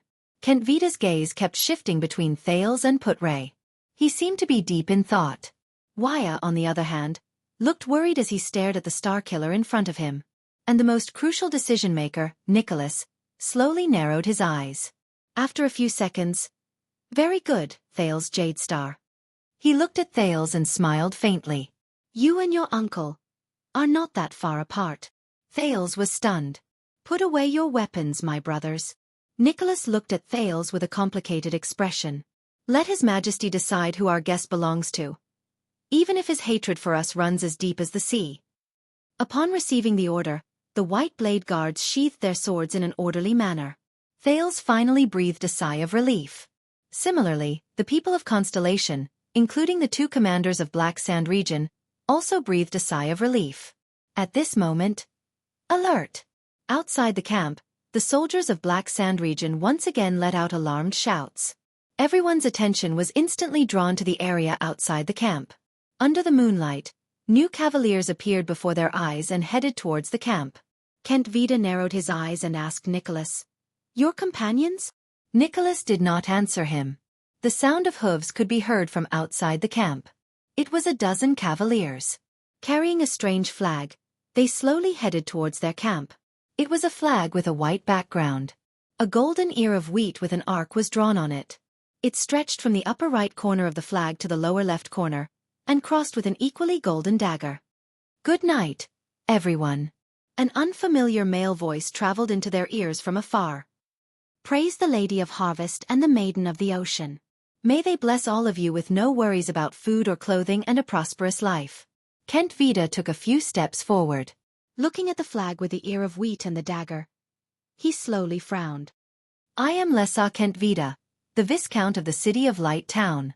This is the military camp of the Archduke of Black Sand region," Viscount Kent Vita said loudly.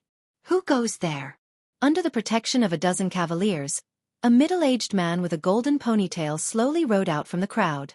He was dressed in a gorgeous coat and a top hat embedded with jewels to keep out the cold. "I am Shiles Bamra, the honorary Marquis of Goodflow City." The middle-aged man stopped his horse. He took off his hat and placed it on his left chest. With a friendly and humble smile on his face, he bowed slightly in Kentvida's direction. I am from the friendly and generous 16 City-States Union of Kamu Union. I am a member of the 36 seats in the Kamu Joint Parliament. I am representing Good Flow City in the Union as a diplomatic envoy to Extet. I heard that the second Prince of Constellation is here, so I specially came to meet him. I am representing Good Flow City in the Union as a diplomatic envoy to Extet. I heard that the second Prince of Constellation is here, so I specially came to meet him. Chapter 124. That was 300 years ago, the vice diplomat said flatly. At that time, Meteor Jade Star was one of the many princes of Constellation. Putray sighed slightly. It was said that he was very similar to Tormund I, the founder of the kingdom. When he was young, he was an impulsive, lively and restless prince. Not long after he became an adult at 16, he snuck out of the capital to pursue the adventures in those stories and poems, until he met Chara and Kaplan in Dragon-Kissed Land. Thales raised his eyebrows and said in shock, "Snuck out of the capital? So, those princes and princesses who go on patrol incognito and sneak out of the palace really exist?" "Hey! Don't just talk about your kingdom's princes," Marquis Shiles protested.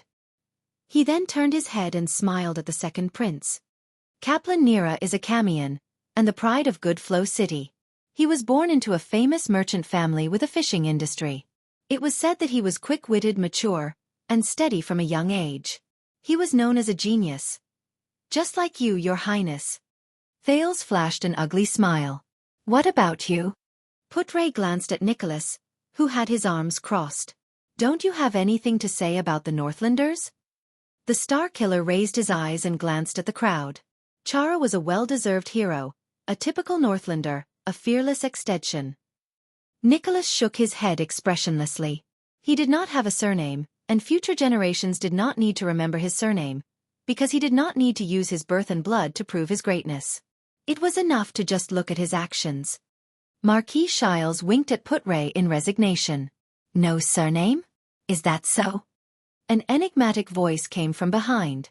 But after the war, Chara married a noble lady from the Walton family and fused his bloodline with that of the Dragon Spear family. Everyone turned around. Thales was surprised to find that it was Ida who spoke.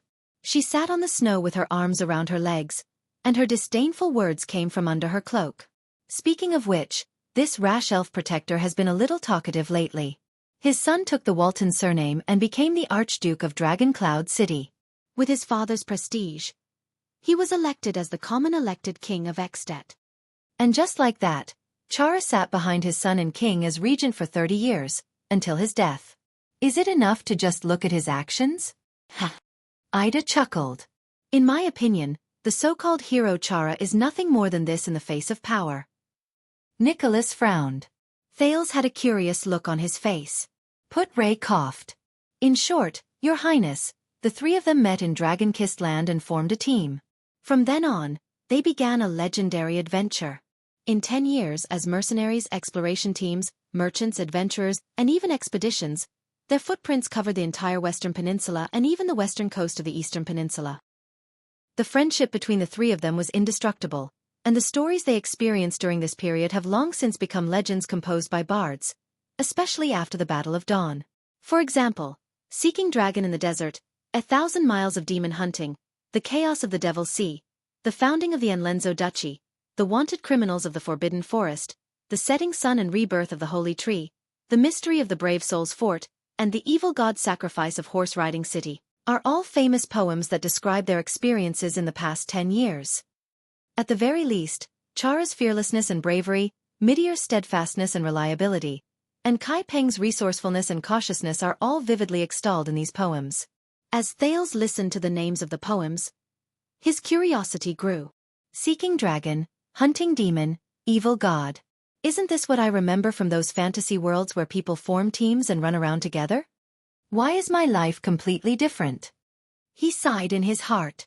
Putray took a deep puff of his tobacco and said softly, and the Third Peninsular War broke out at that time. No one said a word. The Western Peninsula waited for its most terrifying nightmare. The three of them faced the most terrifying enemy. Under Thale's questioning gaze, Put-Ray cleared his throat and uttered a name softly. Yes, sir. Lanley Corleone. The King of Night Wing. Put-Ray raised his eyes and stared at Thales with a profound look. Thales tucked his hands into the fur cloak that protected him from the cold. He subconsciously touched the bracelet made of fangs in his bosom. Corleone. Is that so? He is the master of the Blood Sea Throne, the master of the Blood Fangs Corleone family, the founder of Night Kingdom, and the eternal ruler. It is said that he is also one of the oldest and most terrifying blood clansmen. Legend has it that when he spreads his wings, even the most dazzling sun will be shrouded in a bloody and boundless night. Put-Ray adjusted his tone so that he looked like a group of people gathered around a fireplace to tell a ghost story. It is said that he has lived for countless years. Before he disappeared, he was once known as an existence above supreme class. The missing Night Wing King, Lanley Corleone. Thales quietly recalled the struggle between the two Corleone ladies, or ladies. That was their father? Ridiculous. Above supreme class? Nicholas sneered. Something that doesn't exist at all. It's just a rumor spread by bards. Put-Ray ignored him and continued. The Third Peninsular War happened to be when Night Kingdom was at its peak. The Third Peninsular War happened to be when Night Kingdom was at its peak. Under the leadership of Laurie Corleone, that was the first time they appointed a blood clansman as the commander of the Allied forces. A small number of elites suddenly landed on Extet's eastern sea cliff, which was the most dangerous and impossible place to land on. Based on the experience of the previous two wars, everyone thought that the people from the Eastern Peninsula would land on Constellation. They expected the Western Peninsula's shield to once again stubbornly hold back the Eastern Peninsula's attack until Extet's brave and powerful troops and other countries' reinforcements arrived. Thales listened with rapt attention. The results were predictable. Unprepared, Extet was caught off guard, and Elefure City was the first to be breached. Marquis Shiles laughed. After that, Archduke Gadro of Elefure City had to purchase a large number of city defense equipment from Steel City every year to defend against the Eastern Sea. Good Flow City was in charge of the transportation. Put-Ray continued. The enemy's army continuously surged in through this opening at the edge of the sea cliff. They were like a hot knife through butter in Extet's empty inland, and they marched to Dragon Cloud City. Your Highness, you can find the specific records of the battle in various historical records. Put-Ray sighed. In short, after a few devastating battles, the Night Wing King's awe-inspiring name was once again recognized. It was the most disastrous series of defeats that Extet, which prides itself on its warriors and army, experienced since its founding. Put-Ray sighed. As for the reinforcements from other countries who came north, even Constellation's expeditionary army was defeated without warning. The armies of other small countries were even more powerless to resist. It was said that less than 1 in 10 survived. Even the king of Extet at that time died in battle under Dragon Cloud City. Thales was stunned. He turned to look at the current commander of the White Blade Guards. That was also an important page recorded in the legend of the White Blade Guards, Nicholas suddenly said. His gaze was complicated as he said, since the age of the Empire, the White Blade Guards were destroyed for the 10th time, and the third White Blade's disgrace. The king died under our heavy protection. Since the age of the Empire? Thales thought to himself, the White Blade Guards have such a long history? Even before Extet was founded? Put-Ray shook his head. No one could resist the Night Wing King's invincible army, as well as his strange, ever-changing, and unpredictable military tactics. The entire Western Peninsula, this is what was recorded in the Supreme History Book, was unable to gather even a single expeditionary army capable of fighting against the Eastern Peninsula within a short period of time. Just like that, the Night Wing King's army swept across Northland and was almost invincible. Dragon Cloud City fell into a hopeless defense, Put-Ray said faintly. After the king's death, Extet was in chaos.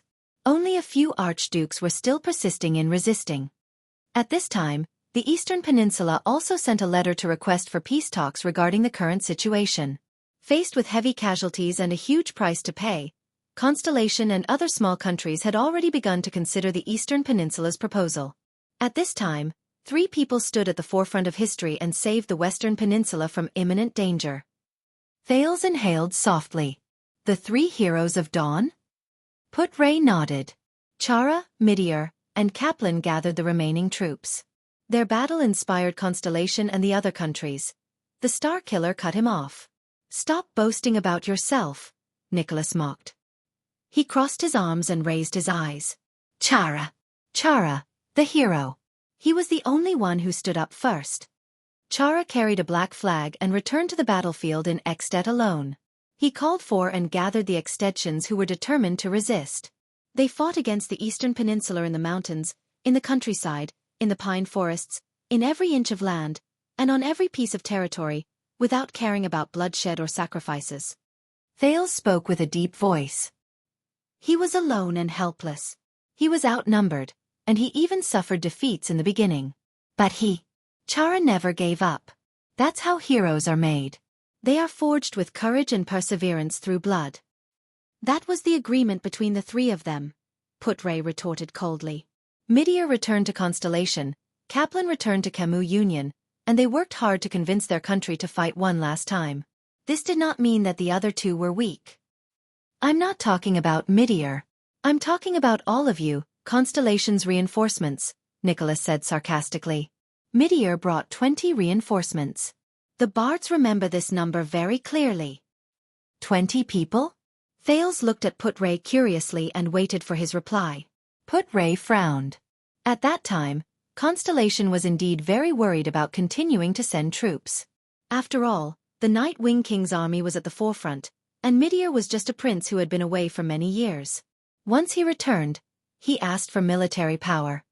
Not only that, as a prince, Midir was ordered not to participate in Extet's war. Putre's eyes burned. But Midir did not give in. In the face of such an order, he threw away the 9-pointed star emblem that symbolized the Jade Star royal family in front of all the courtiers. This meant that he gave up his right to inherit the throne, Putre said softly. Thales widened his eyes slightly. Do not forget that Constellation is founded on oaths. This was what he, Midir, said in front of the entire furious Constellation Palace. The Oath Keeper. So that's how it is. Just like that, the Oath Keeper walked out of Renaissance Palace alone. He brought along 20 brave warriors who were still willing to follow him and headed north to Extet to help Chara, who was fighting alone. This is why we only admire the Oath Keeper. Nicholas chuckled. When all of Constellation became cowards, he was one of the few Empire people with guts. Even the Camians are stronger than all of you. Putre did not speak. Regarding this question, I have to say that the Prophet Kai Peng actually. Shiles coughed softly and interrupted. This is also the reason why we Camians admire him. From proposing the proposal to gathering a consensus and passing the resolution, Kai Peng Nira was the only person in history who managed to convince the Supreme United Parliament of Camus Union to send troops within 86 days. At that time, the 14 cities unanimously agreed to hand over all their troops, supplies, money, and the last of their assets to Kai Peng, a young man in his 30s, so that he could lead them to the battlefield in Extet. If you have some understanding of the efficiency of the United Parliament's discussions, and know a thing or two about the greed and stinginess of the councillors, Marquis Shiles sighed. God knows how Kai Peng did it. That's your history. Putre narrowed his eyes. It's not ours. In the end, it was still Constellation's reinforcements who saved the battlefield, wasn't it? Thales raised his head and looked at the three of them.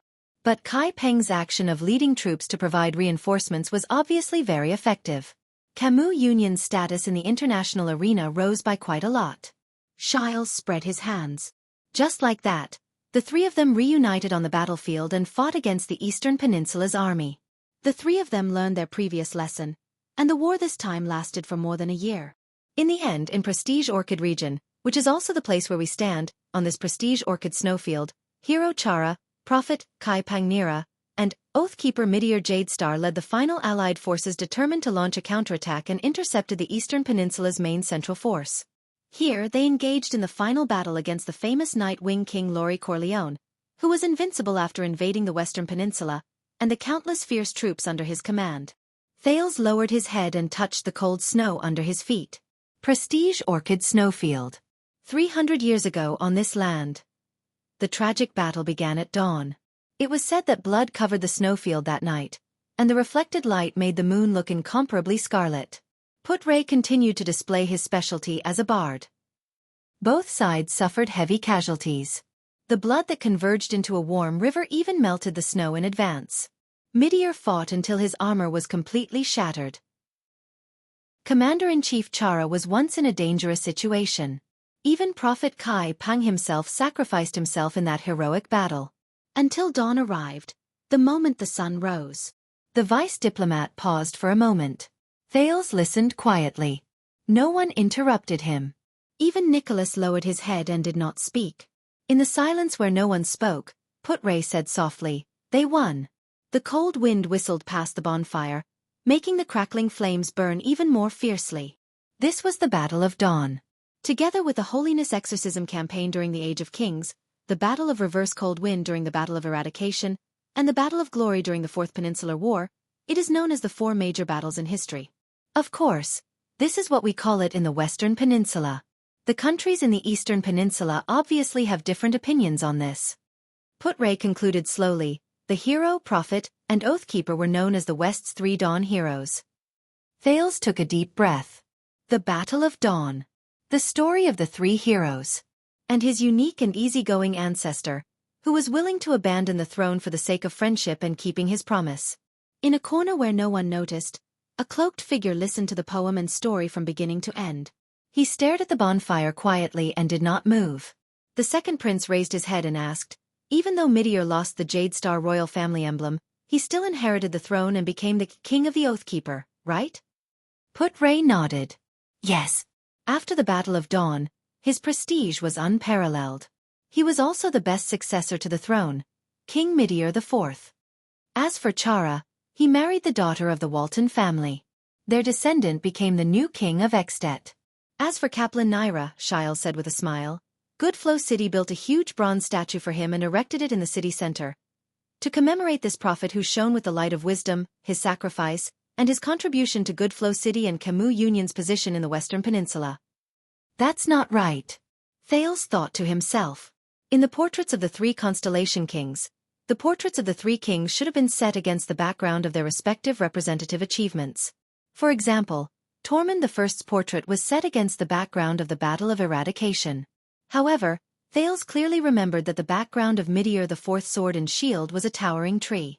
But if that's the case, shouldn't Meteor IV's greatest achievement be the Battle of Dawn? Thales furrowed his brows. At this moment, Nicholas said slowly, you didn't mention the last part, the part after the war. Put-Ray sighed. Thales looked puzzled. What happened after the war? Put-Ray was silent for a while before he spoke quietly. This is the saddest thing, the vice diplomat said faintly. Chara and Meteor, these 2 close friends who should have been sworn brothers in life and death, after the war, turned against each other and became enemies. Even the relationship between Constellation and Extet, which had improved slightly, took a turn for the worse. Nicholas' voice rang in the air. Meteor built Broken Dragon Fortress when Extet was weak. Since then, it has become our greatest threat. A huge fortress that can withstand the day before the bitter cold winter, stand tall at the border, is easy to defend and difficult to attack, has countless garrisons, monitors our every move, and can be used as an outpost to march north at any time. Nicholas stared straight at Thales and said, if it wasn't because the Battle of Dawn had just ended and Chara, who had severely injured the Night Wing King, was too famous, I have no doubt that Constellation would have directly attacked Extet at that time.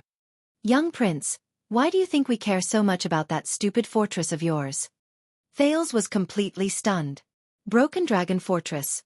The meritorious fortress that guards Constellation's northern territory, the Iron Curtain city wall, and the fortress that stops the Great Dragon from advancing south.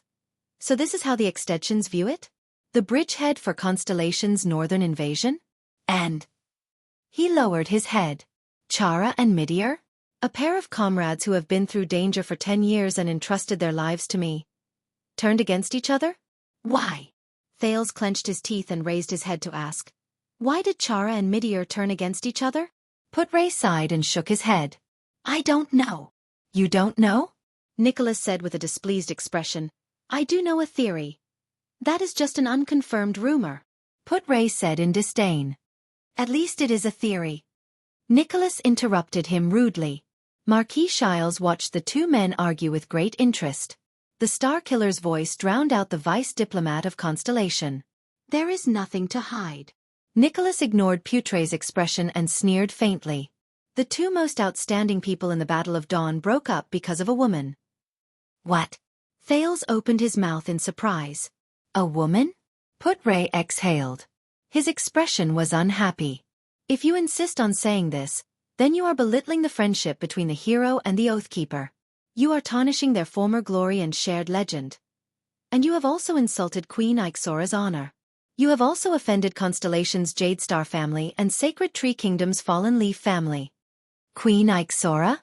Thales heard an unfamiliar name. An Sacred Tree Kingdom. Fallen Leaf family? So what? Nicholas said coldly without giving Put-Ray any face. Everyone knows. When Chara insisted on fighting independently in Northland, Constellation's Oathkeeper, Midir Jadestar, snatched Chara's lover. And even married her as his queen after that. Thales was stunned. Under Put-Ray's unhappy gaze, the Star Killer shook his head and said, An elf queen. Elf? Queen? The person Chara loved, Midir the Fourth's queen? The second prince's heart pounded against his chest. Another gust of cold wind blew past. Thales suddenly noticed that Ida, who was behind him, had disappeared at some point. Chapter 125. Kid, I know what you're thinking. But if you continue to look at me with that strange gaze. Ida rode beside Thales' steed. She clenched her fists, the knuckle of her index finger sticking out. Her tone was extremely impatient. You know what will happen. All right. Thales, who was bursting with curiosity, stuck out his tongue and turned his head. Forget it if you don't want to answer. The prince sighed softly in his heart. Ida exhaled softly and sealed the memories of the past in her heart again. Jadestar. Damn Jadestar. Speaking of which, Ida, how did you become a secret protector of the Jadestar royal family? Thales looked at the blurry mountain range that was gradually becoming visible in front of him and asked faintly, how could an elf be employed by the human constellation? I heard that they are all extremely arrogant, and that they are the only ones who serve humans. Ida lowered her head a little. Hey, kid. The elf's voice sounded a little awkward. I've said it before, I'm not your family's protector. And, Ida crossed her arms and said disdainfully, as a brat, how much do you know about the elves? Thales could only stick out his tongue and shake his head helplessly. This elf with many suspicious points, this elf who may have lived for hundreds of years and met the former virtuous King Mindes and Prince Kira, must have a rich and colorful story. But her personality. After the group crossed a snow-covered hill, Put-Ray rode his steed to Thales' side. The thin vice diplomat had a solemn expression as he raised his finger and pointed in the direction they were heading. We're here. Thales reacted and quickly raised his head to look down the hill. In his blurry vision filled with snow, a silver-black giant appeared in front of the mountains. No, it's not a giant. Its silhouette in the snow appeared hazily in the distance. It was a majestic city built against the mountains. A red and black flag could be vaguely seen fluttering above the city. Its grayish-black walls were dotted with silver-white snow. The highest point of the city was at the peak of the mountains. From afar, it looked like a giant leaning against a snowy mountain, surrounded by many villages and small towns, standing tall on the northern land. Thales gestured for Wyatt to stop his restless steed. He took a deep breath of the cold wind unique to the north and quietly looked at the majestic and powerful city in the distance. A little excitement surged in his heart. This is the great dragon of the north, the capital of Extet? Unknowingly, they had already crossed the prestige Orchid Snowfield and entered a new territory. It's the first time you've seen such a grand sight, right? Nicholas rode to their side. The corners of his lips curled up, and his face was filled with nostalgia and reverence. A huge city with mountains on its back. It's the biggest, most majestic, most beautiful city in Northland. It's also the city with the longest history. The Holy Land in the Northlanders' hearts. Dragon Cloud City. At this moment, an untimely snort came from the side. It was originally not called Dragon Cloud City. Nicholas cast his gaze at the guest from Constellation who interrupted him. It was established during the Age of Ancient Kings, and it was one of the human settlements in the north. During the era of the Ancient Empire, it was the central provincial capital of the original Northland province of the Empire, Put-Ray continued Nicholas' words expressionlessly. That fortress built against the mountain was originally known as Arund Castle. It was the residence of the Arund family, who ruled Northland under the Emperor's orders for generations. After the Empire collapsed, this place sank into 300 years of chaos and alternation of power. Until one day, Raikaru and Tormund's armies met nearby and won the first victory in the Battle of Eradication. It was Raikaru who led the army and rushed to the aid of Tormund, who was in imminent danger. Nicholas shook his head nonchalantly and used his own understanding to correct the Constellation's words. That's why that battle was called Reverse Cold Wind. It was said that in an empty space near here, Raikaru's troops marched at lightning speed, as if they had descended from the sky, and defeated the enemy from the rear. Thales pursed his lips in resignation. All right, it's another small difference of opinion between extensions and Constellationates, Northlanders and the Empire. Besides, even though we're both Northlanders, Nicholas seems to be more stubborn than Kent Vida. As expected, Putre exhaled with a disapproving expression. So, how did this place become Extet's capital? Thales immediately spoke at the perfect timing, interrupting the two men's intense discussion that was about to begin again. Nicholas gestured for them to continue moving forward. The commander of the White Blade Guard started to act like a real receptionist while he rode on his horse. This piece of land with Dragon Cloud City as its center belongs to the Walton family, the family from which Nuvan VII was born. It is also Extet's richest and most famous ruling family. The title of Archduke of Dragon Cloud City has been passed down for generations. The hero of mankind, Raikaru Extet, became the suzerain of this place more than 600 years ago. He formed an alliance with the 9 knights here and swore that in the chaos after the Battle of Eradication, they would guard Northland and their homeland together, and regain the pride of Northlanders. From then on, the proud Northlanders called the new kingdom Extet, and the Extet Alliance was born. The following year, the 9 knights, who had expanded the territory with an irresistible force, returned to this place. Together, they elected Raikaru Extet as the king whom the Northlanders trusted wholeheartedly and swore to follow until death. The 9 knights then divided their forces and guarded Dragon Cloud City. The history of the alliance ended here, and the history of Extet began. In the spirit of taking turns to rule and ruling fairly, the supreme ruler of Extet, the common elected king, was chosen from among the 10 archdukes. The rest of the people obeyed his authority and orders. This was Raikaru's oath to rule together in the past. It shows that his prestige and influence continue to this day. Because King Nuvan holds the title of Archduke of Dragon Cloud City, Dragon Cloud City has become the capital of all of Extet. At this moment, a messenger from Black Sand region passed through the layers of obstacles of the White Blade Guards with great difficulty and came to Nicholas' side, inviting him to meet Viscount Kent Vida. After Nicholas left, Thales turned his head and looked at Putre. You have something to say, the prince said with certainty. Of course. The vice diplomat shook his head in disdain. Don't believe our hot-blooded Northlander friend. His nonsense about taking turns to rule and ruling fairly can only be used to deceive the Northlanders. In fact, in Northland or anywhere else in the world, it has always been power that speaks and strength that rules. Thales chuckled softly. Since that hot-blooded Northlander friend has left, do you mind telling me a little more, my knowledgeable assistant, the versatile Northlander? Putre reached into his bosom, wanting to take out his pipe. However, the former bard hesitated for a few seconds, then withdrew his hand with a pained expression. It was unknown whether it was because he regretted that he did not have much tobacco left, or because he found his conscience. He then said to the second prince, I don't know if you have noticed, but the first ruler of Dragon Cloud City, the first common elected king of Extet, was Raikaru Extet. But the Dragon Cloud City we see now is under the rule of Nuvan Walton VII. Thales quickly came to a realization. Extet and Walton are 2 surnames. In other words, after Raikaru's death, the one who inherited his title was not his direct blood relative? Putre raised his eyebrows and nodded. The real history, or rather the history recorded in the records that Constellation can find, is that Raikaru died young and did not give birth to any children. After he passed away, the suzerain position of Dragon Cloud City that he left behind was inherited by his nephew, Nuvan Walton. That was the first Nuvan after the Walton family became the suzerain of Dragon Cloud City.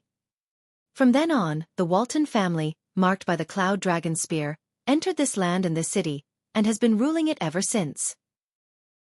But Nuvan I's bloodline caused the suzerains to question his legitimacy, and also evoked the suzerain's desire for the common elected king's throne.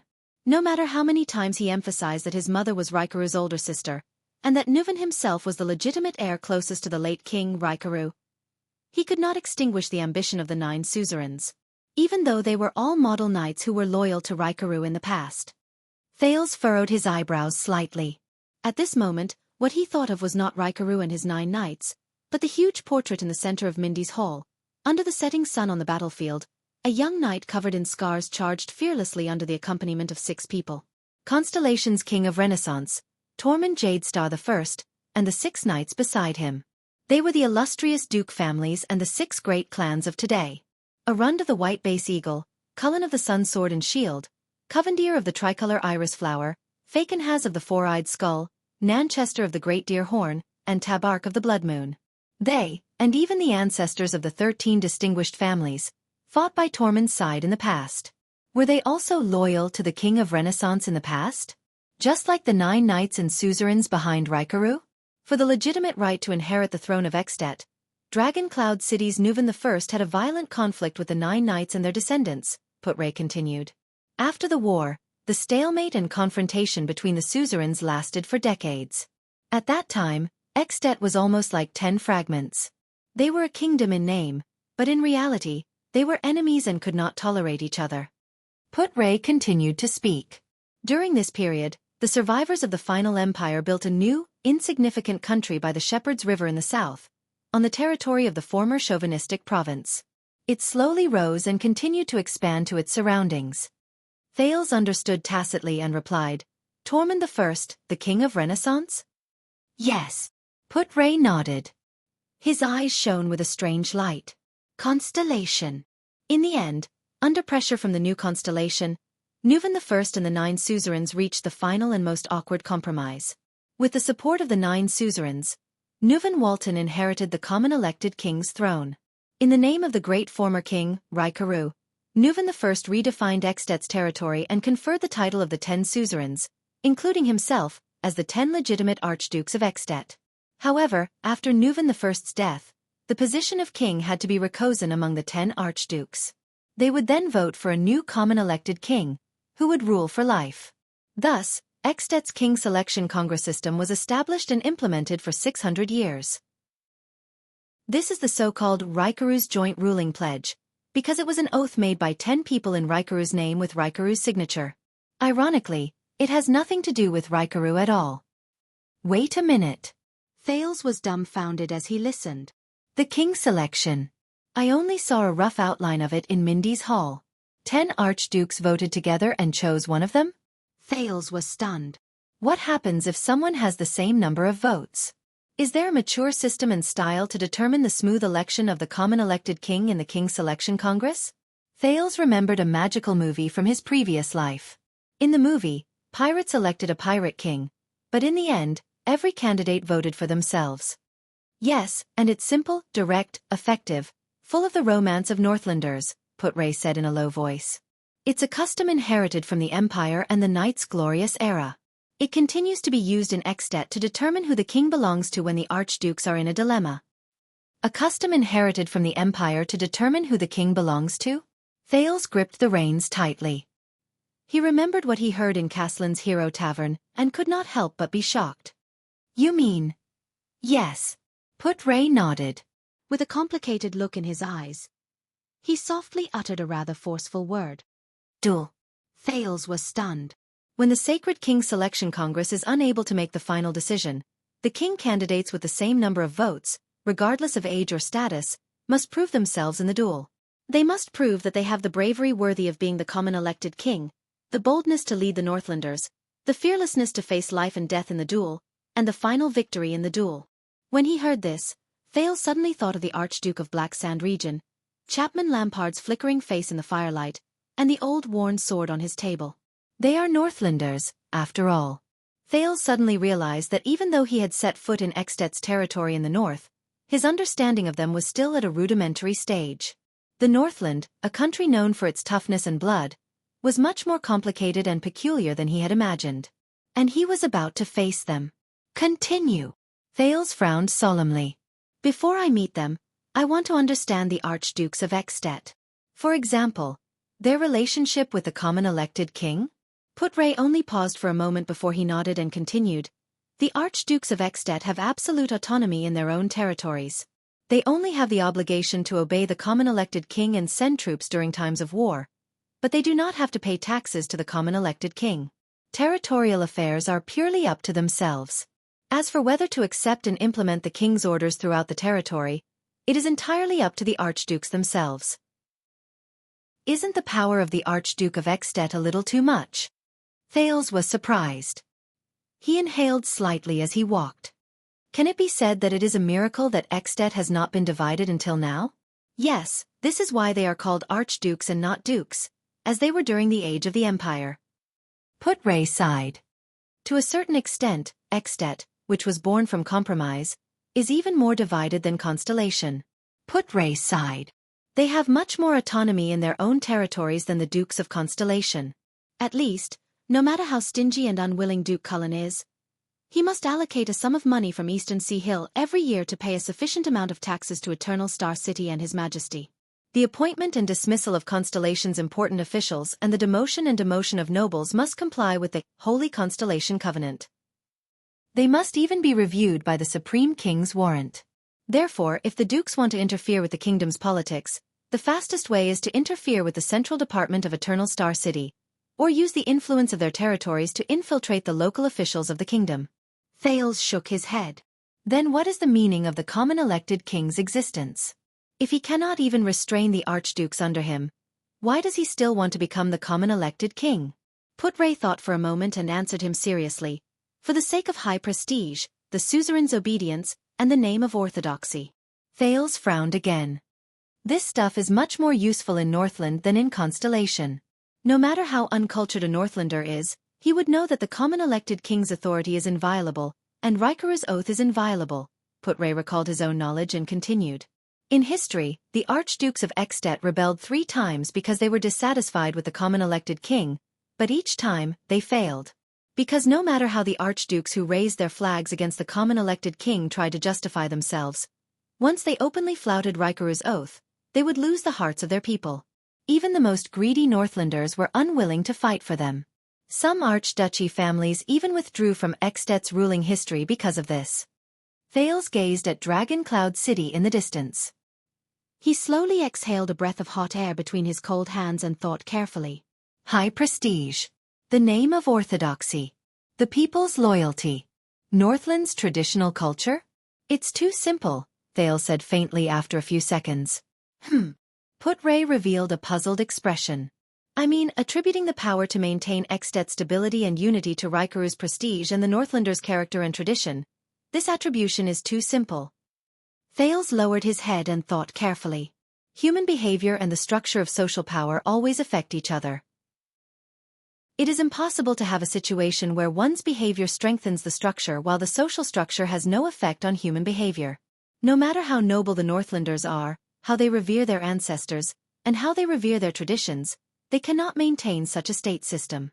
A power structure that is destined to split and collapse will only bring the same effect to the Northlanders. They are destined to be under different suzerains, different interests, and different institutional structures. As generations of people die and are born, and as society changes, they evolve behaviors and motivations that fit the structure of the times. Under Ekstedt's strange split system, it is very difficult for the Northlanders not to be enemies and kill each other. Right. Thales nodded secretly. This was the society he knew. But Ekstedt. Do you have more ideas? Put-Ray narrowed his eyes and thought about Thales' words carefully. He asked, Why don't you tell me? The second prince pondered for a moment before he said, Constellation. Thales raised his head and said with certainty, Constellation. Put-Ray's gaze flickered as he waited for the prince's answer. As you said just now, Constellation's expansion and strength should have contributed to Ekstedt's stability and unity to a certain extent. Thales patted the steed under his crotch, causing a commotion among the horses that had always been at odds with him. Waya controlled his steed in a flurry. Thales gave him an apologetic smile. Thales turned his head and continued, With such a behemoth in the south, it is impossible for any archduke or suzerain of Ekstedt to face it alone. They must sit down, coordinate their own conflicts, and unite to face the enemy. This is a good perspective. Put-Ray nodded approvingly. Indeed, Constellation's existence has largely restrained and diverted the conflict between the common elected king and the archdukes. Thales took a deep breath. On the other hand, isn't Extet's existence and threat an external cause for the convergence of Constellation's internal power? No. Thales looked at the city that was getting closer and clearer. He lowered his head slightly. The mutual influence between Constellation and Extet? Even such an analysis is not enough. This is not the main reason why Extet has been able to maintain its stability until now, nor is it the reason why the common elected king's power is so stable. What kind of power is it that keeps Extet, which is supposed to be in a state of disunity, going on until now stable and powerful? Thales stared at the red and black flag in the distance and narrowed his eyes. They encountered the first sentry post of Dragon Cloud City in front of them. The White Blade Guards were negotiating with the other party. At this moment, Thales welcomed his escort for the past few days. This is the furthest we can send you, Your Highness. Viscount Kent Vida of Black Sand region was gathering his troops. He looked at Dragon Cloud City, which was close at hand, and sighed. Fortunately, the journey was safe and sound. Thank you for escorting us along the way, even though we did not ask for it. Putre sighed. His expression was cold. Thank you for the welcoming ceremony. Kent Vida did not mind Putre's attitude, nor did he care about the hostile gazes of the White Blade Guards nearby. Kent Vida nodded at Tolja, who was behind him, indicating that he was ready to leave. Then he turned around and said to Thales, "Then we shall part ways here. I wish you all the best in Dragon Cloud City from now on." Thales stared attentively at Archduke Lampard's think tank. The ability and efficiency he displayed when he commanded the army along the way, the sharpness of his words, and the unique way of thinking he had displayed in Hero Tavern left a deep impression on Thales. A few seconds later, the second prince suddenly asked, "Why didn't the Archduke come?" Viscount Kent Vida was stunned. King Nuvan sent invitations to all 9 archdukes of Extet, didn't he? But Lampard didn't come. Thales recalled his discussion with Putre and said quietly, "You know, King Nuvan might want all of Extet to see how the common elected king handles the Prince of Constellation, starting with a friendly welcome from the White Blade Guards." At this moment, Thales did not think of the two practical people, Nuvan and Lampard, but of the two concepts of the common elected king and the Archduke. In the same social structure, they each represented different powers and ranks, and they competed with each other. The Archduke has his own reasons. Viscount Kent Vida reacted very quickly. He replied faintly, "And I believe that the Archduke has told you before that both you and the Archduke are in danger. Only your sincere cooperation. King Nuvan hates him, right?" Under Putre's strange gaze, Thales interrupted Kent Vida's words. Kent Vida stopped talking. His face was expressionless. "I'm guessing that what happened in Constellation's court has already spread to Dragon Cloud City. Even though there is no evidence, the Archduke of Black Sand region is already implicated in Prince Mariah's death. Just like what the cold-faced Star Killer said." Thales enunciated each word clearly. King Nuvan will settle the score with him sooner or later. And what is Lampard going to do? Thales stared at Kent Vida's expression carefully, trying to find something from it. Viscount Kent Vida furrowed his brows slightly, then shook his head slightly. A strange smile appeared at the corners of his lips. He no longer spoke in a polite and distant tone. Instead, he spoke in a serious tone. Black Sand region stands at the front line of the border between Extet and Constellation. It has been in confrontation with the Northern Territory for hundreds of years. "It is not as weak as you think," the Viscount said meaningfully. "And King Nuvan and the Walton family's power cannot extend into Black Sand region. Moreover, Extet has a king selection system." Kent Vida flashed a strange smile. "The Archduke is still very young and King Nuvan." Thales' gaze flickered slightly. "How confident. Chapman Lampard." He recalled the conversation between the two of them in Lampard's military camp. Only such a person can be called a gambler, and make even a fortress flower like Sonia so wary. "Very good," Thales mumbled, intentionally or otherwise, "because I am also very young." Kent Vida fixed his gaze on Thales. "Before I left, the Archduke asked me to bring you a message." Thales raised his head. "Please choose your enemies and friends carefully." Kent Vida flashed a smile again. He tapped his chest and said, "Benevolence and compassion are not the flaws of a king. But it is a great taboo for a king to not see things clearly." Thales furrowed his brows tightly and snorted softly. "These words." The second prince shook his head.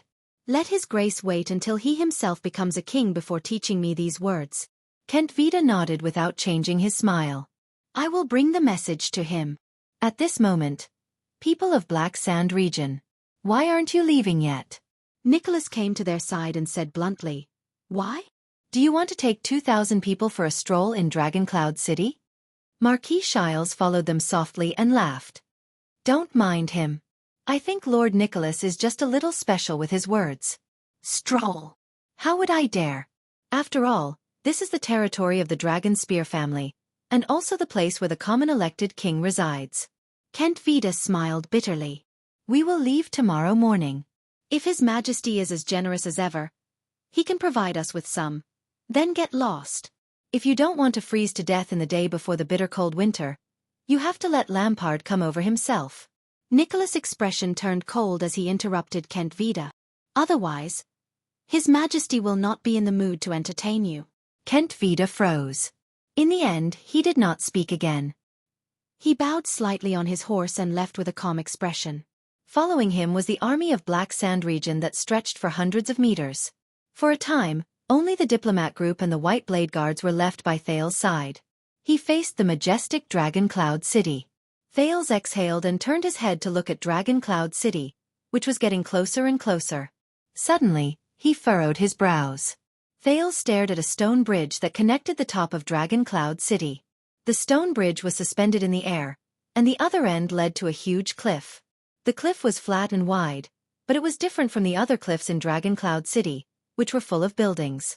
Although the area of the cliff was not small, it was empty. He asked in puzzlement, that cliff, why is it so flat and empty? And the big cave behind it, it seems to be man-made? Thales narrowed his eyes and looked into the distance. Shiles moved past a few people and arrived in front of Thales. That is the legendary Cliff of the Sky. The Marquis of Camus Union stared at the cliff, frowned and shook his head. Although I have been here many times, the story of that place. Say, I heard that it is the exclusive territory of their queen. Her Majesty the Queen. Thales was stunned as he observed the cliff. He subconsciously asked, what queen? What queen? Nicholas turned his head. His expression was strange, and he seemed to be slightly displeased. Are you kidding me? Thales shrugged. He wanted to exchange a glance with Putre, who was beside him, but the latter only remained silent with profound meaning. At this moment, the attendant Wuxia, who had been silent for a long time, suddenly said, I have heard a little about this. I heard that it is the temporary imperial residence of the First Queen? The First Queen? Thales was even more puzzled. He exhaled and looked at Nicholas. Using a desolate and empty cliff as a temporary imperial residence? Asceticism? Whose queen is it? Thales asked impatiently. I thought that the Prince of Constellation would at least have some knowledge, Nicholas said sarcastically. Of course it is the savior of the Battle of Eradication, the greatest hero in human history, and the founder of Extet. His Majesty Raikaru Extet is his queen. Thales was completely stunned. Raikaru's queen? Thales frowned slightly. He raised his head and looked at the cliff of the sky. Wait, the queen from 600 years ago? Yes. Nicholas nodded. His expression was solemn and respectful. The legendary first queen of Extet. In the Battle of Eradication, the most reliable existence behind King Raikaru. His comrade, his true love, and the eternal queen when he was crowned king. She is also the most noble and perfect symbol in the hearts of the Northlanders for 600 years. Nicholas revealed a reverent expression. Although the White Blade Guards had their faces covered, Thales could still feel their emotions. They were exactly the same as Nicholas. The leader of the White Blade Guard said faintly, even though she left quietly after King Raikaru passed away and disappeared without a trace, her legend and myth will forever be enshrined in the hearts of every Extension. Nicholas said softly, the legend of the crimson-winged blue flames battlefield in the Battle of Eradication. The Queen of the Sky, Her Majesty Chlorosis. Thales furrowed his brows. Why the sky? Could it be that this queen can fly? Wait. Thales stared at the huge cliff and opened his mouth wide. Can fly? Did you just say the crimson-winged blue flame? Thales turned his head with a ghastly expression and stared at Nicholas, dumbfounded. The Queen of the Sky, that means she is a... Ah, that's right. Nicholas grinned, which was rare. This usually cold, serious and pale man was now filled with glory and pride. The great hero of the Battle of Eradication, King Raikaru Extet. Nicholas raised his hand proudly and pointed at the extension flag fluttering in the air in the distance. Is a knight. Thales turned his head and stared blankly at the black flag. On it was a huge crimson dragon, baring its fangs and brandishing its claws against the wind. The one who soared in the sky and fought side by side with his true love, the Queen of the Sky. Nicholas' words rang in his ears. Chapter 126. Outside Dragon Cloud City. In a small house in a village. It's been 5 years, Cohen, and my dear Miranda. Did Tower send you here? In the dim room, the short-haired girl on the wooden bed. Crochmerk flashed them a complicated but peaceful smile. It's the best comfort to see you now. Thank you, Uncle Caslin. The short-haired girl expressionlessly thanked Caslin, who was beside her. Miranda furrowed her brows tightly. Even someone as careless as Cohen could not help but notice that the Northland girl, Croche, had changed drastically in the past. Compared to the high-spirited Crochmerk when they parted at the Tower of Eradication 5 years ago, she was much thinner and duller. The determination that used to be engraved on her round face like a seal had turned into bitterness and disappointment at some point in time. Cohen's gaze shifted to her hand, and his breath caught in his throat. This girl, who had a determined expression on her face, trained hard, and never gave up easily in the tower. Her sword-wielding right hand. It was tightly wrapped in bandages. Croche. Cohen tried his best to shift his gaze away from her right hand. He forced an ugly smile and carefully and slowly said, Are you all right? All right. The moment the words left his mouth, Cohen felt the urge to slap himself. Croche looked at him slowly, her gaze calm. I'm all right. The girl's hollow gaze made Cohen's heart ache. It's just that my right hand can no longer touch weapons. There was silence. Cohen felt awkward and did not know how to continue. Damn it, if only Raphael was here right now. Comforting people has always been that boy in white strong suit. As expected, Miranda walked forward, leaving Cohen to roll his eyes. Then, like countless times in the past, she calmly and harshly stomped on the innocent-looking Cohen. Asterisk hiss. Asterisk just as Cohen was grimacing in pain, Miranda sat on the edge of Croche's bed. Her expression did not change as she said decisively, Who did it? Any consolation at this moment would be futile. Miranda thought to herself, I might as well get straight to the point so that she won't think about those pointless things. Beside her, Caslin coughed. The former leader of the White Blade Guards did not say much in front of Croche. He had seen this kind of situation in too many retired soldiers. Caslin sighed deeply in his heart. And they, the soldiers, would never know how lucky they were to be able to retire after being injured. Croche snapped out of her daze and flashed an ugly smile. I think all of you should know some of the causes and consequences. Croche's tone had calmed down. She did not sound like a swordsman who had just lost hope in using a sword.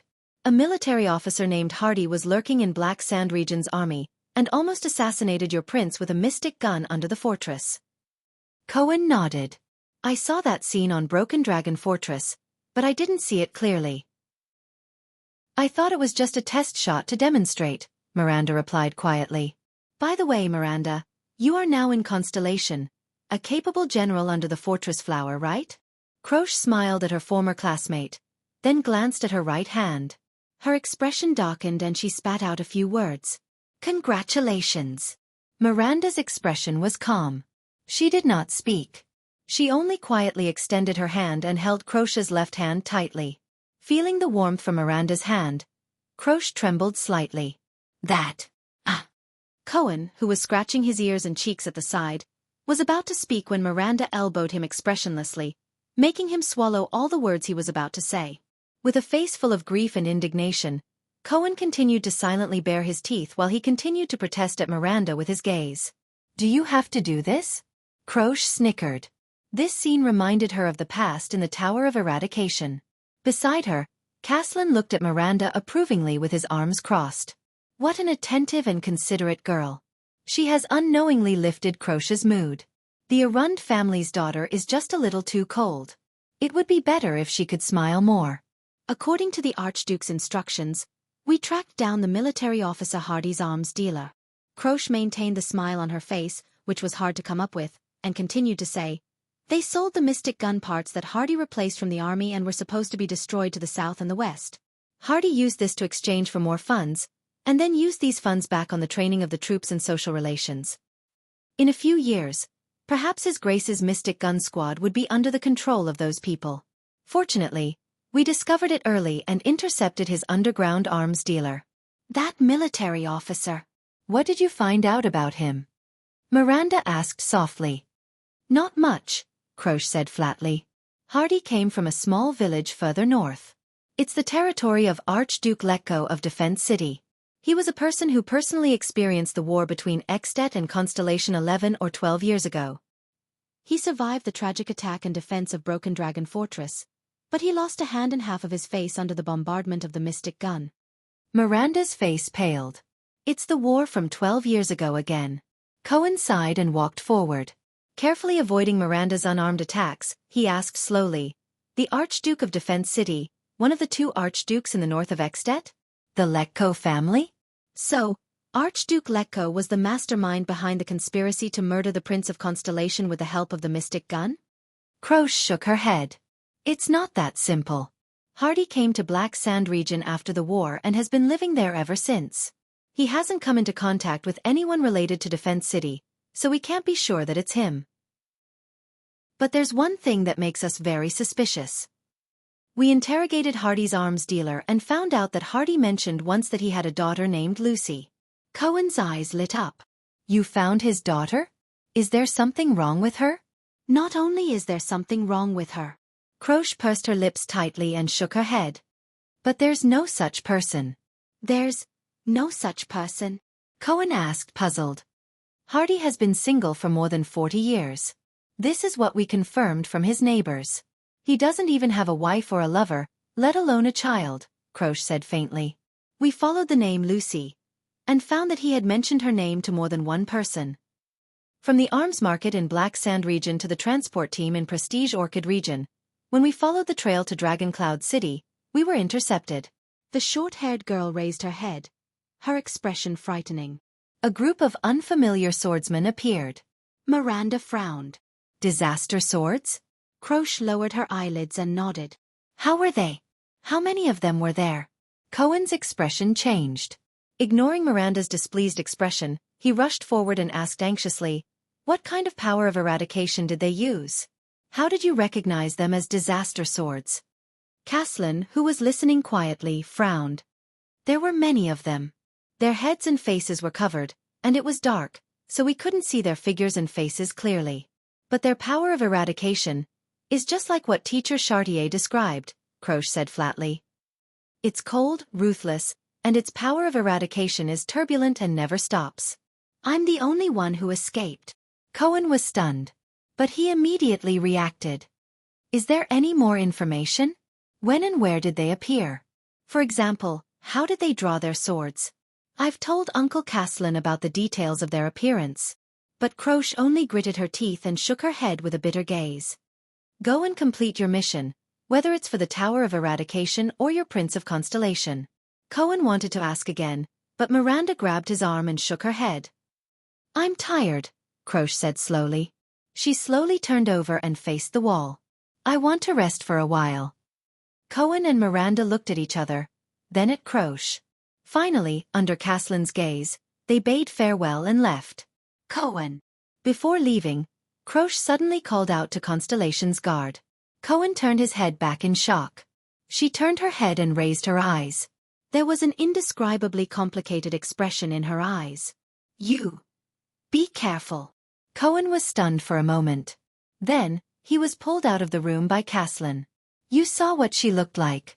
To be honest, based on my observation, I don't think she's really injured to the point where she can no longer use her sword. It's the barrier in her heart that prevents her from continuing to use her sword," Caslin said flatly. "What do you mean? Barrier in her heart?" Miranda asked with a frown. "Croche is the daughter of my old subordinate in the White Blade Guards." Following the two young men out of the house, Caslin looked at Dragon Cloud City in the distance and shook his head. "You met her in the Tower of Eradication, so you should know that she's very ambitious. I guess it's also because you constellations indoctrinated her. Hey! Cohen protested. What do you mean by, we constellations indoctrinated her? Croche has always been. Caslin ignored him and continued to speak to himself. She's always been strong since she was young. She always wanted to become a legendary female knight like Heart of the Rain Lorraine. Heart of the Rain Lorraine. I heard that she was at the same time as Master Xiao? Cohen asked curiously. The flag leader mercenary from the Hanbol succession war in the Eastern Peninsula? Yes. Caslin seemed to have been reminded of the past. He paused for a moment as he reminisced. Then, he flashed a smile and said, there will always be some women that you will never dare to provoke. Immediately, the old Caslin sighed. After going through the training in the Tower of Eradication, Croche became even more ambitious. When she came back, she even recommended herself for the White Blade Guards assessment, wanting to join the White Blade Guards. Miranda raised her head, her eyes sparkling. But she didn't succeed? Caslin raised his eyebrows. The White Blade Guards rejected her. It was a huge blow to her. Miranda looked puzzled. Blow. As far as I know, the White Blade Guards have very high selection standards. What struck her was not the rejection, Caslin interrupted her and turned his head. It was the reason she was rejected. The reason she was rejected? Miranda stared at him. What is it? Caslin inhaled and did not answer. I know. Just as Miranda was about to say something, Cohen answered from the side. The police officer sighed. Because she's a woman, right? Caslin gave Miranda a profound look and nodded. That's right. Because she's a woman. Miranda subconsciously clenched her teeth.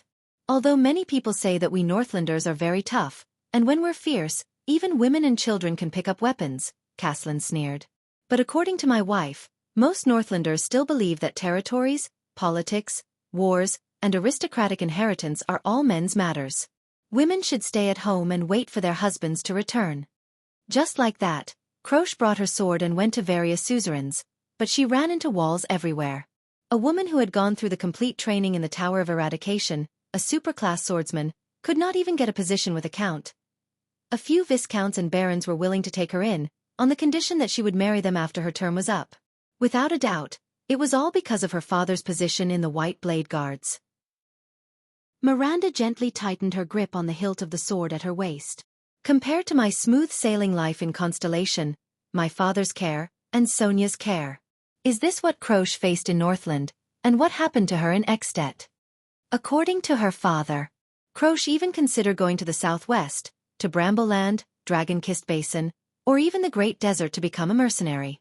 But in the end, she went to Black Sand region and used her father's name to work for my good-for-nothing nephew, a viscount named Kent Vida. She got a position in his territory. Caslin sighed.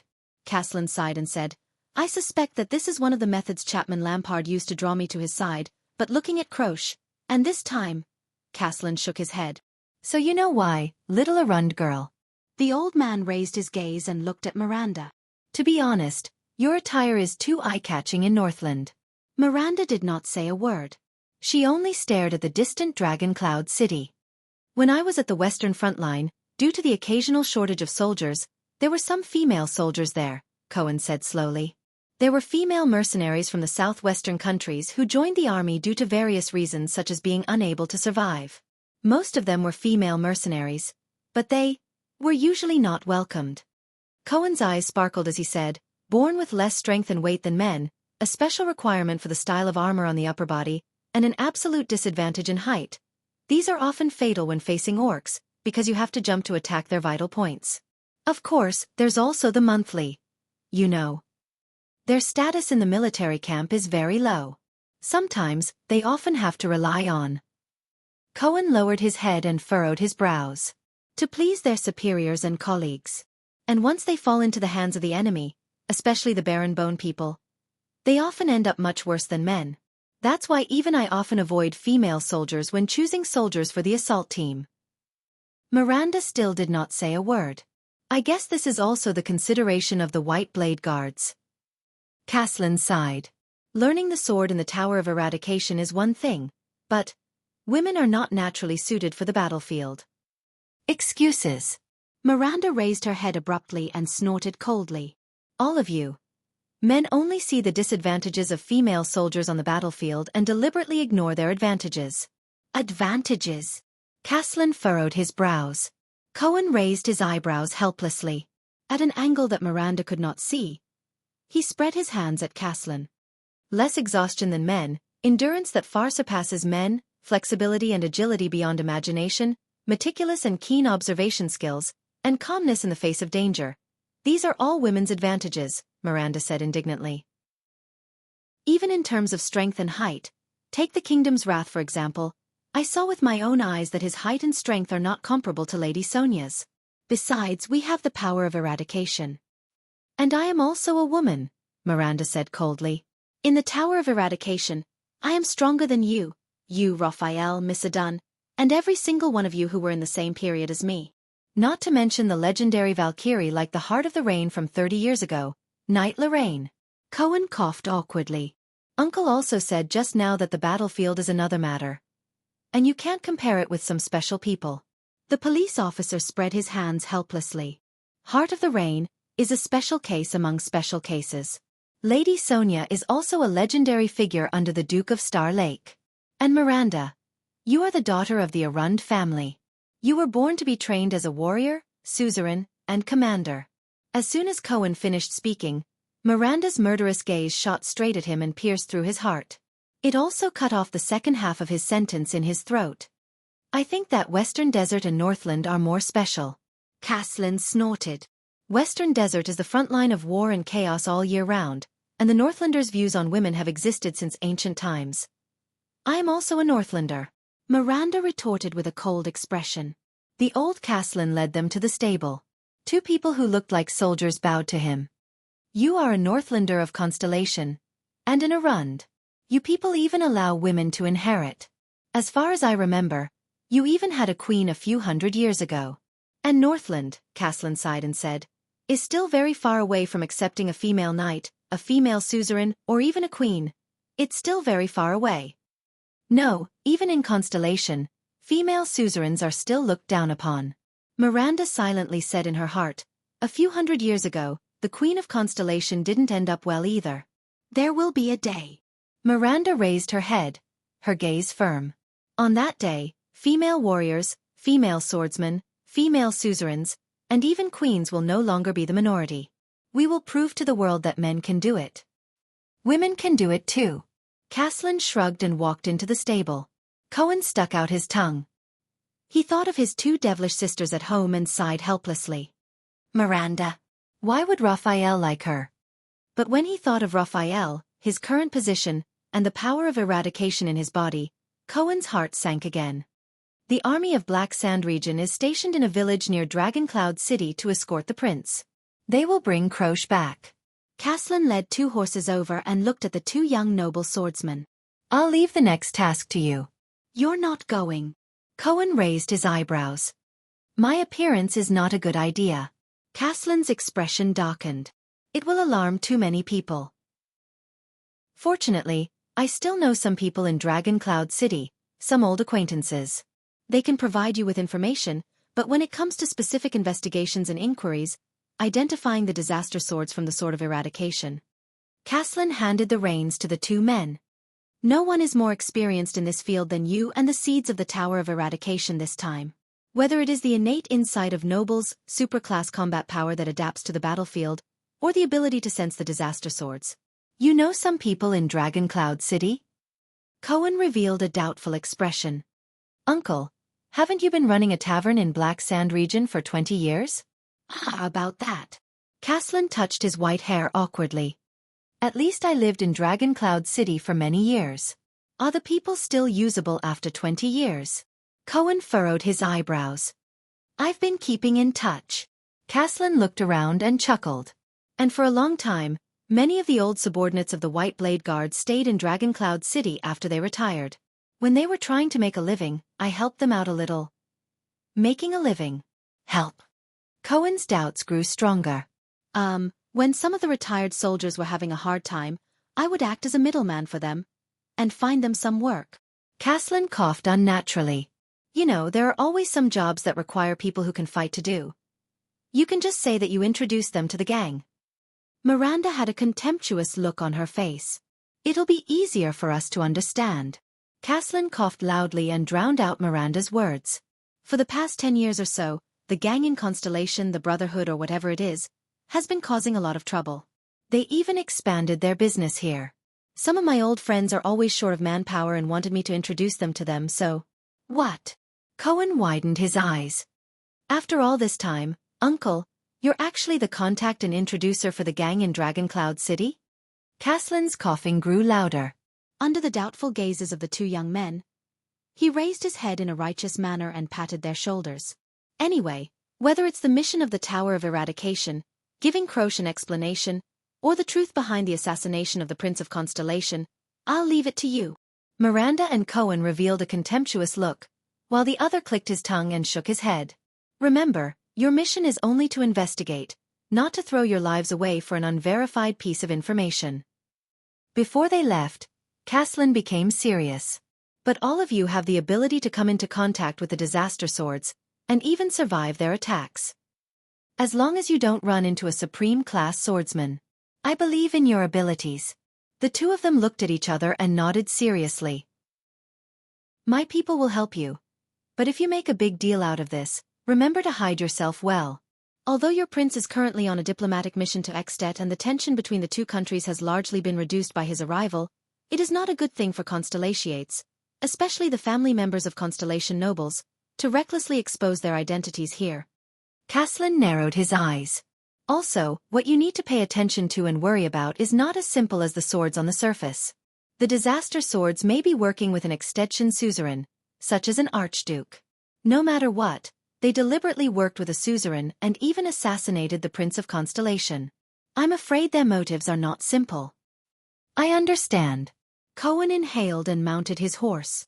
We will find out their background and the truth, whether it's a plot to assassinate the prince or an intention to harm the Tower of Eradication. Miranda did not say much. She nodded slightly and rode away. Cohen followed closely behind her. Caslin watched the two of them leave, then looked at Dragon Cloud City in the distance. A hint of nostalgia flashed in his eyes. Chapter 127. When Thales finally stepped into Dragon Cloud City, the first thing that attracted his attention was not the ancient city's crude and bold architectural style. In fact, unlike Eternal Star City, which relied on the city district and city walls to build its buildings, Dragon Cloud City was built on a gentle slope of a mountain peak. The layout of the city was based on the mountain's topography, stretching all the way up, appearing natural and smooth.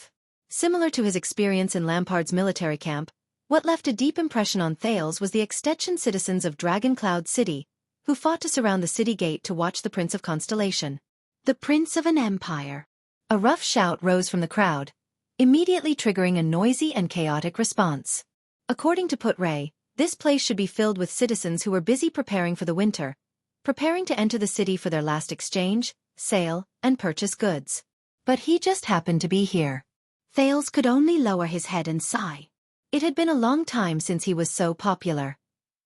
Although the citizens' emotions were much better than the soldiers, and the people of Dragon Cloud City did not hate Constellation as much as Black Sand region, the news of the heir of Dragon Cloud City being assassinated in Constellation had obviously spread. This caused Thales and the others to suffer from another round of discussions, abuse, and even rubbish flying towards them. The extensions were much more passionate than the Constellations. If that king has the guts, then don't send. An angry voice rose from the crowd. Thales could not see it clearly. Before he could hear the second half of the voice, he was hurriedly escorted away by his attendants. He could only vaguely hear the words "let that coward come himself," as well as countless responses of praise and rebuttal, rising from behind him. Maintain order. Separate the crowd. We need to get to Heroic Spirit Palace as soon as possible. Nicholas reprimanded his subordinates and soldiers without holding back. You know what to do with those who barge into the city without permission. Fortunately, the White Blade Guards and the soldiers of Dragon Cloud City separated the crowd, or else the Prince of Constellation would have fled into Dragon Cloud City pathetically. Although it was not much different now. Thales looked at Wyatt and Ralph, who looked as if they were facing a great enemy. He sighed helplessly on his horse. Their unhappy expressions make it seem as if I killed their prince. Put yourself in my shoes and think about it. If you died in Northland today, and Extet sent someone to Eternal Star City to apologize tomorrow, I think I would probably have a displeased expression on my face as well. Put Ray spoke loudly in the noisy environment. The latter did not seem to care about the prophecy he had just made for the prince. Thank you for your kind words, Mr. Deputy. If you lose your job in the future, I suggest that you try your luck in Western Desert. Duke Fakenhas should be able to get along well with you. The head of the four-eyed skull, that unwelcome guardian duke of the Western Desert? Put Ray snorted. Thank you for your recommendation. Thales could only snort coldly. But both of them knew that the true test was far from here, not on these simple commoners. Are you ready? Citizens of the Empire? Nicholas' voice came from the front. There was disdain in his voice. This will be very tiring. What? Thales raised his head in shock. Soon he knew why. Dragon Cloud City was built according to the mountain's topography and slope. It was built in layers and spiraled upwards. They had to climb all the way in the city, passing through layers of barriers that were separated by thick inner-city gatehouses. There were 7 or 8 such inner-city gatehouses between each region. I've heard about the structure of Dragon Cloud City. Waya gritted his teeth and observed his surroundings vigilantly. It is said that this kind of inner-city structure is easier to defend. Even if the enemy breaks through the main gate of Dragon Cloud City, the archers on the city walls and gates can turn around and attack the enemies who charge in. The warriors are able to block the waves of attacks from the enemy behind the gatehouses. And because of the slope, the invaders have to face the disadvantage of attacking from the back, which will consume a lot of energy. I dare say that this structure helped us a lot when we were surrounded by the Eastern Peninsula's army during the Third Peninsular War. In that case, this city is not much inferior to Broken Dragon Fortress. Thales helplessly looked at the panting horse as it sat down. The noisy onlookers outside the guard separation line also made him frustrated.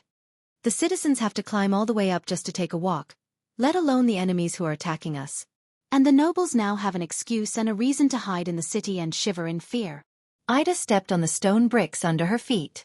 Her figure was light, but she still snorted in dissatisfaction. They let their people suffer outside the city. I think the first batch of people built this city purely for military purposes, but no one expected that it would one day become the capital of Extet. Thales glanced at the passers-by who stopped walking. Don't the people who live here feel tired? To a certain extent, this city also naturally repels merchants. This kind of structure is neither suitable for peddlers nor shops, whether it is for transporting goods or expanding business. Can you imagine the cost of transporting 1 load of firewood into the inner city as much as carrying 3 loads of firewood? Marquis Shiles of Camus Union seemed to be used to this kind of road, but he still shook his head and clicked his tongue. Of course, this is the time for us Camians to take the field. So, the higher up we go in the inner city, the more powerful and influential people can live there, right? Thales sighed. It's really a clear and easy to understand social stratification. Marquis Shiles of Camus Union seemed to be used to this kind of road. Compared to a few years ago, there shouldn't be any major changes. In fact, I suspect that there hasn't been any major changes in Dragon Cloud City over the past 100 years. Put Ray introduced the place to them. On their way, they passed through quite a number of distinct areas. Shield District, which looked like a slum, Hammer District, which was where the commoners lived, Sword District, which was where the bazaar and square were located, Bow District, which had all sorts of miscellaneous items, Arrow District, which was where the temples and religious places gathered, Spear District, which was where the courts, prisons, and other departments were located, Armor District, which was where the workshops and shops gathered, Axe District, which was where the nobles lived, and so on. Why don't they just build another area and call it the Mystic Gun area? Thales grumpily complained about the areas in the city that were all named after weapons. I think, when Raikaru renamed and renovated Dragon Cloud City, the Mystic Gun probably hadn't been invented yet, Put Ray answered nonchalantly. Then, when was the Mystic Gun invented? Thales rolled his eyes. Who invented it? Why was it named this way? The Mystic Gun has been around for almost 300 years. The other parts are easy to obtain. Put Ray seemed to know what he wanted to ask, but deliberately went against him. He smiled and said, only the core part is a strategic resource. As for its source, you will know sooner or later. As for the naming, No one knows. Thales pursed his lips. Mystic gun. Mystic. Mystic. Magic. He suppressed the doubts in his heart and tried hard to shift his attention to the matter at hand. All right. The names that the extensions gave to the city are really lacking in imagination. If they don't have enough material to name the city, I have another suggestion. As he watched his steed climb arduously, even Thales could not help but feel a little tired. He exhaled deeply. The legendary anti-mystic armed forces area. Putray finally took out his pipe again and looked at Thales with a slightly profound gaze. He took a deep breath and calmly said the truth. If you ask me, you have been chattering non-stop since just now. It's because of the situation that we're about to face. And you're nervous? Thales was immediately at a loss for words. Damn it. Under the gaze of the other people in the diplomat group, Thales shut his mouth in embarrassment. They finally climbed out of the last section of the road in Axe District. No matter where Thales went, the flag with the double cross-shaped stars on a sky-blue background, which was held by Gened, would always be the biggest target of all the onlookers. Along the way, there were crowds of people who came to watch him. The soldiers in charge of maintaining order in Dragon Cloud City were overwhelmed. The Northlanders' naturally loud voices and fiery personalities made the scene even more chaotic. This gave Thales no chance to carefully observe the appearance of Dragon Cloud City. He was escorted by the White Blade Guards all the way to the highest point of the inner city. The gatehouse was closed, isolating the surging crowd outside. Thales frowned and took a deep breath. With Wuxia's help, he dismounted from his horse and stepped on the rough and solid black stone tiles of Northland. He slowly raised his head. Before him was a palace. So that's... Thales thought in a daze. Allow me to bid you farewell here, my dear Prince Thales. Before he had the time to carefully observe the palace, Marquis Shiles of Camus Union came before him. He humbly lowered his head and said in a low voice, "You must be mentally prepared." According to the plan. The Marquis of Camus Union chuckled. King Nuvan might be a little rough to you. Rough. Thales smiled awkwardly. He then inhaled a deep breath of cold air and nodded. Rough. Of course. Thales secretly rolled his eyes in his heart. I've never been to this world. Has anyone ever been gentle to me? I almost thought that this was a torturing novel. All right? Marquis Shiles and Nicholas looked at each other. They then led Camus Union's men and left in another direction. Just as Thales was about to raise his head and take a good look at the palace that might be Extet's royal palace, the palace gate slowly opened. A group of Northlanders, who were dressed rather elegantly and neatly but still fully armed, walked out of the palace gate in a single file. Thales could not help but feel his heart tighten. As expected, a loud and clear voice rang out from the group of people. In the name of the common elected king of Extet, King Nuvan Walton VII, I am here under orders to welcome the foreign guests. A man with a crew cut, a tough appearance, and a cold expression pursed his lips and narrowed his eyes as he scrutinized Thales for a few seconds. His Majesty is looking forward to your arrival. The Prince of Constellation. Thales clenched his fists. Here it comes. Nicholas laughed heartily and went forward to hug the leader of the group. Have you completed your mission, my dear leader of the guards, my friend Nicholas? The man asked softly, seemingly with a profound meaning.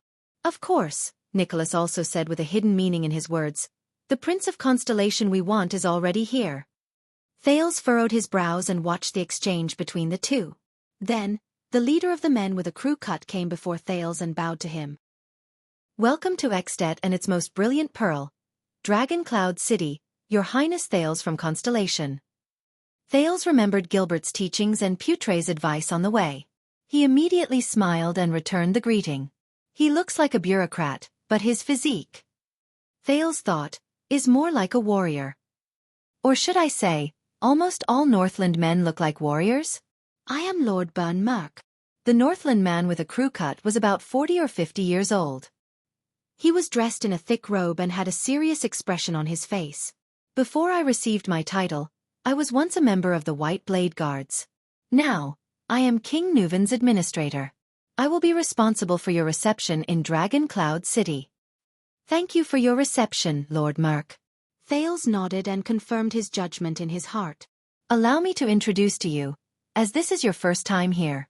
Merk turned around with a straight face and raised his hand at the towering palace behind him. This is the residence of the suzerains in Northland since ancient times. From the shabby houses in the mountains during the era of kings, to the stone fortresses during the era of the empire, to the majestic palaces today. For thousands of years, it has witnessed the history of Northland, the rise of Extet, and the prosperity of the children of the North Wind and the Dragon. Merk said solemnly, "That's right. Heroic Spirit Palace. Heroic Spirit Palace? The meaning of this name. Is it really suitable for a living suzerain to live in?" Thales was startled. He then slowly raised his head. It was a huge palace with a simple style but heavy colors. It had a grand layout and a rough design. It was built against the mountain. Even if he were to count the ground of the inner city where he was standing, it would still be 8 or 9 stories high. The building materials were quite unique as well. Huge wood, rough stones, animal skins, and metals were all present. Many parts of the palace were even crudely polished. It was a typical Northland style. Vigorous, powerful, bold, and wild. In front of the huge palace gate stood 10 pillars that were more than 10 meters tall. They supported the lofty palace roof. The pillars were carved with the stories of Northland's past heroes. The style of the carvings was simple and bold. The path from the inner city to the palace gate was lined with 8 furnaces that were a few meters tall. Even in broad daylight, they were still burning fiercely. It was as if they were illuminating the small square in front of the palace gate all day long.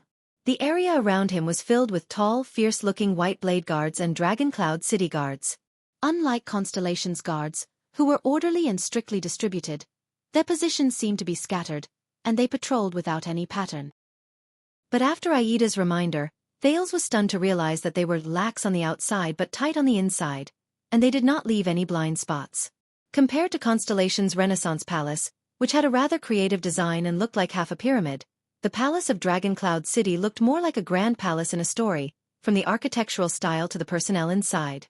The flag with a red dragon on a black background fluttered high above. Below the national flag was another flag, a dragon spear that pierced out of the clouds. It was the emblem of the Walton clan, the Cloud Dragon Spear. Red and black, coupled with the color of snow that naturally fell from the sky. In Thales' impression, there was no other palace that resembled a place where heroic spirits returned to. Thales shook his head. Heroic Spirit Palace lives up to its name. And the suzerains, archdukes, and kings who live here. At this moment, Thales' gaze was suddenly attracted by the top of the palace. He could not help but raise his head. A stone bridge stretched out from the top of the palace and led to another mountain peak. Thales' gaze froze. It was that stone bridge. The stone bridge that led to the Cliff of the Sky, the temporary imperial residence of the Queen of the Sky. Only then did he notice that there was a huge statue erected at the starting point of the stone bridge.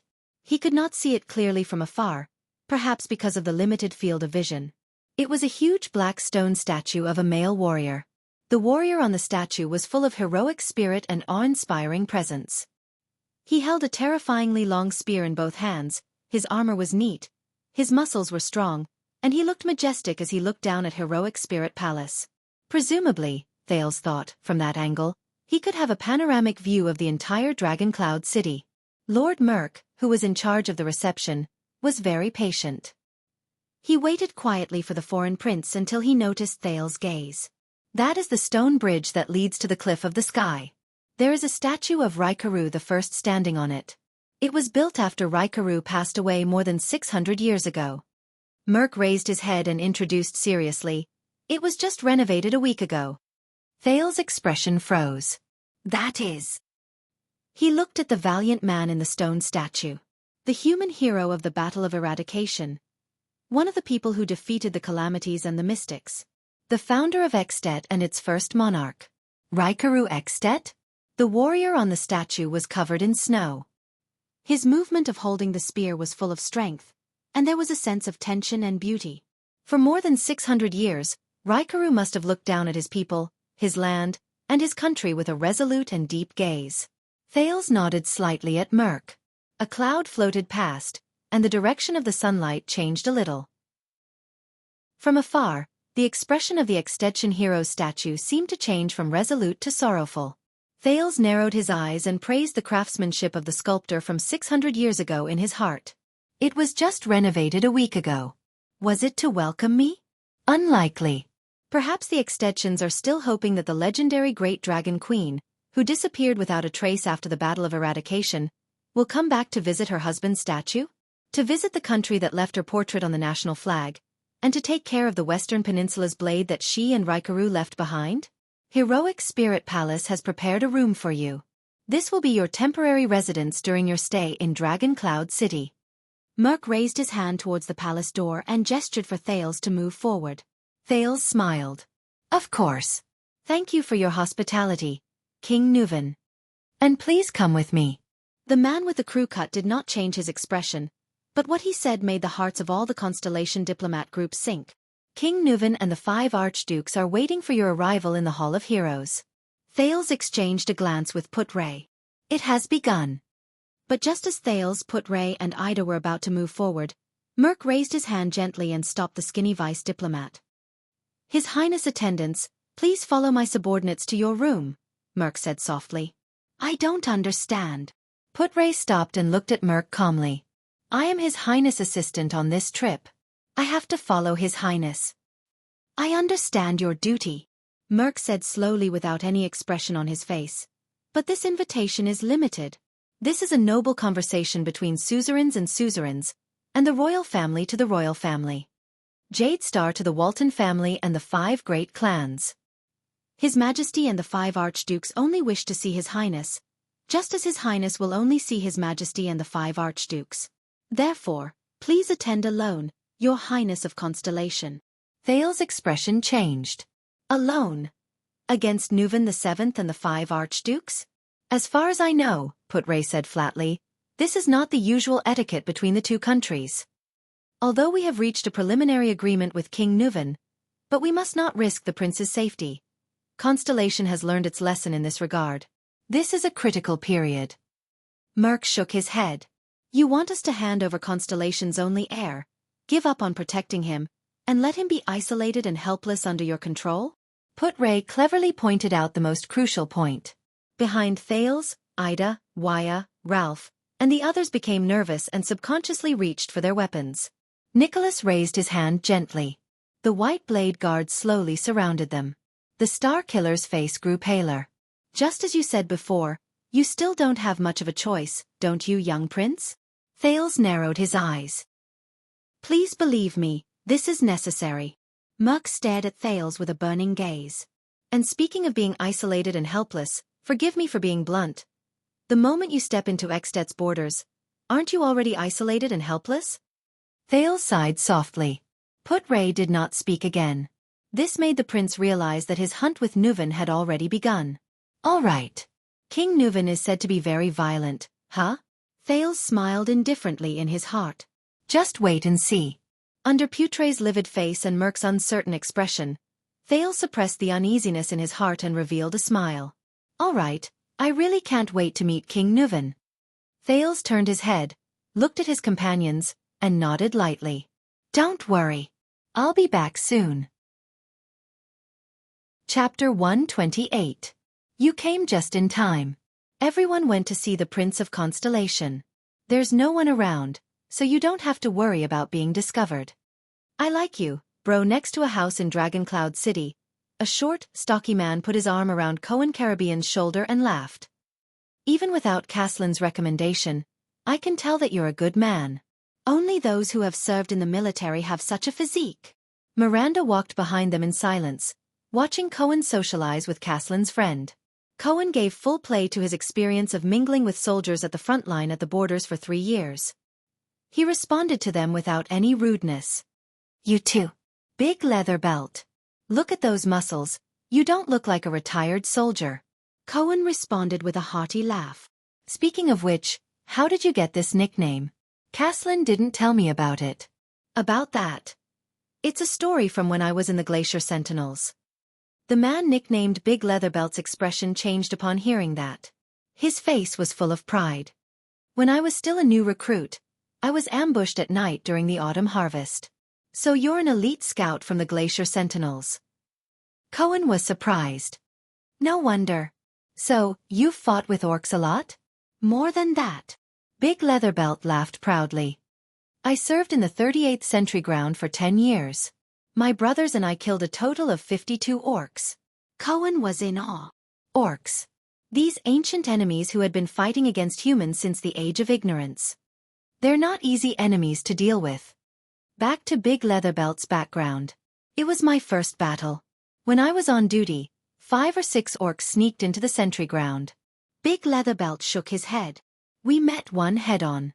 It was an ugly son of AB*TCH. It was about 8 feet tall, and its wrists were thicker than my thighs. That son of AB*TCH killed 3 of our brothers and suffered a lot of injuries. I was the last one, and even my weapon was broken, Big Leatherbelt said excitedly, thumping his chest from time to time. At that time, I thought that there was no other way, so I pulled out the Sentinel Standard leather belt, jumped on its shoulder, and, as he spoke, Big Leatherbelt gritted his teeth and grabbed Cohen's neck with all his might. Just like this. Tie a knot and strangle it. Cohen pulled his neck and coughed violently, feeling the excessive enthusiasm of the other party. I sat on his shoulder, my right hand desperately pulling on the leather belt, and my left hand holding the small broken shield. That son of AB*TCH raised his warhammer and hit me crazily, again and again. Under Miranda's strange gaze, Big Leatherbelt shook Cohen's neck with all his might, making him dizzy. Until it fell to the ground, and my shield was almost broken. Ah! Cohen recovered from his dizziness and raised his head in surprise. You didn't let go, did you? The more heavily injured an orc is, the more powerful its counterattack will be. That's right. Bro, I can tell that you're an expert. Big Leatherbelt slapped his thigh and yelled. Don't let go. This is a lesson I learned later. At that time, I thought it was dead, so I loosened my belt. But that D*Ned beast bounced up as if it had come back to life, roaring and clutching my head tightly. Fortunately, His Majesty the King was inspecting the north at that time, and the White Blade Guards came as reinforcements. Caslin arrived in time and split the back of that son of AB*TCH's head with his axe. At that time, I almost fainted. But from that day onwards, they called me Big Leatherbelt. Haha. Cohen sighed, remembering his past at the front line of Western Desert. So, you've fought with orcs before? Big Leatherbelt asked curiously with great interest. Yes, but not glacial orcs, but desert orcs. Cohen smiled. We used to be mercenaries there. The way to deal with orcs is to lower our bodies, lower our heads, circle around them, or attack from their crotch. Ah, that's how the people from the Empire in the south do it. They go around in circles with the orcs, Big Leatherbelt muttered. We can't do that in the north. In cold weather, our movements are stiffer than usual, and we're not flexible enough. So, in the north the best way is to attack them head-on, end the battle quickly and kill them in one blow. Cohen nodded approvingly. It's different in the desert. Orcs have a high resistance to heat, and they're not afraid of the high temperature of metal armor. They have everything from plate armor to chain armor. I've even seen orcs armed up to their crotch. That's when we have to use our agility to find a chance to hit their vitals. As they chatted enthusiastically about their experiences on the battlefield, Big Leatherbelt finally brought them into the house. Oh, look at you, a typical Northland girl. You're big, your breasts are big, and you're pretty. Big Leatherbelt invited them into the house. When he saw Miranda beside Cohen, his eyes lit up. Caslin introduced you here. Do you want to consider staying? We have a few good men here who are single, and there are even tough guys who retired from the White Blade Guards. Miranda's expression changed, and she looked at Cohen awkwardly. Cohen spread his hands, indicating that he was at his wits' end. However, Big Leatherbelt immediately frowned and shook his head. Forget it. They're not good enough for you. They're all bad people who want to make quick money, and don't want to work hard in their hometowns. I bet they can't take care of their families, so what right do they have to have a good wife like you? Big Leatherbelt sighed. They have high standards, but they can't even support themselves. Serves them right for being single on Singles Day. Miranda did not say a word. She just listened to Big Leatherbelt. A tall Northland girl like you, with a strong body and fair skin according to the standards of the upper class, must be a hot commodity in your hometown. Big Leatherbelt sat down and panted. I have 3 younger sisters, so I know that girls at your age are impulsive, passionate, and always look down on the young men around home.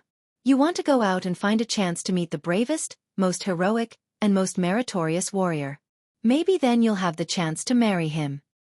But believe me, the outside world may look exciting, but it's much more complicated and difficult to understand than back home. The men outside may look handsome in armor, but they're not as pure and loyal as the silly boys back home. Listen to me, you should go home, weave the thickest robe, forge the toughest dagger, and wear the most beautiful wreath. Use them to choose the most sincere one among the young men who flock to you, but don't be too eager to sweeten him. Keep him in suspense. Then wait for him to be conscripted and come back from the battlefield. That's the standard for a man to become a successful man. Then, see how he feels about you. If he hasn't changed, hang your wreath around his neck and bring him to meet your parents. Don't care about his family fortune or his background. The most important thing is that he's responsible and loves you sincerely, cares about you, loves you and cares for you. It's best if he's a little afraid of you. These days, wealth and a noble background can't make up for the lack of sincerity. Cohen clutched his stomach tightly, stifling his laughter as he looked at Miranda's darkening face. I've always told my daughter that she'll eventually marry into a good family when she grows up, but it must be someone who truly loves her. I'm also looking forward to the day I can hand her over to a good young man. Big Leatherbelt's saliva was flying everywhere when he suddenly frowned. Cohen looked at Big Leatherbelt's darkened expression in surprise. The latter stood up abruptly and rushed out of the house. You guys. I thought you went to see the prince enter the city, but you're actually hiding here. Before the two people in the house could react, the next second, a few screams of boys and girls came from outside the house. Dad, stop right now. Kevin. He's just here to give me something. Uncle. Take your time. Ah. Big Leatherbelt bellowed furiously. Give him something? Don't think I don't know what you're thinking, you damn brat. Get lost. Get lost. Stay away from my daughter. Stay away from Saija. It's not time for my daughter to get married yet. If you dare to come to Saija again, I'll break all three of your legs. Accompanied by the commotion next door, Cohen gaped at Big Leatherbelt, whose words did not match his actions. He exchanged a glance with Miranda, who was sitting opposite him. Then, both of them burst into laughter. As she smiled, Miranda raised her head and looked at Heroic Spirit Palace on the hillside in the distance. Her gaze quickly became unfocused. Silly boy from my hometown. Pure and single-minded. Step by step, Thales walked forward stiffly on the floor tiles of Heroic Spirit Palace. Unlike Renaissance Palace, which was plain and simple inside and outside, Heroic Spirit Palace's interior decoration was very contradictory. Some parts appeared rough and imposing, such as the crude carvings on each porch, the staircase handrails made of giant wood, and the beast heads on the walls that were specially made to look like trophies. However, there were many places that were exquisitely carved, such as some special exquisitely carved floor tiles, the ceiling dome filled with paintings in the corners, the extravagant everlasting lamp holders and so on. The traces of history and time were also different. The material and color of the wall tiles in some corners seemed to have lasted for hundreds of years, and some places were obviously renovated in just a few years. If he had to say, the interior of Heroic Spirit Palace was like layers upon layers of murals. New engravings piled up on the marks of the past, and history and the present were intertwined. But Thales was not in the mood to appreciate these. He was trying his best to adjust his state of mind. He thought about the political identity of King Archduke, which was unique to Ekstedt, and was ready to deal with the upcoming challenge. Although Neuven VII had already given him some pointers through Nicholas and Shiles, his experience had made Thales believe that the unknown was the main theme of life, and that accidents would always come suddenly. He had to be prepared. Under Merc's signal, the second Prince of Constellation walked past the White Blade Guards, who were looking straight ahead. He passed through countless porches and slowly walked towards a stone hall that seemed to be oval. The lighting here did not seem to be good. It was dim, but there were 6 burning braziers on the 6 iron racks in the stone hall. They drove away the cold and brought some flickering illumination. Another brazier like Lampard. Do the suzerains of Ekstedt like brazier so much? Thales secretly ridiculed in his heart. He took a deep breath and stepped forward into the stone hall. Merc did not follow him. The door slammed shut behind him. From afar, Thales saw a simple and heavy dark brown square table in the middle of the stone hall. At the other end of the long table, directly facing Thales, sat a white-haired old man. He was about 60 to 70 years old, and he wore a thick red and black robe with a dark golden crown on his head. The crown looked very simple, and there was only a dark red gem embedded in front of his forehead. The old man placed his hands on the table but lowered his head without saying a word. Due to the distance and the light, Thales could not see his appearance clearly. However, Thales already had an idea of his identity. Thales walked closer to the simple long table. On the left and right of the old man, there were 5 men with different appearances and different clothes. There were 2 on the left and 3 on the right. If there was anything they had in common, it would be that from the moment Thales stepped into the stone hall, the 5 men of different ages cast unfriendly and even fierce gazes at him, sizing up the 7-year-old boy.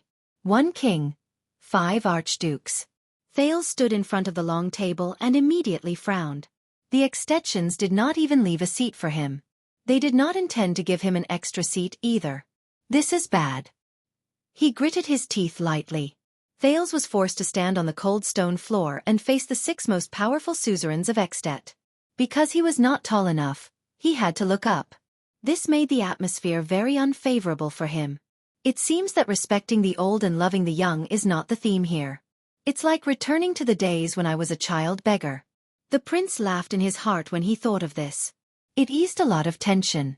Thales calmed himself down. Ever since he came to Red Street Market, he had been through a lot of trials and tribulations. No matter how dangerous the situation was, he was confident that he could calm down in an instant and find a way out. And Thales looked at the 5 people on both sides of him. But because of the light, the faces of the 5 people were hidden in the dark and could not be seen clearly. Only their eyes flickered in the firelight, giving the visitor a great deal of pressure.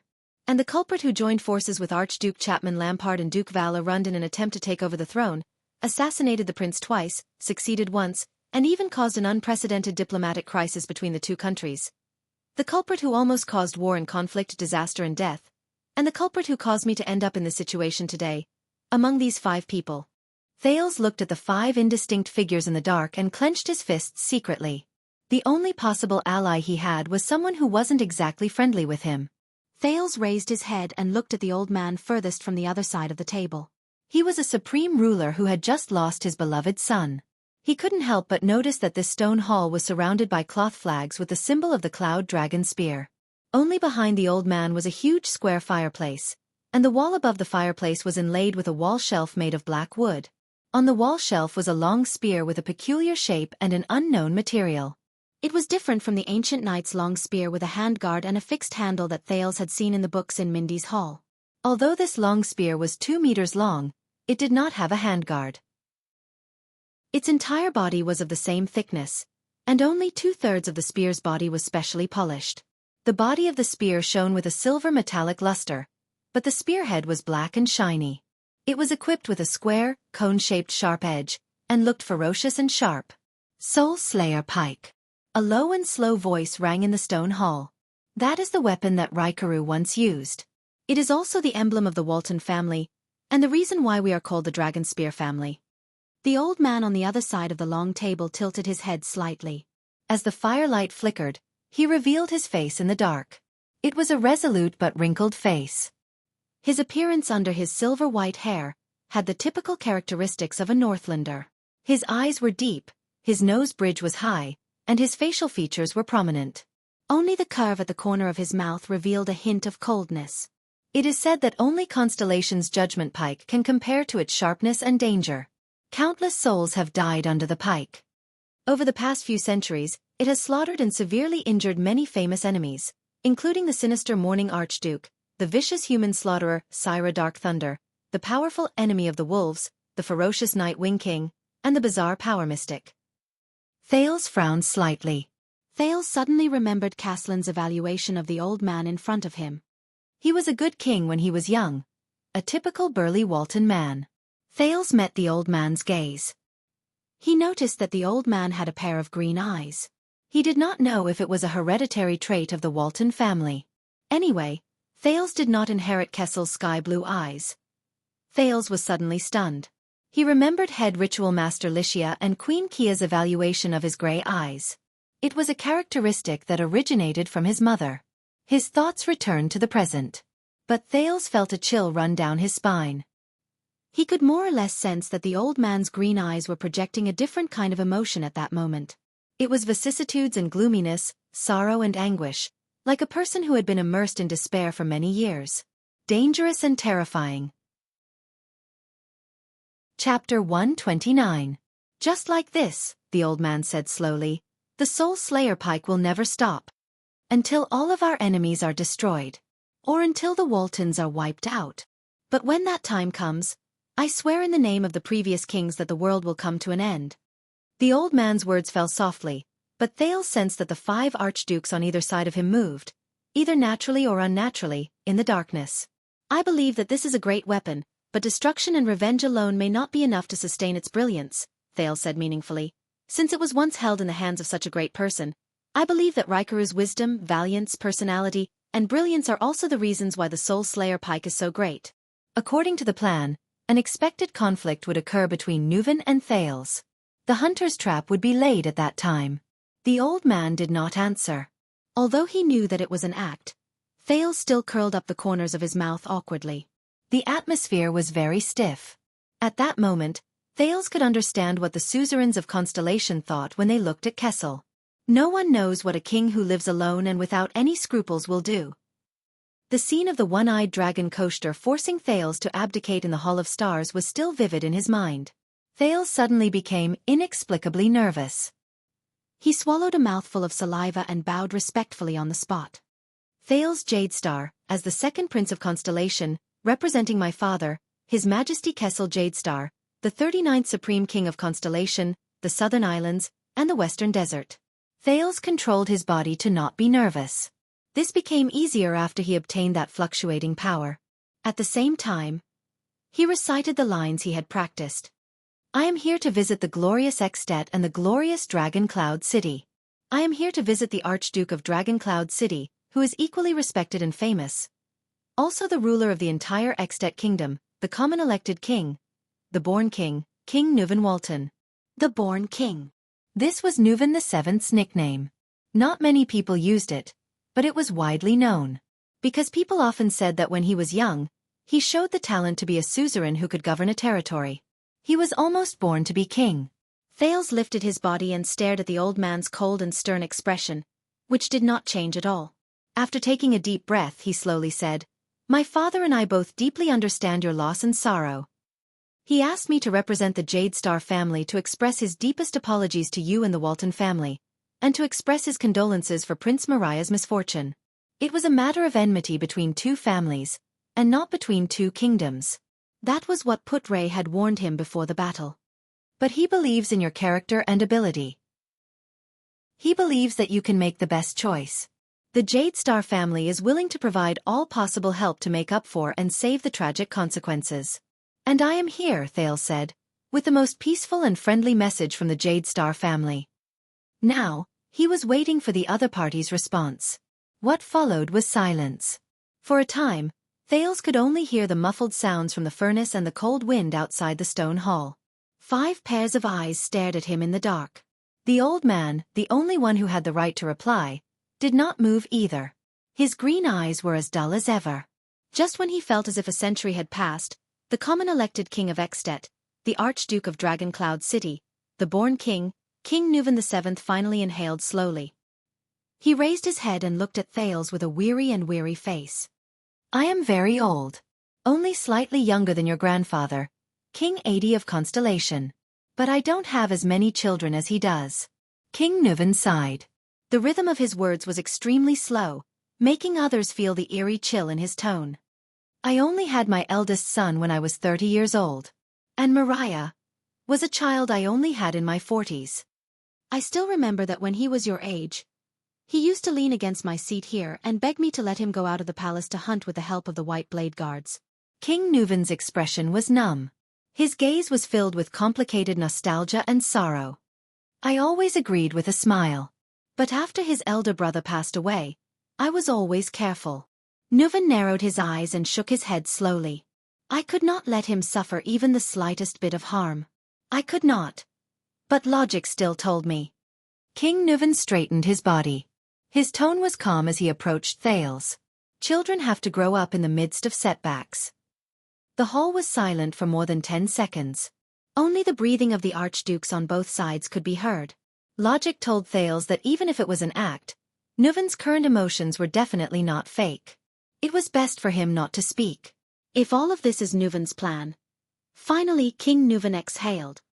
He closed his eyes and said slowly, "The day before I sent him south, Mariah told me that he had a sweetheart, but she did not come from a good background. So he came to beg for my help, hoping that I would allow and bless their union. I was not very happy." King Nuvan leaned against the back of his chair dejectedly. "Do you know what I said to him?" As usual, an ominous feeling enveloped Thales's heart. He comforted himself that everything was under King Nuvan's control. "I said." King Nuvan opened his eyes and looked at his open right palm.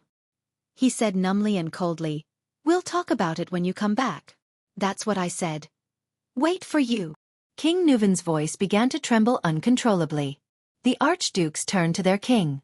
Their expressions were indecipherable. "Come back." The next moment, King Nuvan suddenly clenched his right fist and slammed it on the long table. Thud. Thales did not even dare to breathe loudly. He quietly watched as a father who had lost his son expressed his grief in a very real manner. "That was my only son left." The old man's expression became gloomy and unreadable. I should have watched him become a real man and warrior. Then before I died, I should have handed over my position, my wealth, my power, my everything to him, to Mariah. Nuvan VII's tone was filled with remorse and despair. But now, I can only sit here and listen to a brat's insincere apology. King Nuvan's tone became flatter, but the atmosphere was getting more and more uncomfortable. Listen to him say, "I'm sorry your son died in our place. And I can do nothing." Thales's heart sank. It was still all right before, but now this rhythm. This is bad. Is the rough part coming? He secretly reminded himself. The old king heaved a long sigh. His sorrowful mood obviously made the archdukes uncomfortable. They quickly looked at each other and exchanged glances. "Why?" King Nuvan raised his head. He furrowed his brows and continued in a low voice. "Because I am a king. Because I am almost 70 years old. Because I have a family on my shoulders. Because I have to maintain the balance of the kingdom. Because if I do anything to this child, I will have to pay the price of an all-out war. I will not rest until I die." Thales's expression changed. He said softly, "Your Majesty, I sincerely brought constellation and jade stars." "Sincerely?" But Nuvan did not give him a chance to speak. Instead, he cut him off with a numb expression and a cold tone. "Believe me, when you are my age, when your only son was slaughtered like livestock in the wild, you'll find that there's nothing is more sincere than that kind of hatred and anger." The archdukes adjusted their sitting posture unnaturally, but none of them made a sound. "Especially when, in the face of all this, as a king, I can't do anything." Thales hurriedly adjusted his breathing and thought about the wording of his response. How will King Nuvan use this situation to set up a trap to lure out the secret collaborator? Nicholas and Shiles did not say much. He turned his gaze to the 5 archdukes who hid their faces in the dark. "Who is it? Do you know your father is very smart? He asked you to apologize. This way. He protected you and averted the disaster of war at the same time." King Nuvan raised his left hand and clenched it into a fist in the air. His voice was still trembling, but it had slowly calmed down. "But he is humiliating me, humiliating a father's dignity, mocking my incompetence." He sent the son he had just found to another father who had lost his son. "Apologize?" The king's expression was cold and calm, but Thales became more and more frightened. "That's not right. This is obviously an act." "Yes." Thales felt the atmosphere in front of him and tried hard to calm his breathing. He repeated to himself, just like what Nicholas and Shiles said, "King Nuvan will be very tough on me. Even a little rough. What I need to do is..." Clang. At this moment, Thales's attention was attracted by the crisp sound of metal. "Your Majesty!" An archduke who was closest to the king cried out in surprise. Just now, King Nuvan pulled out the saber from the archduke's waist with a cold expression. Thales sucked in a breath of cold air. Isn't this just an act? Really, he has to resort to violence? King Nuvan relaxed his arm. Thud. A cross-shaped longsword was thrown from afar. It landed on the ground in front of Thales with a clang. The latter could not help but take a step back. At this moment, the almost indifferent figures of the archdukes entered Thales's eyes. Thales could only passively wait for King Nuvan's next move. At the same time, he forced himself to start thinking about the archdukes in front of him. What are they thinking? Can they not react in the face of such a situation as the Prince of Constellation? Will they see through this act? It had to be known that even though Nicholas' performance earlier... Wait a minute. No. Thales gritted his teeth and stared in disbelief at the suzerain's long sword embedded with precious rubies. Something must be wrong. At this moment, a crucial question that he had not thought of all this while flashed across Thales' mind. Nicholas and Shiles, the two people who proposed to me King Nuvan's willingness to work together. One is the leader of the White Blade Guards, the other is King Nuvan's reliable trading partner. But, are they really just serving King Nuvan? Looking at it from a more terrifying perspective, are they really Nuvan the Seventh's men? Thales felt a chill in his heart. If not, then their so-called Nuvan's proposal. The so-called trap. The so-called hunt. At this thought, Thales could not help but tremble with his tightly clenched left hand. It can't be? You're here to apologize? Under the gazes of all the archdukes, Nuvan the Seventh calmly raised his head. How brave. Let us see how brave you are. King Nuvan stared at him expressionlessly. A sincere apology, of course, cannot stop at words. Thales' pupils shrank abruptly. Marquis Shiles' words rang in his ears again. King Nuvan will show a tough attitude towards you. It may be a little rough. A little rough? In the next second, Nuvan the Seventh's unquestionable words traveled into his ears. Pick up this sword. Under the different reactions of all the archdukes, King Nuvan's expression was as cold as ice. He enunciated each word clearly. Slit your own throat. You're tuning in to the Xiaofan's Wuxia Tales YouTube channel. Don't forget to subscribe and join us on this journey to catch the most captivating stories.